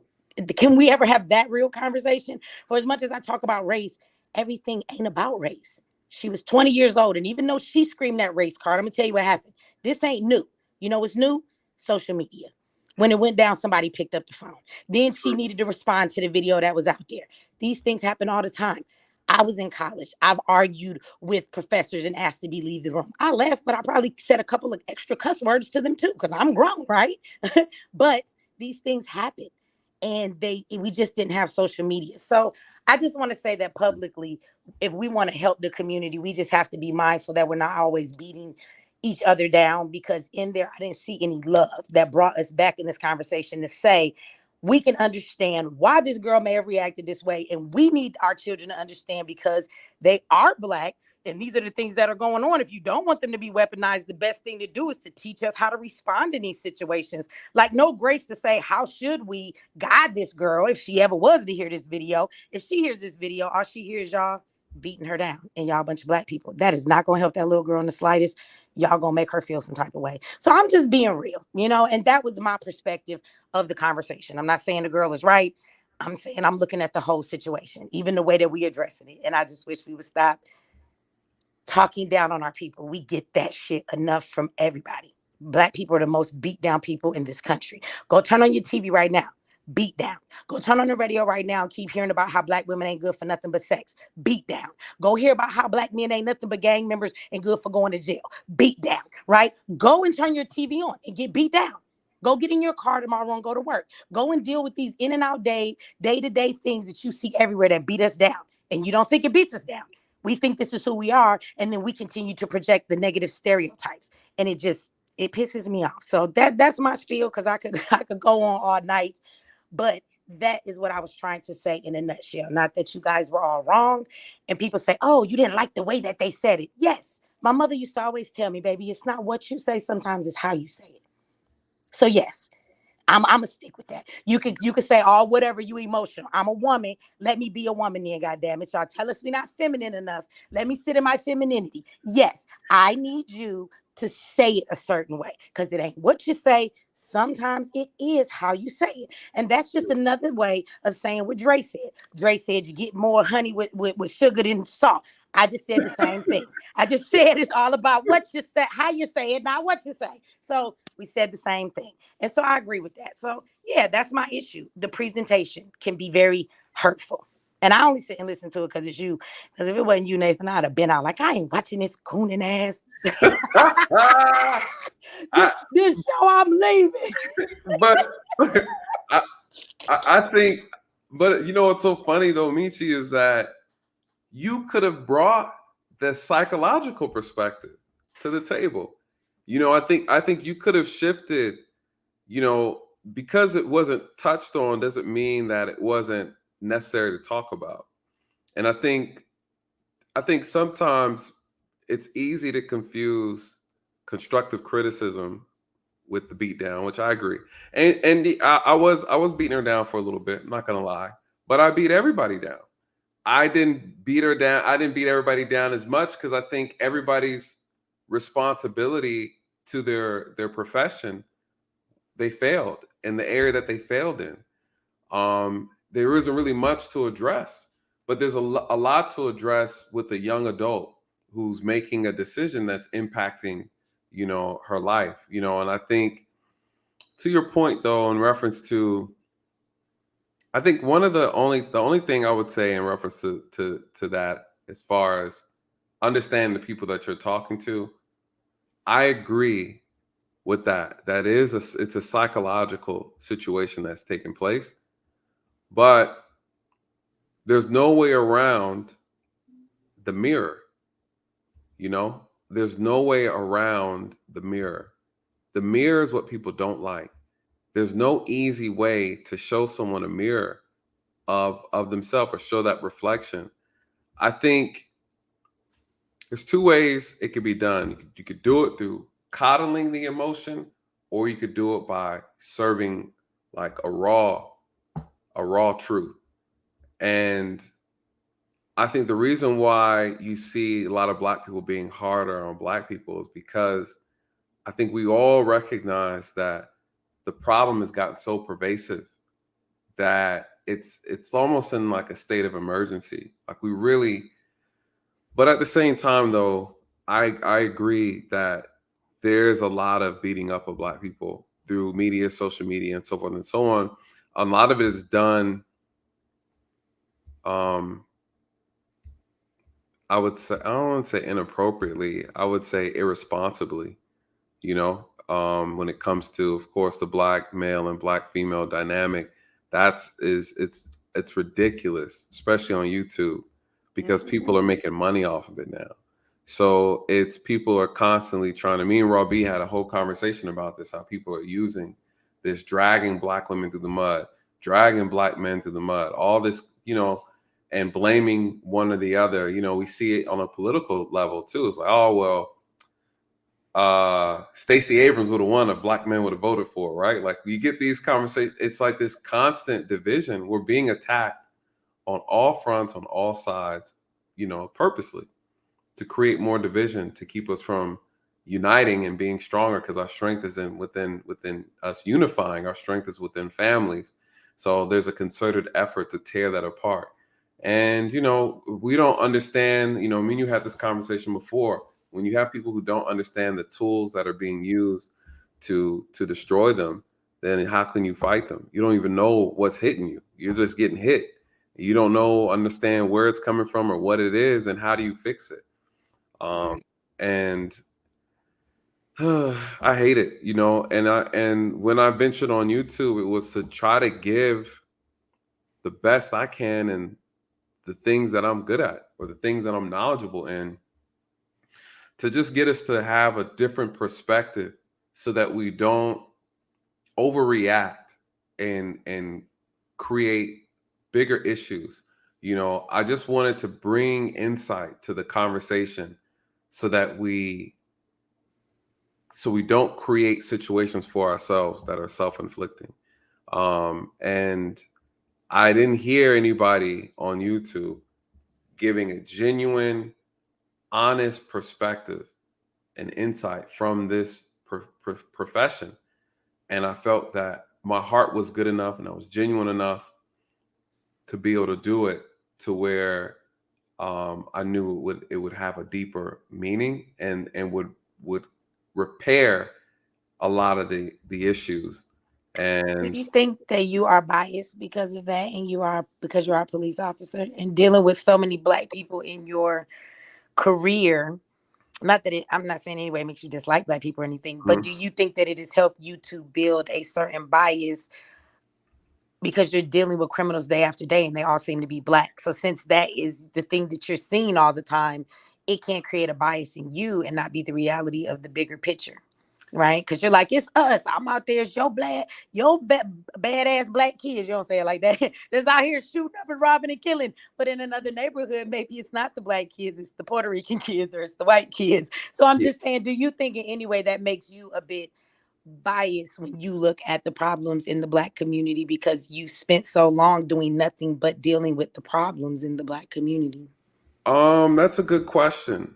I wouldn't say it makes me biased. What it does is it honestly, it's unveiled a lot of truth, because there were a lot of things that even I was ignorant to until I started doing the job. And then I'm like, hold on, that's not accurate. I always say that, because a lot of times people are speaking their truth, but it lacks accuracy. It lacks context. So I never like to call a person a liar. That's why I would say, I'm not saying you're wrong. I'm saying you're not accurate.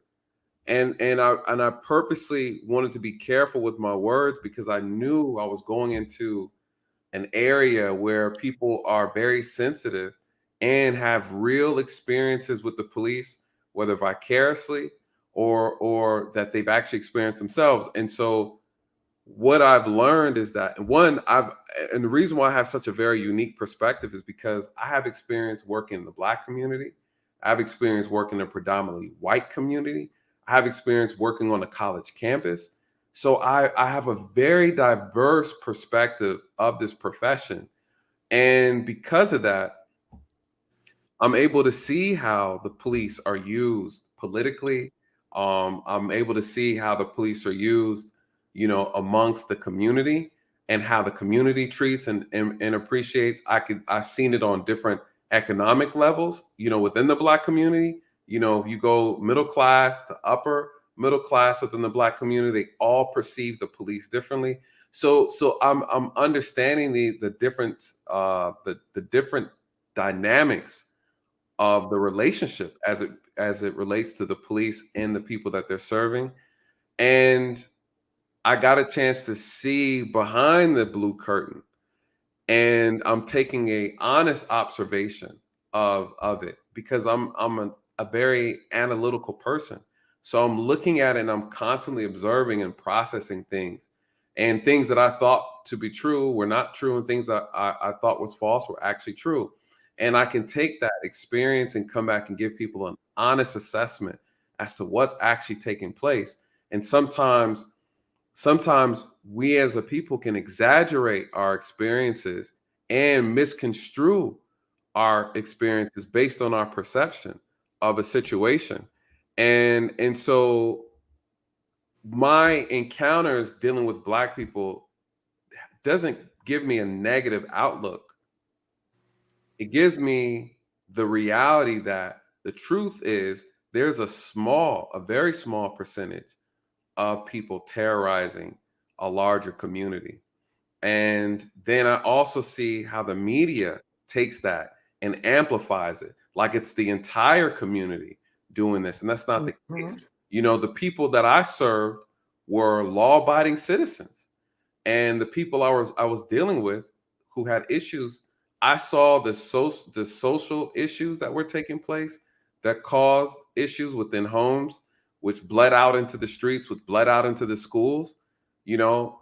And for example, as you know, here in Atlanta, we had just a couple weeks ago, 2-3 weeks ago, we had a group of juveniles get into a shootout with another group of juveniles. Caused 6 people to get shot. 2 of them died. One was a 12-year-old. The other one was 15.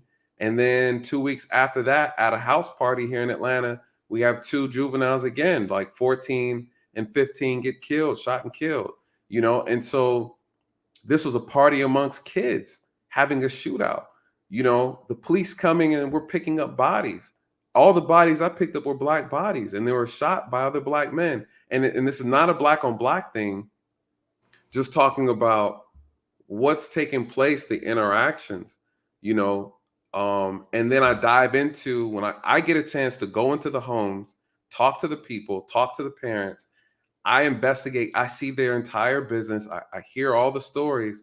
And then when I'm interviewing, you know, people who've committed these offenses, and you're asking them, okay, well, why did you do it? What was the reason? And it's, oh, well, I wanted to make a little extra money so I can buy these shoes or buy these clothes, or, you know, I wanted to do this and do that, or he's paying me money to steal from here. And then the things that they're buying. So this, I'm looking at the crime or the things that these kids are doing, and it's pointing in the direction of another issue that's not being addressed, another social issue. To your point that you spoke on earlier, the conditioning from media, social media, you know, the music industry, and how that has such a negative impact on the youth in our communities, and how that ends up, you know, pushing them into a lifestyle that's unfavorable to them, and how that unfavorable lifestyle feeds the criminal justice system, how it feeds the industrial prison complex. And I even go further to say it feeds their young mind. I mean, people need to remember that, like, juveniles and the young mind is very moldable. It's very malleable. You can make a child become whatever you want them to be if you just place in front of them what you want them to have. And so there goes the music and the social media and all of that, right? So I mean, it starts with our kids. We got to take our youth back. That's really what it is, to stop letting the streets and embrace these kids, because they're the next generation. But the media, don't ask me to answer, because I'm trying to raise my kids. I can't tell you about the world's kids. I don't know. Well, right, exactly. And I think, to your point though, everything alludes to another problem, right? Like you look at this situation with the police, and then you dive into it, and you find the source of that problem. You look at the issue with the juveniles or the youth or whatever, and you dive into it, and you find the source, the weapon that's being used to cause them to create this problem. And then you look at the household. Then you look at what the weapon is that's used to create that household. There is a web. Right. It just keeps going and keep going. Right. So to your point, there is a concerted effort to keep us dysfunctional. That, you know, at the same time, you can't look at the weapon and tell the weapon to stop, or the person who's holding the weapon. You're not going to convince that person to stop doing what they're doing because it benefits them. So I don't know if it's benefit. I think it might be that we function in dysfunction. Like, you know, if you understand there's no such thing as normal, right? So what's normal in one household, not normal necessarily in the other. Correct. So normal is subjective to whoever is living that life. Yes. And I think we function in dysfunction. So I don't think it's as easy to just put something down, because when you are not aware, then you can just put something down, and that's not just the way it's always been, and that's just the way that it is. Like, that's a difficult thing. When a person doesn't realize something is broken, they never work to fix it. So, you know, people are born in this dysfunction, and from day one, they just assume this is what it is, because they've never been given any other tools or saying anything else. And that's who's responsible functioning in dysfunction. But the question then becomes, who's responsible for fixing the dysfunction? And why is it allowed to keep going? Is because there's somebody profiting behind it. Absolutely, but you don't want to have that conversation because we'll be here until Christmas sun comes up. Because if you want to go down that rabbit hole, we just end up back with who's doing that. And I would take you back to true white supremacy, which would be the government. And then there's other names I could say, but then they would probably take this whole video down. But those are the people that are profiting off of this. And so there is a concerted effort from the nation we live in that pushes these things for capitalism, and so that they can make money. Really, it's all capitalism, right? Whether it's off the body that's in the prison, whether they're making free labors, whether it's whatever it is, right? Pumping people full of medication for the pharmaceutical companies. So that's the thing. If they're the ones that have broken it, this is my dilemma. And people say, stop blaming everybody else and take responsibility. So the machine that we fight against is so orchestrated and crazy. How do you ever really stop the bleeding if you keep getting stabbed? Don't we got to stop being stabbed first before we can even begin to like heal up the wounds? And so as we begin to build our own, remember, we're still living in this structure that is constantly every day still doing what they do to feed us and keep us in these situations, to create the monsters that they have created, the type of society when it comes to Black people they have created, how they use us for capitalism. Like, how do you stop that part at the same time while you're trying to build? Because it becomes very difficult. But that's the thing. It's not meant to stop. I think the illusion that we have, the arrogance that we have as a people, is to think that capitalism is supposed to stop so that we can get our shit together. No. Capitalism is not supposed to stop. The racism behind it that puts its neck on nothing but Black people to build to the top of this, where they want to be in this country, that should stop. You can have capitalism without doing what you do. No, but then that's an argument of fairness. But why would I care about fairness? I'm here to make money. But that's not the point, right? So if this never stops, the very thing that has made us what we are, how do you ever fight against that? That's the golden answer right there. What is the answer? The answer is you got to fight economically, and we're not doing that. And and that's why the concerted effort is to keep us from obtaining economic power. If we spend, we are spenders. We're consumers. We're 14%, 15%, whatever the percentage is, it's a small number, but we consume the most in this country. So they want to keep you at the bottom. Someone has to be at the bottom. Absolutely. And so, okay, well, who's the easiest to put down there? Black folks, And so I think regardless, at the end of the day Black people wise up, this will be an economic collapse in this country because no one wants to be at the bottom. And we are sustaining this economy. We spent $1.6 trillion. That's a lot of money. That's a lot of money. We spend money. What's the reality that a large enough group of Black people are going to really do that all at the same time? Well, it won't happen at the same time, but there's only one way to do it. Is it possible? Absolutely, it's possible. You have to, but the ultimate trick bag that the system has created is genius, because in order to get out of the actual problem, this is the best way to put it. You have to give up everything to gain everything. And like you said, the mind won't allow a lot of people to do that. In order to gain everything, you have to give up everything. How many people are willing to do that? I'm a selfless person. Michi, you're a selfless person. You're selfless. I'm selfless. I can give up everything to gain everything.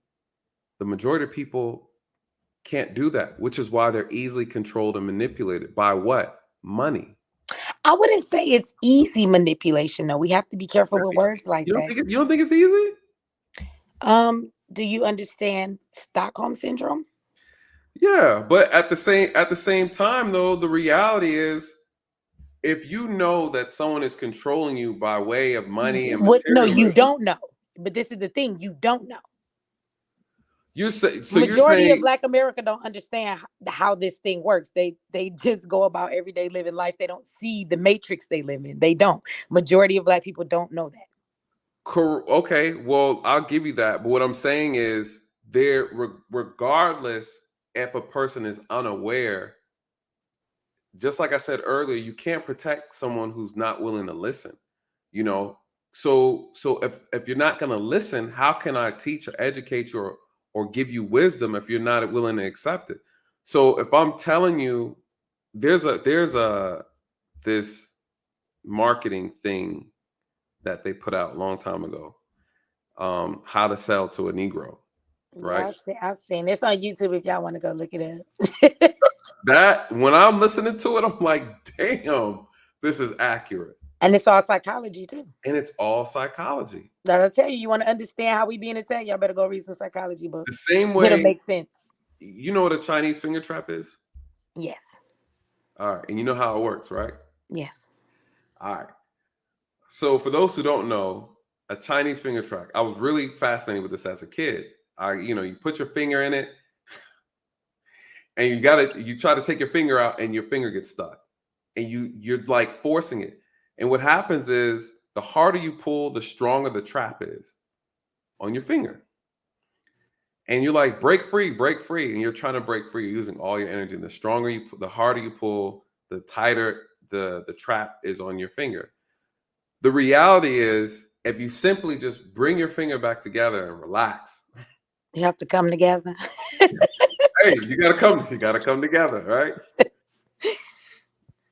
You simply have to just relax and bring your finger back together and you can get out the trap. We can't relax. The police keep beating us up, Nate, to tell That you what it homeboys is? to stop. Nietzsche always bring it back around. She said we can't come together because the police be beating us. Listen, you are so silly. But I think on that note, the lady brought up Francis.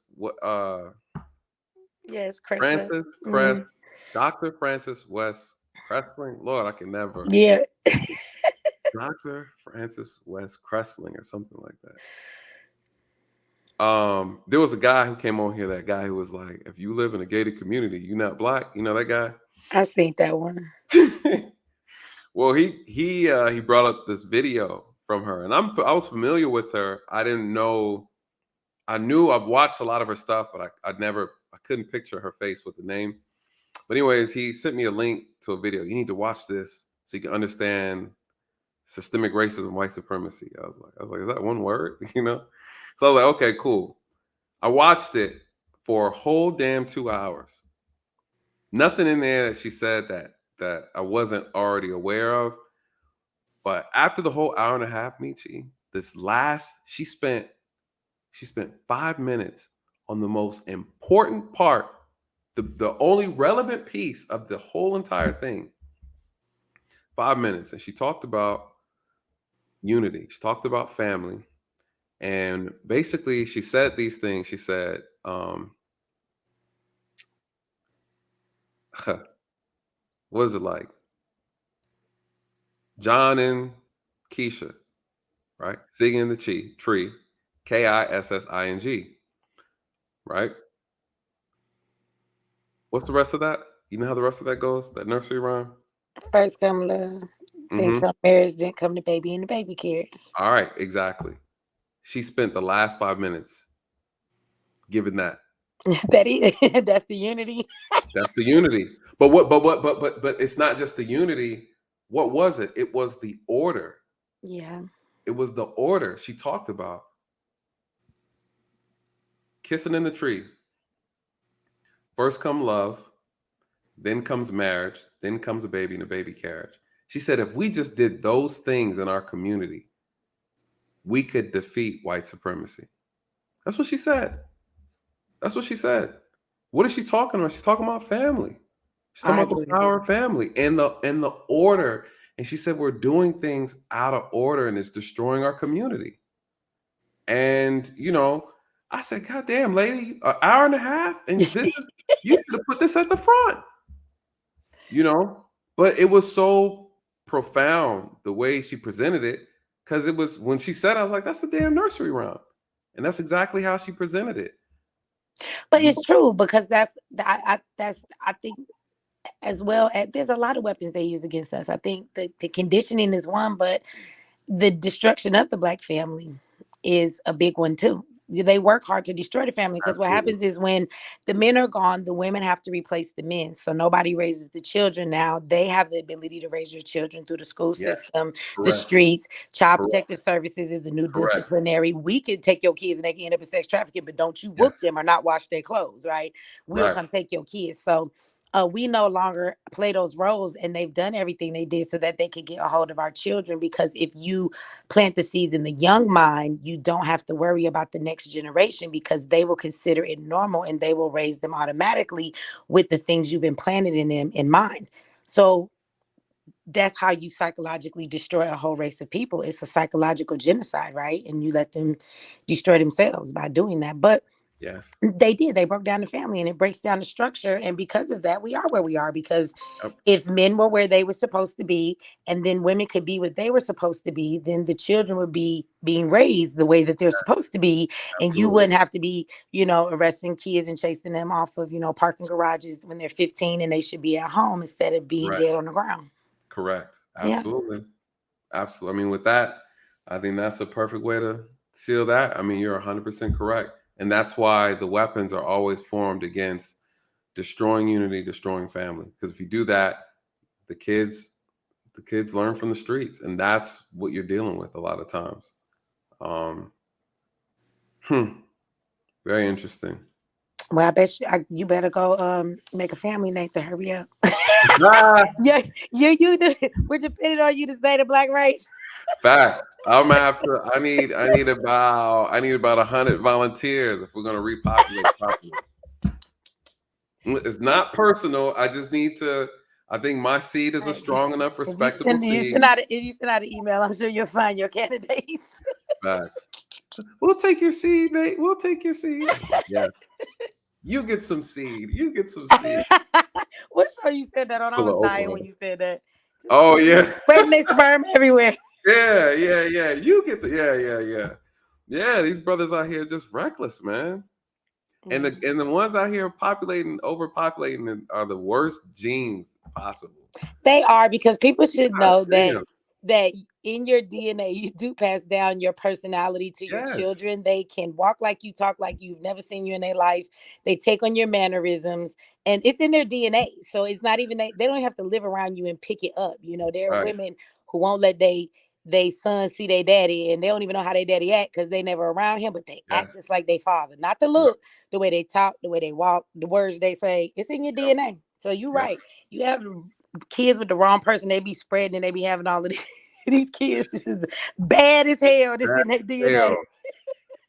I'm telling you, you got clown moms getting with these clown dads, having clown kids. Yes, a person. You better look into a person's personality, because kids act like they parents. They get it in their DNA. I'm serious. That's a fact. So absolutely, if they don't act right, them kids ain't gonna act right either. It's in their DNA. People talk about. I'm gonna just say this because I think it's interesting. People talk about slavery, the traumas of slavery, and how it's passed down genetically. Right? There's like I forgot the name of it. There's like a scientific name they coined for it. But the problem with that argument is a very dangerous theory to make, because then you can also say that about everything else that goes on in a person's DNA, right? If you got that Dahmer DNA and you out here having kids, you'd be like, oh, we gotta take his kids up out of here. Why? He got the Dahmer in him. Right? Well, if you study the serial killer's brain, they actually do have activity in certain parts of their brain that are not active in other people's brains. So there is some truth to that they probably were born a serial killer. But being born that way, but does that pass on through that mitochondria? You know what I mean? I believe from what I've seen, I believe it can.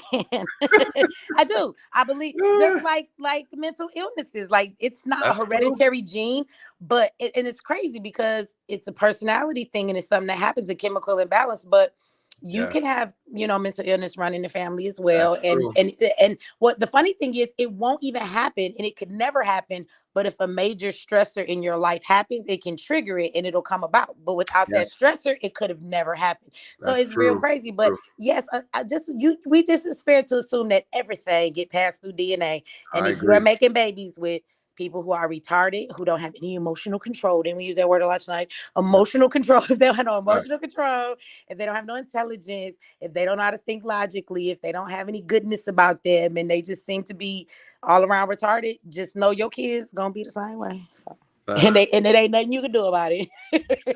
It's in their blood. So. Very true. Listen, Michi, you know, I appreciate you so much. I'm excited about the panel that you're gonna put together, and yeah, I think that panel that I did with on Lapeef when he came to Atlanta, you know, watching that, he finally put it out. Yeah, watching I it, I was like, today. oh, did you? What'd you think? We had some. I'm not gonna tell you what I think in front of everybody because you know what I think. You did a good job, Nathan. That's my thing. I think it was a nice panel. Y'all did a good job. Everybody looks so nice. Thank you.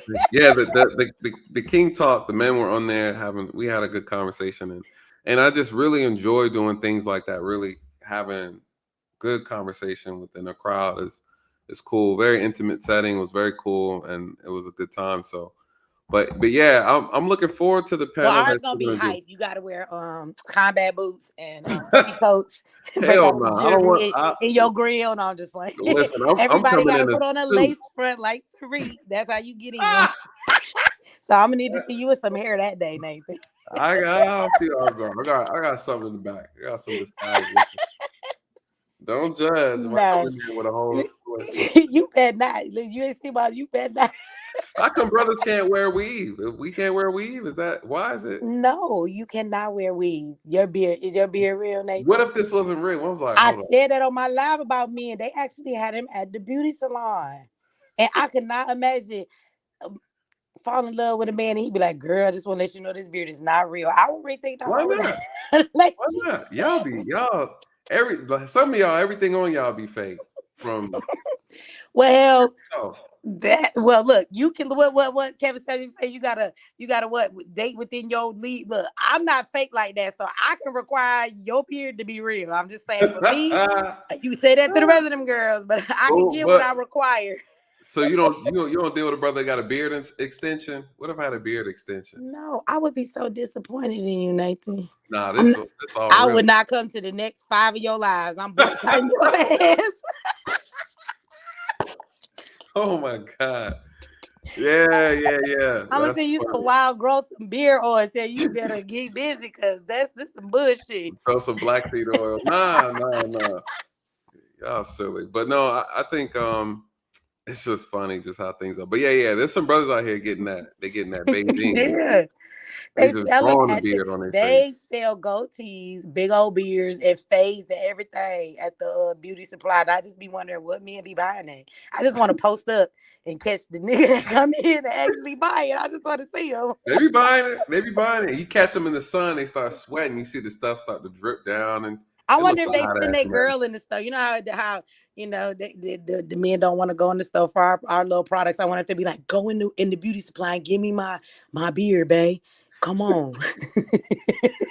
Those brothers, I mean, they're obvious. You see them, they look like all this stuff is drawn on. I would not be an accomplice to you drawing your beard on. No, man. I'm not helping you lay down your lace front. I'm sorry. I'm not doing it. Can you get the corner for me? Get the corner. This all natural. Yeah, shoot. I grew up in a time where if you didn't have it, you didn't have it. When you lost it, you lost it. Nowadays, people are afraid to let go of shit. Like they just. Well, men not supposed to do that. Men, but that's y'all standard. Men supposed to be men. Let that shit go. Just shave it off. It'll be all right. These men are sensitive, boy. As soon as they start getting a little patch, they start to commit. Let me not say that, but they have on a toupee. Yeah, it's a struggle out here. I just so happen to just luck out, and my head ridiculously crazy, looking like a LL Cool J. So I was able to pull it off, but yeah. Nonetheless, though, I think you gotta love yourself. You know what I mean? Regardless, you gotta love yourself. Yeah. Tariq really went off the top with that. Tariq better not never say nothing about me again, because I do not argue with men who wear weave. That's all I'm gonna say. I'll leave it at that. That's my final word. I would love to just have a conversation with him. He crazy, but I'd love to just have a one-on-one. I got Crazy. questions. He know I got exactly what questions. he doing. Yeah, he do. He do. I don't know how he sleep at night, but He sleep real well on all all that the damn papers money under his mattress for them fundraisers. That must be nigga nice. in Acapulco right now off the Ruttusse money because this nigga done made a whole new holiday and said fuck Kwanzaa so he could get paid. He is in Acapulco from a Ruttusse money and FDA reparations. Oh Lord! I mean, can you Hey, blame? he got his bonnet on next to Peanut. They both in the bed with their bonnets on. Make sure the weave stay straight. Hey, when you can beat a case, boy. Woo. Listen, at the end of the day, I think I don't blame Tariq Nasheed. I blame the people. You know, can't blame the finesser for finessing. You know, he's just a businessman at the end of the day.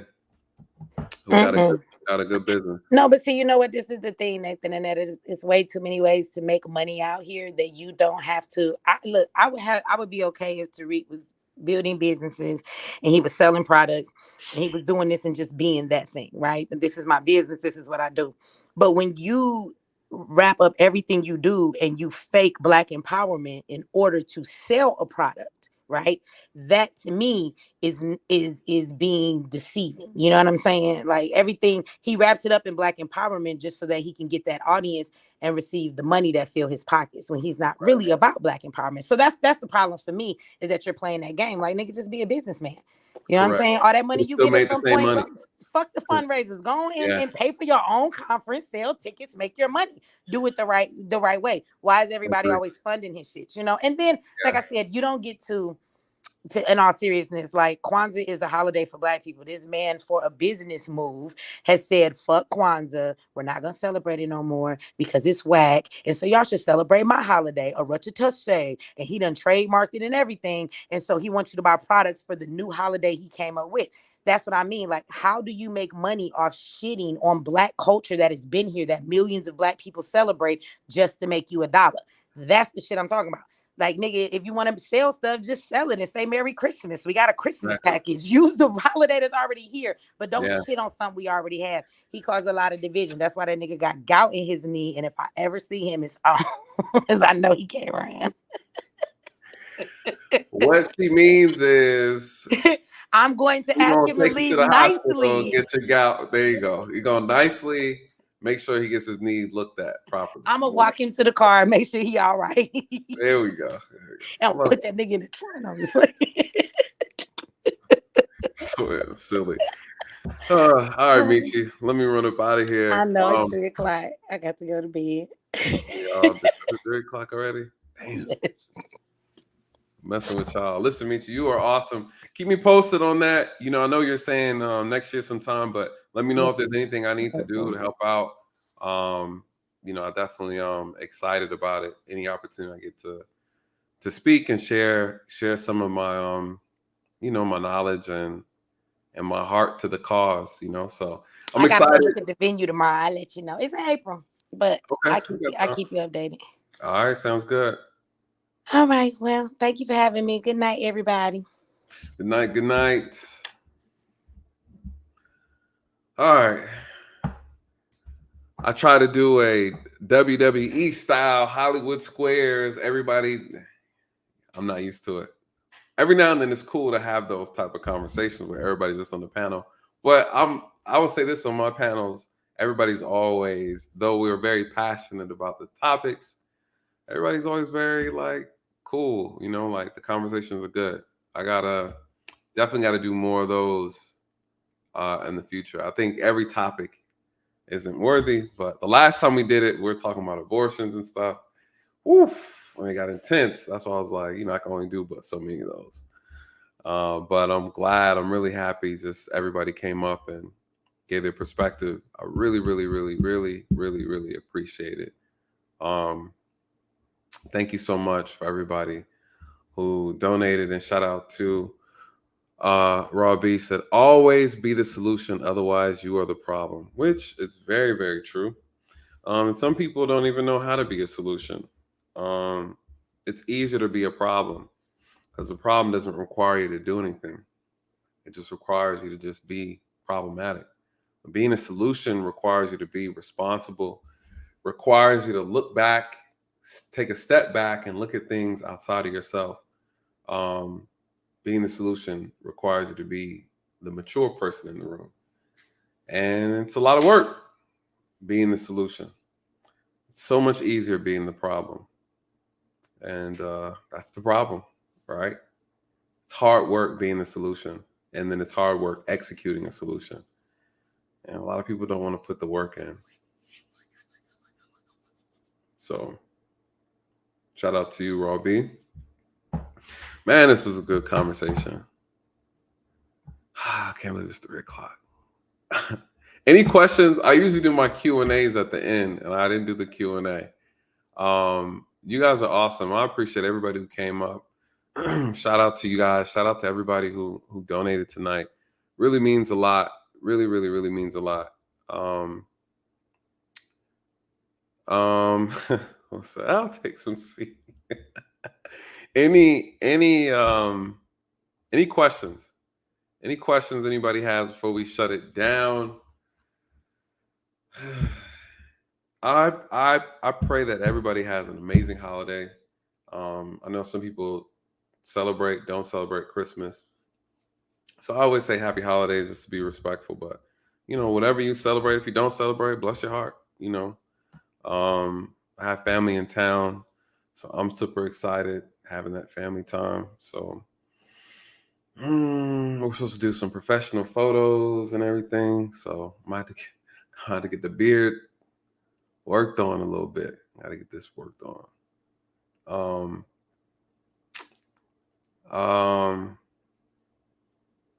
What else? Other than that, yeah. Holiday time, you guys. Listen, the weather's supposed to be really bad coming up. Please be safe this holiday season. Please be careful. Keep your head on the swivel. Unfortunately, I pray everybody just has a great time with family. We'll definitely probably do another stream before then. I definitely got to post that Lapeef video for you guys to check out as well.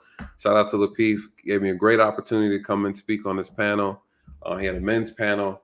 Was really, really awesome. We had a dope conversation. I'll definitely put that link to that video in the community tab so you guys can check it out. Great conversation. What else?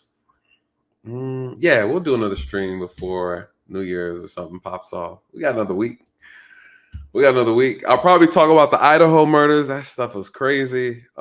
Just check and see on the updates before I bring up another stream on it. But other than that, you guys, I hope you have an amazing night. Great weekend this weekend. Stay warm I know everybody's all over the place, but definitely stay warm. Happy holidays. Final thoughts. Black gal, what you say? Question: did the officer really say if you don't apologize? That's what the girl said. That's what she said, which I think she's been very honest about the situation. I don't think she would have lied about that. I have a feeling the officer did say that. I think the officer needs to be reprimanded for that. But I believe I don't think she would make that up. I don't think she would make that up at all. Shout out to you, Daryl. Shout out to you. I don't think she would have made that up. The officer was definitely wrong in that. So that should be addressed. It's definitely gonna be. I promise you, it's gonna be addressed. He was out of line for that statement. So they're gonna definitely address that. But the school's standing behind the officer's decision, which they should. But everybody had some fault in that. Everybody's emotions, honestly, were out of control and needed to be checked. The officer's emotion, he allowed his emotion to get the best of him, caused him to make a statement that was inappropriate and unprofessional. The teacher allowed her emotions to get the best of her, and she acted irresponsibly and unprofessional. And the student, the young lady, was was immature in her response and did not handle herself appropriately in that situation. That's just the truth, you guys. That's just the truth. Shout out to all my moderators, you guys. I appreciate you guys so much. Shout out to you, Gail. Thank you so much. Always supporting and helping out the channel. Miss Eds, thank you so much. Miss Sophia, thank you so much. Thank you so much, Dre. I really appreciate you guys. You really make a big difference helping out in the chat, and all of my members as well. I really appreciate you guys. I have a soundboard I've been practicing with, trying to get everything in order, and that it was a gift from one of the members. And I definitely I'm gonna give the proper shout out once I introduce everything. Once I get it all messing around with it, we got a little laughter action. Like I gotta hook it up. There's a couple more things I want to do. I'm trying to get some stuff together. But so blessed. I'm so blessed to have the support that I have and the people around me. So thank you guys so much. I cannot express it enough. And a great holiday gift. Great holiday gift. So but yeah, I'm posting the community tab so you can see all the new goodies that I got. So we coming along. Other than that, you guys, that's it for tonight. I'm gonna chill, spend about 30 minutes relaxing, catch up on some anime, and then take my behind to bed. I hope you guys found this conversation invaluable. Shout out to all the panelists that came up. Shout out to all of you guys. Shout out to Michi for bringing the energy, Raw B for bringing the rawness. Titles in her name. I tell people all the time. It's like, who's Raw B? She's raw. She's raw. Raw truth is what she should call. Raw truth. Shout out to my Brooklyn representative, HBCU ×3 super graduate. She probably got a doctor's, master's, and 2 bachelors. Shout out to that sister. Shout out to King T. Everybody, thank you guys so much. I really appreciate. King T is the big homie. He definitely gave me some great wisdom when we first made contact on the stream. So, I really appreciate those moments. Those are moments of me growing in the process of doing this. And I'm always excited to acknowledge those people who've had such a positive impact on me. I truly want to make a difference the best way that I know how. I pray that the things that I put out on YouTube will be used as a tool to help people now and even in the future. All you can do is do your part. That's how I look at it. Anyways, you guys, with that being said, let these truths find you where the lies have left you. Good night. God bless.